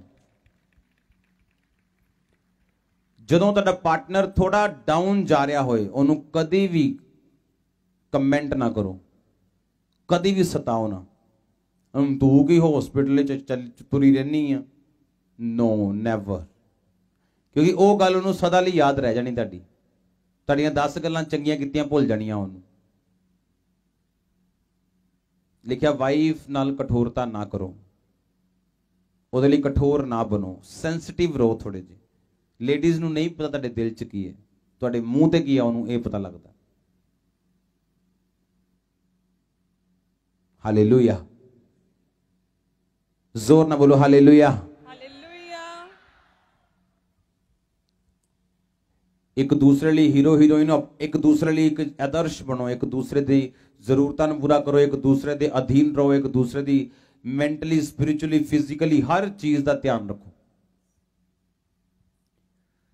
ਆਮੀਨ। ਝੂਠ ਨਾ ਬੋਲੋ, ਚੋਰੀ ਨਾ ਬੋਲੋ, ਕੋਈ ਗੱਲ ਨਾ ਇੱਕ ਦੂਸਰੇ ਤੋਂ ਛੁਪਾਓ। ਬਿਲਕੁਲ ਵੀ ਘਰ ਦੇ ਵਿੱਚ ਸ਼ਾਂਤੀ ਵਾਲਾ ਮਾਹੌਲ ਬਣਾ ਕੇ ਰੱਖੋ ਕਿ ਜਦੋਂ ਤੁਹਾਡਾ ਹਸਬੈਂਡ ਆਵੇ ਤਾਂ ਉਹਦਾ ਅਸਲੀ ਜਿਹੜੀ ਰਿਲੈਕਸੇਸ਼ਨ ਆ ਉਹਨੂੰ ਉਹ ਘਰ ਦੇ ਵਿੱਚ ਤੁਹਾਡੇ ਨਾਲ, ਤੁਹਾਡੇ ਬੈਡਰੂਮ ਦੇ ਵਿੱਚ ਉਹਨੂੰ ਫੀਲ ਹੋਵੇ, ਨਾ ਕਿ ਉਹ ਆਪਣਾ ਕੰਮ ਕਰਨ ਤੋਂ ਬਾਅਦ ਆਪਣੇ ਫਰੈਂਡਸ ਦੇ ਨਾਲ ਉਹ ਬਾਹਰ ਪਾਰਟੀ ਕਰਨ ਜਾਏ ਜਾਂ ਬਾਹਰ ਟਾਈਮ ਸਪੈਂਡ ਕਰਕੇ। ਉਹ ਕਿਉਂ ਜਾਏਗਾ ਬਾਹਰ ਜਦੋਂ ਤੁਸੀਂ ਆਪਣੇ ਘਰ 'ਚ ਉਹਨੂੰ ਪੀਸਫੁਲ ਮਾਹੌਲ ਨਹੀਂ ਦੋਗੇ। ਉਹਨੂੰ ਪਤਾ ਕਿ ਬਾਹਰ ਮੈਂ ਚਿਕ ਚਿਕ ਕਰਕੇ ਆਇਆ, ਸਾਰਾ ਦਿਨ ਸਿਰ ਖਪਾ ਕੇ ਆਇਆ, ਤੇ ਘਰ ਜਾਊਂਗਾ ਤੇ ਡਬਲ ਸਿਰ ਖਪਾਊਂਗਾ। ਇਹਨਾਂ ਜਗ੍ਹਾ ਘਰ ਫੋਨ ਕਰ ਦਿੰਦੇ ਕਿ ਕੋਈ ਨਹੀਂ ਮੈਂ ਰਾਤ ਦੀ ਰੋਟੀ ਬਾਹਰ ਹੀ ਖਾ ਕੇ ਆਊਂਗਾ, ਤੇ ਦੋਸਤ ਵੱਲ ਭਜਦਾ, ਫਿਰ ਦੋਸਤਾਂ ਵੱਲ ਜਾਂਦਾ, ਉਹ ਦੋਸਤਾਂ ਨਾਲ ਖਾ ਪੀ ਕੇ ਇੰਜੋਏ ਕਰਕੇ ਘਰ ਆਉਂਦਾ ਫਿਰ, ਕਿਉਂਕਿ ਵਾਈਫ ਉਹਦੀ ਇੰਨੀ ਏਬਲ ਨਹੀਂ ਹੈ ਕਿ ਉਹਨੂੰ ਰਿਲੈਕਸੇਸ਼ਨ ਦੇ ਸਕੇ। ਹਾਲੇਲੂਇਆ। ਜਿਸ ਤਰ੍ਹਾਂ ਵਾਈਫ ਜਿਹੜੀ ਆ ਉਹ ਗੱਲਾਂ ਬੋਲਣਾ ਮੰਗਦੀ ਹੈ ਆਪਣੇ ਹਸਬੈਂਡ ਤੋਂ ਕਿ ਉਹ ਬੋਲ ਕੇ ਦੱਸੇ, ਉਹਨੂੰ ਐਕਸਪ੍ਰੈਸ ਕਰੇ, ਉਸੇ ਤਰ੍ਹਾਂ ਵਾਈਫ ਨੂੰ ਵੀ ਇਹ ਸਿਸਟਮ ਸਮਝਣਾ ਚਾਹੀਦਾ ਹੈ ਕਿ ਜਿਹੜੇ ਬੰਦੇ ਆ ਉਹਨਾਂ ਦੇ ਅੰਦਰ ਇੱਕ ਖਾਸੀਅਤ ਹੈ ਕਿ ਬੰਦੇ ਥੋੜੀ ਸਪੇਸ ਮੰਗਦੇ ਆ। ਉਹ ਹਰ ਵੇਲੇ ਨਹੀਂ ਚਾਹੁੰਦੇ ਕਿ ਤੁਸੀਂ ਉਹਨਾਂ ਨਾਲ ਗੱਲ ਕਰੋ, ਬੰਦੇ ਚਾਹੁੰਦੇ ਕਿ ਥੋੜੀ ਦੇਰ ਲਈ ਉਹਨੂੰ ਇਕੱਲਾ ਛੱਡਤਾ ਜਾਏ, ਉਹਨਾਂ ਨੂੰ ਸਾਈਡ ਤੇ ਸਪੇਸ ਦਿੱਤੀ ਜਾਏ ਤਾਂ ਕਿ ਥੋੜਾ ਜਿਹਾ ਉਹ ਫ੍ਰੀ ਰਹਿ ਸਕਣ, ਥੋੜਾ ਜਿਹਾ ਰਿਲੈਕਸ ਕਰ ਸਕਣ। ਇਹ ਨਹੀਂ ਘਰ ਆਇਆ ਤੇ ਛੋਟੇ ਮੁੰਡੇ ਨੇ ਕੀ ਕੀਤਾ ਤੇ ਪਹਿਲਾਂ ਦੱਸਣਾ ਹੈ, ਖੰਡ ਖਤਮ ਹੋ ਗਈ ਤੇ ਪਹਿਲਾਂ ਇਹ ਦੱਸਣਾ ਹੈ, ਗਵਾਂਢੀ ਨੇ ਗਾਲ ਕੱਢੀ ਸੀ ਪਹਿਲਾਂ ਇਹ ਦੱਸਣਾ ਹੈ, ਬਾਹਰੋਂ ਵੀ ਗਰਮ ਹੋ ਕੇ ਆਏ ਤੇ ਘਰ ਵੀ ਤੁਸੀਂ ਗਰਮ ਕਰ ਦਿਓ ਉਹਨੂੰ। ਨੋ, हर चीज का टाइम है। हालेलुया, जोर ना बोलो हालेलुया। आज तो बाद रिस्पॉन्सिबिलिटी चुकोगे अपनी, रोज ग्रीट करोगे सवेरे मॉर्निंग एक दूसरे नू। हाँ, इधर रात नू 12:01 ते एक दूसरे नू रोज ग्रीट करते हैं तो सवेरे वखरा करते हैं। तुसी एक टाइम कर सकते हो, 2 टाइम भी कर सकते हो, एक टाइम से शुरू करो, ब्लेस हो। आमीन। ਅਸੀਂ 2 टाइम करते हैं, रात ਨੂੰ 12:01 ਤੇ ਮੇਰੀ ਵਾਈਫ ਭੁੱਲਦੀ ਨਹੀਂ ਮੈਨੂੰ ਮੈਸੇਜ ਕਰਨਾ, ਹੈਪੀ ਥਰਸਡੇ ਜਾਂ ਹੈਪੀ ਸੰਡੇ ਜਾਂ ਹੈਪੀ ਮਿਰੈਕਲਸ ਸੰਡੇ। ਹਾਲੇਲੂਇਆ। ਕਿਉਂਕਿ ਮੋਸਟਲੀ ਇਹ ਟਾਈਮ ਮੈਂ ਪ੍ਰੇਅਰ ਚੁਣਨਾ, ਮੋਸਟਲੀ ਇਹ ਟਾਈਮ ਮੈਂ ਪ੍ਰੇਅਰ ਚੁਣਨਾ ਮੋਸਟਲੀ, ਤੇ ਮੈਨੂੰ ਮੈਸੇਜ ਜ਼ਰੂਰ ਆਉਂਦਾ ਹੈ ਹਮੇਸ਼ਾ। ਕਮਿਊਨੀਕੇਸ਼ਨ ਬਹੁਤ ਜ਼ਰੂਰੀ ਹੈ, ਕਿਉਂਕਿ ਕਮਿਊਨੀਕੇਸ਼ਨ ਇੰਟੀਮੇਸੀ ਨਾ ਹੋਣ ਨਾਲ ਤੁਹਾਡੀ ਲਾਈਫ ਟੁੱਟਦੀ ਹੈ, ਤੁਸੀਂ ਇੱਕ ਦੂਸਰੇ ਨਾਲ ਬੌਂਡ ਬਣਾ ਕੇ ਨਹੀਂ ਰੱਖ ਪਾਉਂਦੇ ਹੋ, ਕਿਉਂਕਿ ਤੁਸੀਂ ਇੱਕ ਦਰਸ਼ਨ ਦੇ ਤਹਿਤ ਬੁਲਾਏ ਗਏ ਹੋ, ਇੱਕ ਵਿਜ਼ਨ ਦੇ ਤਹਿਤ ਬੁਲਾਏ ਗਏ ਹੋ। ਤੁਹਾਡੀ ਵਾਈਫ ਉਸ ਵਿਜ਼ਨ ਨੂੰ ਪੂਰਾ ਕਰਨ ਦੇ ਲਈ ਤੁਹਾਡਾ ਸਹਾਇਕ ਹੈ। ਜਿਹੜਾ ਬੱਚਾ ਤੁਹਾਡੇ ਪੇਟ ਦੇ ਵਿੱਚ ਹੈ ਜਿਸ ਬੰਦੇ ਦੇ, ਕਿਉਂਕਿ ਸਰੀਰਕ ਤੌਰ ਦੇ ਉੱਤੇ ਬੱਚਾ ਪੈਦਾ ਕਰਨ ਦੇ ਲਈ ਵਾਈਫ ਚੁਣੀ ਗਈ, ਆਤਮਿਕ ਬੱਚਾ ਪੈਦਾ ਕਰਨ ਲਈ, ਆਤਮਿਕ ਦਰਸ਼ਨ ਜਿਹੜਾ ਪੈਦਾ ਕਰਨ ਦੇ ਲਈ ਬੰਦਾ ਚੁਣਿਆ ਗਿਆ। ਬੰਦੇ ਦਾ ਜਿਹੜਾ ਬੱਚਾ ਹੈ ਉਹ ਪੈਦਾ ਕਰਨ ਲਈ ਜਿਸ ਤਰ੍ਹਾਂ ਵਾਈਫ ਨੂੰ ਦਾਈ ਤੇ ਡਾਕਟਰ ਚਾਹੀਦੇ ਹੈ, ਤੇ ਬੰਦੇ ਦੀ ਜਿਹੜੀ ਦਾਈ ਹੈ ਉਹਦੀ ਵਾਈਫ ਹੈ। ਬਿਨਾਂ ਦਾਈ ਤੋਂ ਤੁਸੀਂ ਬੱਚਾ ਪੈਦਾ ਕਰ ਸਕਦੇ ਹੋ, ਪਰ ਤੁਹਾਡੇ ਮਰਨ ਦੇ ਚਾਂਸ, ਤੁਹਾਡੇ ਫਟਣ ਦੇ ਚਾਂਸ ਵੱਧ ਜਾਂਦੇ ਆ।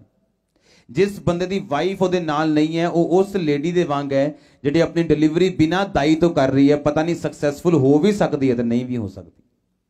Don't take any risk. ਆਮੀਨ। ਬਿਲੀ ਗ੍ਰਾਮ ਇੱਕ ਦਿਨ ਆਪਣੇ ਦੇਸ਼ ਦੇ ਰਾਸ਼ਟਰਪਤੀ ਦੇ ਨਾਲ ਗੱਲ ਕਰ ਰਿਹਾ ਸੀਗਾ, ਔਰ ਦੇਸ਼ ਦਾ ਪ੍ਰੈਜ਼ੀਡੈਂਟ ਉਹਦੇ ਨਾਲ ਗੱਲ ਕਰ ਰਿਹਾ। ਦੇਸ਼ ਦਾ ਪ੍ਰੈਜ਼ੀਡੈਂਟ ਗੱਲ ਕਰਦੇ ਕਰਦੇ ਉਹਨੇ ਕਿਹਾ, hello president please hold down, ਕਿ 1 ਮਿੰਟ ਦੇ ਲਈ ਹੋਲਡ ਡਾਊਨ ਕਰੋ, ਮੇਰਾ ਬੱਚਾ ਮੇਰੇ ਕੋਲ ਆ ਰਿਹਾ। ਕਹਿੰਦਾ ਉਹਨੇ ਪ੍ਰੈਜ਼ੀਡੈਂਟ ਦਾ ਫੋਨ ਥੱਲੇ ਰੱਖਤਾ ਆਪਣੇ ਬੱਚੇ ਦੇ ਲਈ, ਤੇ ਉਹਦਾ ਬੱਚਾ ਉਹਨੂੰ ਕਹਿ ਰਿਹਾ, ਡੈਡੀ ਮੇਰੀ ਉਹ ਨਾ ਉਹਦੇ ਖਿਡੌਣੇ ਚੋਂ ਟਾਇਰ ਨਿਕਲ ਗਿਆ ਸੀ, ਤੇ ਉਹਨੇ ਉਹਦਾ ਖਿਡੌਣਾ ਫੜਿਆ, ਉਹਦਾ ਟਾਇਰ ਫੜਿਆ, ਟਾਇਰ ਵਿੱਚ ਪਾਇਆ ਤੇ ਉਹਨੂੰ ਦੇਤਾ, ਤੇ ਫਿਰ ਫੋਨ ਚੁੱਕਿਆ, ਕਹਿੰਦਾ ਯੈਸ ਮਿਸਟਰ ਪ੍ਰੈਜ਼ੀਡੈਂਟ। ਅੱਜ ਉਹਦੇ ਬੱਚੇ 99 ਸਾਲ ਦਾ ਹੋ ਕੇ ਪ੍ਰਭੂ ਚ ਗਿਆ ਉਹ। मतलब उन्हें उम्र देखी नहीं, उन्हें उम्र मतलब कि भोगी नहीं, मतलब अगे चला गया वाला ही बंदा हो। ओदा बेटा अज 65-66 साल का प्रचारक है, ओदा पोता प्रचारक है, ओदा पड़पोता।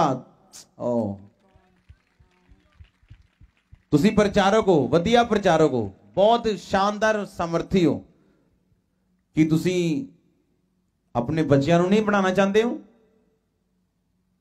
एक अनॉइंटेड बंदे नूं, अनॉइंटेड पास्टर अपने बच्चों को किते लै गया।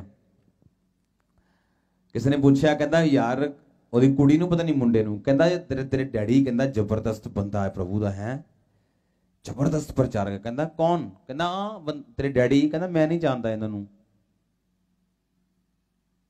कहता मैं नहीं जानता है प्रभु दा जबरदस्त प्रचारक।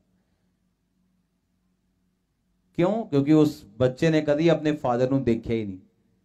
सवेरे फादर किथे है? मीटिंग ते। शामी किथे है? मीटिंग ते। सवेरे किथे है? चर्च। शामी किथे है? चर्च।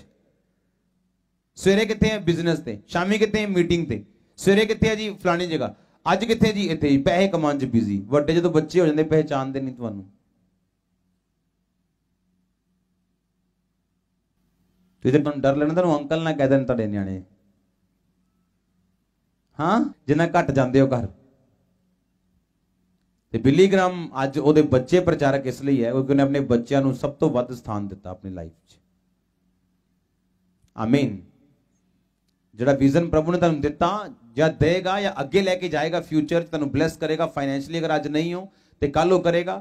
अज रस्ते नहीं खुले तो कल खुलणगे, पर वो दर्शन संभाल के किवें रखा जाएगा जो तुहाडी फैमिली तुहाडे नाल नहीं होएगी। तो या फिर कल्ले सक्सैसफुल हो जाओ तो सक्सैसफुल होके कल्ले मर जाओ, तो या तो अपनी फैमिली नूं नाल लेके चलो और लीगेसी च इहनूं वंश ते वंश लेके चलो।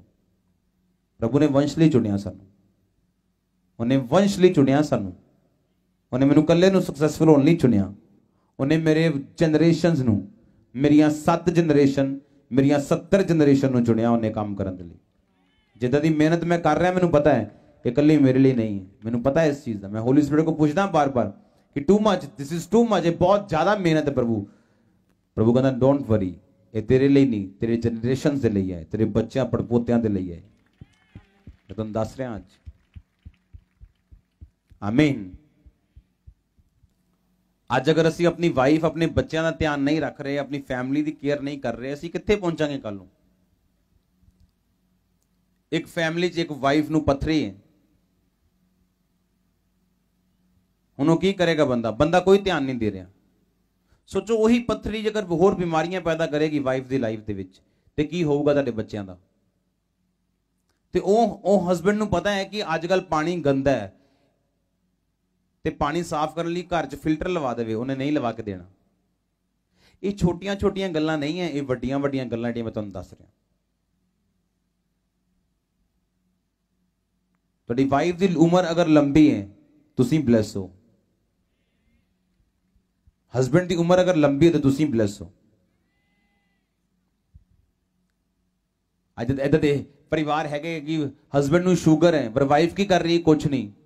हाँ इन्हां नूं शुगर है बस, हाँ शुगर 300 आज।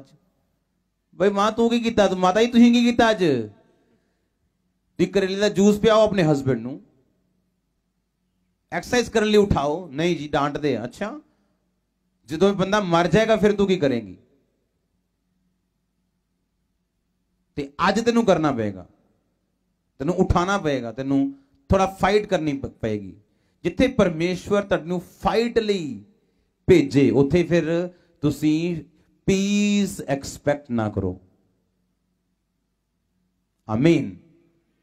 उथे फाइट करने का टाइम है, प्रोटेक्ट करने का टाइम है, क्योंकि तुसी एक दूसरे के पूरक हो। तुसी एक दूसरे के, तुहाडे बच्चे तुहाडे च आदर्श पति आदर्श पत्नी देखन। आमीन। जिन्ना लंबा ब्लेसिंग उन्नी वड्डी। मैं विजन देख रहा हले भी, जेडे संगल आ जेडे बंधन टुटते पे तुहाडी लाइफ तो, मैं विजन देख रहा इस टाइम। मैं प्रोफेटिकली तुहानूं दस रहा चीज़ां।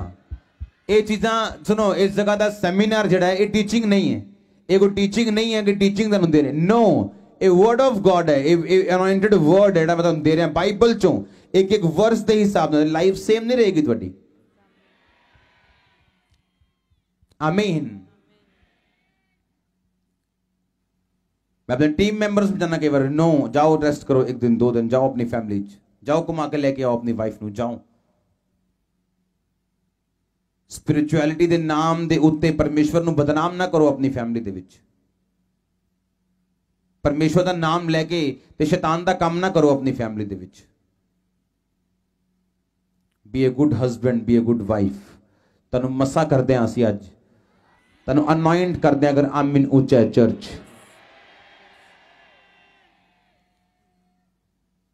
अगर एक च कमी है तो दूसरा बंदा उन्होंने बार बार दे रहा तेरे च आ कमी है, तेरे च आ कमी है, बेचारा दा वो लेडी दा कॉन्फिडेंस ही फिनिश हो गया, बंदे दा कॉन्फिडेंस ही खत्म करता। और फिर कह रहे जी साडी लाइफ च फल आए। कितना फल आएगा? एक दूसरे ਨੂੰ ਉੱਚਾ ਕਰੋਗੇ ਤੁਸੀਂ ਆਪ ਉੱਚੇ ਹੋਵੋਗੇ। ਜੇ ਸਿਰ ਮੈਂ ਉੱਚਾ ਕਰਾਂਗਾ ਮੇਰੀ ਛਾਤੀ ਵੀ ਉੱਚੀ ਹੋ ਰਹੀ ਨਾਲ, ਜੇ ਮੈਂ ਛਾਤੀ ਉੱਚੀ ਕਰ ਰਿਹਾ ਤਾਂ ਮੇਰਾ ਸਿਰ ਵੀ ਉੱਚਾ ਹੋ ਰਿਹਾ ਨਾਲ। ਤੁਸੀਂ ਇਦਾਂ ਬੰਨੇ ਹੋਏ ਹੋ ਇੱਕ ਦੂਸਰੇ ਦੇ ਨਾਲ। हालेलुया। किन्ने मेरी गल समझ रहे हैं?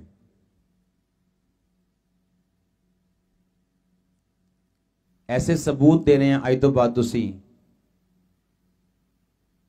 चाहे तुहाडे कोल 10,000 रुपया क्यों नहीं है, पर तुसीं मार्केट च जाके अपनी वाइफ नूं वधिया शॉपिंग करा सकते हो, चाहे वो वधिया 500 च क्यों ना खत्म हो जाए। तुहाडी वाइफ तुहाडे पैसे नूं नहीं देखदी, तुहाडे दिल नूं देखदी है कि ये बंदा कंजूस है कि वाकई मेरे नाल प्यार करता है कि नहीं करता। आमीन।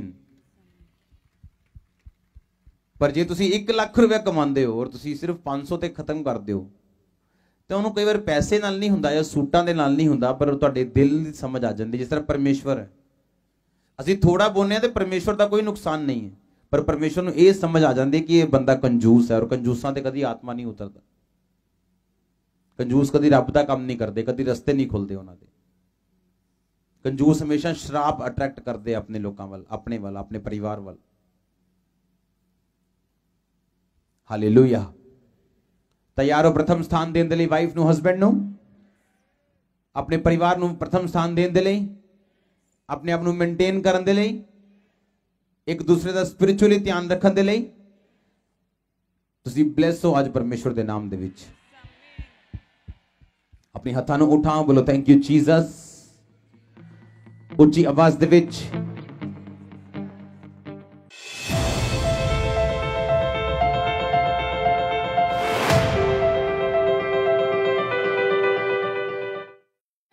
हिलाओ अपने हत्थां ਨੂੰ, बोलो परमेश्वर जिन्नियां अंधकार ਦੀਆਂ ਸ਼ਕਤੀਆਂ परमेश्वर ਦੀ ਯੋਜਨਾ ਦੇ ਖਿਲਾਫ ਹੈ मेरी मैरिड लाइफ ਦੇ ਵਿੱਚ, बोलो फायर उतरे। सुनो स्पिरिट्स बाहर आन गया तेरे सामने अखा दे और वो जान गया। अपने हाथों को हिलाओ, बोलो फायर, रिलीज करो फायर। ऊंची आवाज फायर, रिलीज करो फायर। मंगो अगले 5 मिनट ऊंची आवाज में फायर रिलीज कर दे। अंधकार दी शक्ति तो तेरी मैरिज दे खिलाफ है।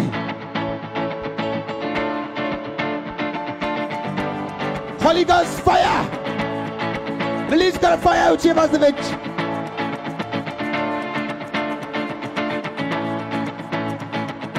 Holy Ghost fire, pull the devil out, out, release करो fire out करो devil नो अपनी married life तो out करो married life तो out करो life तो in the name of Jesus, out, out, out, cut up the life तो यीशु के नाम दे विच out, pull a devil बाहर आ जा, out, कटे बाहर ऊंची आवाज दे विच, out, निकालो न परमेश्वर के नाम दे विच।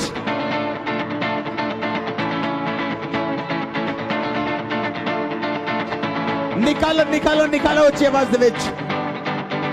Holy Ghost fire, Holy Ghost fire, Holy Ghost fire. Yes, release fire. I release fire upon my married life, my husband, my wife. I release fire. I release fire. मैं तनु छूना परमेश्वर के नाम दे विच आमीन उच्चा ब्लेसिंग उच्ची चर्च मैं कहा आमीन उच्चा ब्लेसिंग उच्ची चर्च मैं कहा आमीन उच्चा ब्लेसिंग उच्ची मैं तेरी लाइफ ते मैरिज ते सब कर्ज खत्म करदा परमेश्वर दे नाम दे विच लेट मैरिज ते कर्ज खत्म होण तेरी लाइफ दे उतो मैं परमेश्वर दे नाम दे विच जिन्हां दे रिश्ते हो चुके तैनूं कमांड करदा होया डिक्लेरेशन करदा होया इस गल दी घोषणा करदा हां स्पीड तेरी जिंदगी च एंटर करेगी पीस तेरी जिंदगी च एंटर करेगा अगर आमीन उच्चे तेरी मैरिड लाइफ तो बंधन टूट रहे हैं बहुत सारी लेडीज तुम फ्री हो रहे हो मेंटली स्ट्रेस तो मेंटली प्रॉब्लम तो स्ट्रेस तो मैरिड लाइफ दी स्ट्रेस तो परमेश्वर दा आत्मा तैनूं टच कर रहा है इस वेले और आजाद कर रहा है इस वेले अपने हाथां नूं उठा बोलो थैंक यू जीसस उच्ची आवाज दे विच थैंक यू जीसस उच्ची आवाज दे विच थैंक यू जीसस उच्ची आवाज thank you Jesus thank you Jesus thank you Jesus आज दा वचन मेरी जिंदगी च 100 गुना फल लेके आए मंगो मंगो मंगो उच्ची आवाज दे विच उच्ची उच्ची उच्ची आवाज दे विच